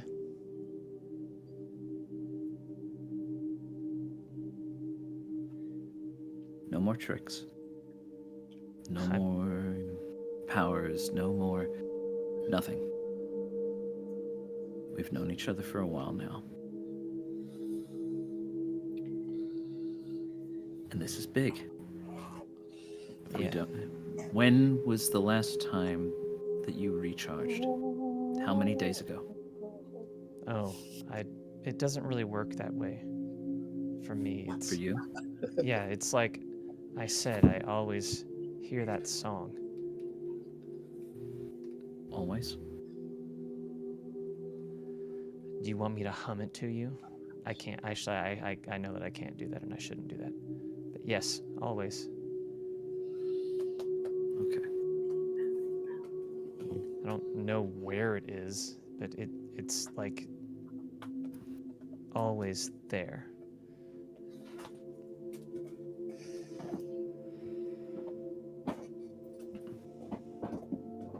Is there anything that I need to know? I don't. And I don't just mean about what all of this is. All of this. Oh. Because we'll figure this out. I hope. Is there something that I should know that is going to make a difference in the way that this goes down? And I'm not asking you as an employee of your dad's company. I'm asking you as one of the only real friends that you've got.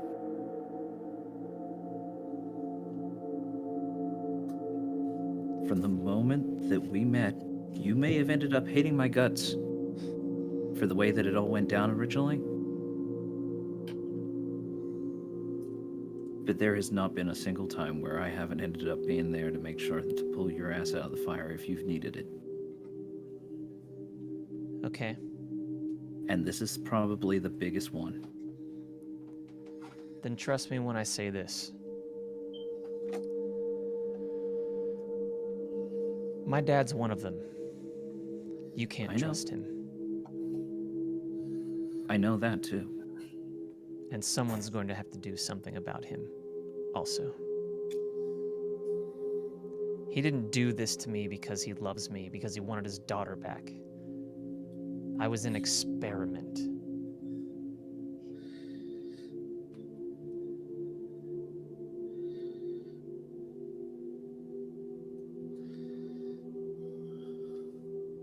You know, the funny part is that in another life, so was I. And I chose this to get away from it. Huh. Well,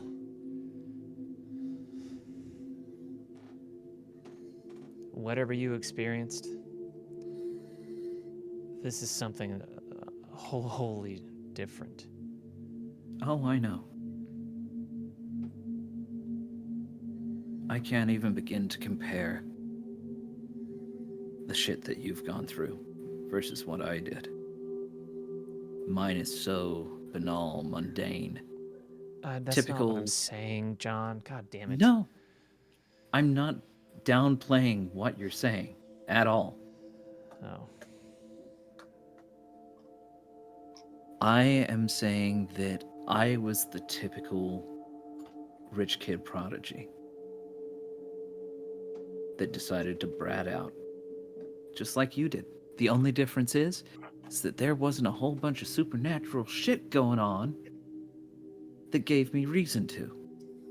And your father isn't known as the devil.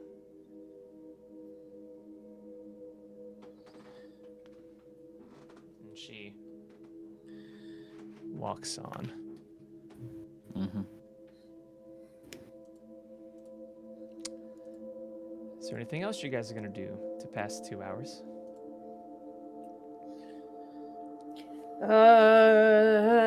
Alcohol. Drinking. You eventually meet up with him at the bar, John? Yeah. Okay. Wade is doing a really bad Michael Caine impression. Like, I've just completely gotten over it. No, I'm just like, you know what? I'm just gonna roll with whatever comes toward me. That's Mr. Alaska. There it is. Seemed to be a good Mr. Alaska. This is Sergeant Alaska. Nice. Well, Yeah. no, we did Mr. Alaska. We don't. Yeah, well, when we're drinking is Sergeant Rock Flag and Eagle whiskey and beer. That's You have brought us to the land of the free and the home of the blue jeans. The bluest of jeans. Blue as the sky. So you guys are chilling for a while at the bar, and you get the page to return. It's been a few hours. Whew. Square myself up, get ready to go. Yeah. Actually, Radmila might have taken a quick nap in the head and let you go for a bit. It's like, she's been really quiet for a little bit. He's been doing all the talking. All right. Needed that. Yes, she's awake. All right, when you guys get back, same conference room. You walk in, it's just the liaison and the spook sitting there. She goes, well, we've analyzed the information that you've given us and the device. Elias found something interesting. Let's see. I did not expect this. Very fun. So, on here, at least going through logs, there is a code that I have found. 0130.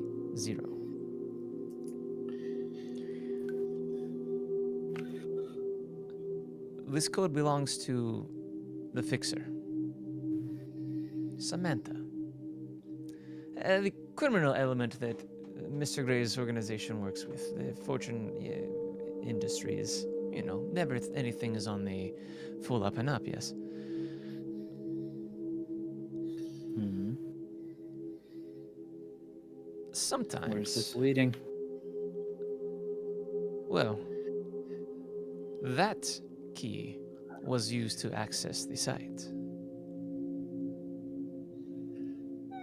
Samantha's key. Let's see. I don't even know there was another key. Oh, never mind. Well, now we know which key. All right. Well, okay. We send somebody to go to find Samantha. We find what was the other guy? Or we Argus. I think we go find Samantha. Okay, we go find Samantha. We go find Argus. We shake them down. We get the answers. We're done. Is she still in the building? Do we need Argus at this point? I don't know that you do, and if need be, we know now. They are a paid. And presumably, you want to bring him in and ask him questions. Maybe. Liaison goes, actually, no. Just go talk with her. This is her address. This is her phone number. Now, she's dangerous, but, well, she's like you, Wade. She's not like the rest of us. Kind of sure I can handle. She's wily. I never thought that she would screw over Gray like this, but... Like a coyote? Well, But maybe she's also being used. That's why we're not bringing her in. Just go talk with her. She likes wine. I love her already. Can be friendly, but if she thinks you're... If you think she is responsible, she'll get real crafty. So just be careful. But all we need you to do is get the information of the location of the thief. And if it is who we've been talking about, she may not know that, but she may have another lead. She's very well connected in the criminal underworld. And the artifact and leave. No reason to rough her up.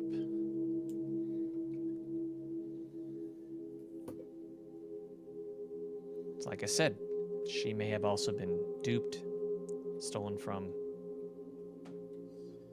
She could still actually be an asset and not a liability.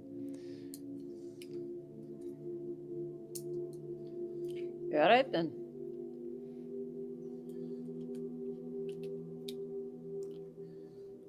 You guys willing to go a little further? Or you want to call it? Oh, I'm very tired. Okay. We're gonna call it there for tonight. All right. Woo! It's like a good spot. Yeah. Yeah. Wait, we gotta do. Well, I hope you guys had fun. This was definitely one of the longer sessions we had, but I always find the first one with new people is, I love it. Like, I love getting everyone role-playing and to see how they interact with the world, and I hate cutting you guys off on some things. Next time, it feels like we got a good sense of our characters, and we're gonna roll through some stuff. Yeah. And it will be the last session, so hopefully it has an epic ending. Now I can't do it. Hey. Hey. What is, oh, there it goes. Well, thank Can you you do all. like Oh, yeah, nice. Thank you so much. Thank yeah, you for that'd be anybody the- out there watching, and we will see you next time. Bye, everybody. Bye. Yeah, that's like.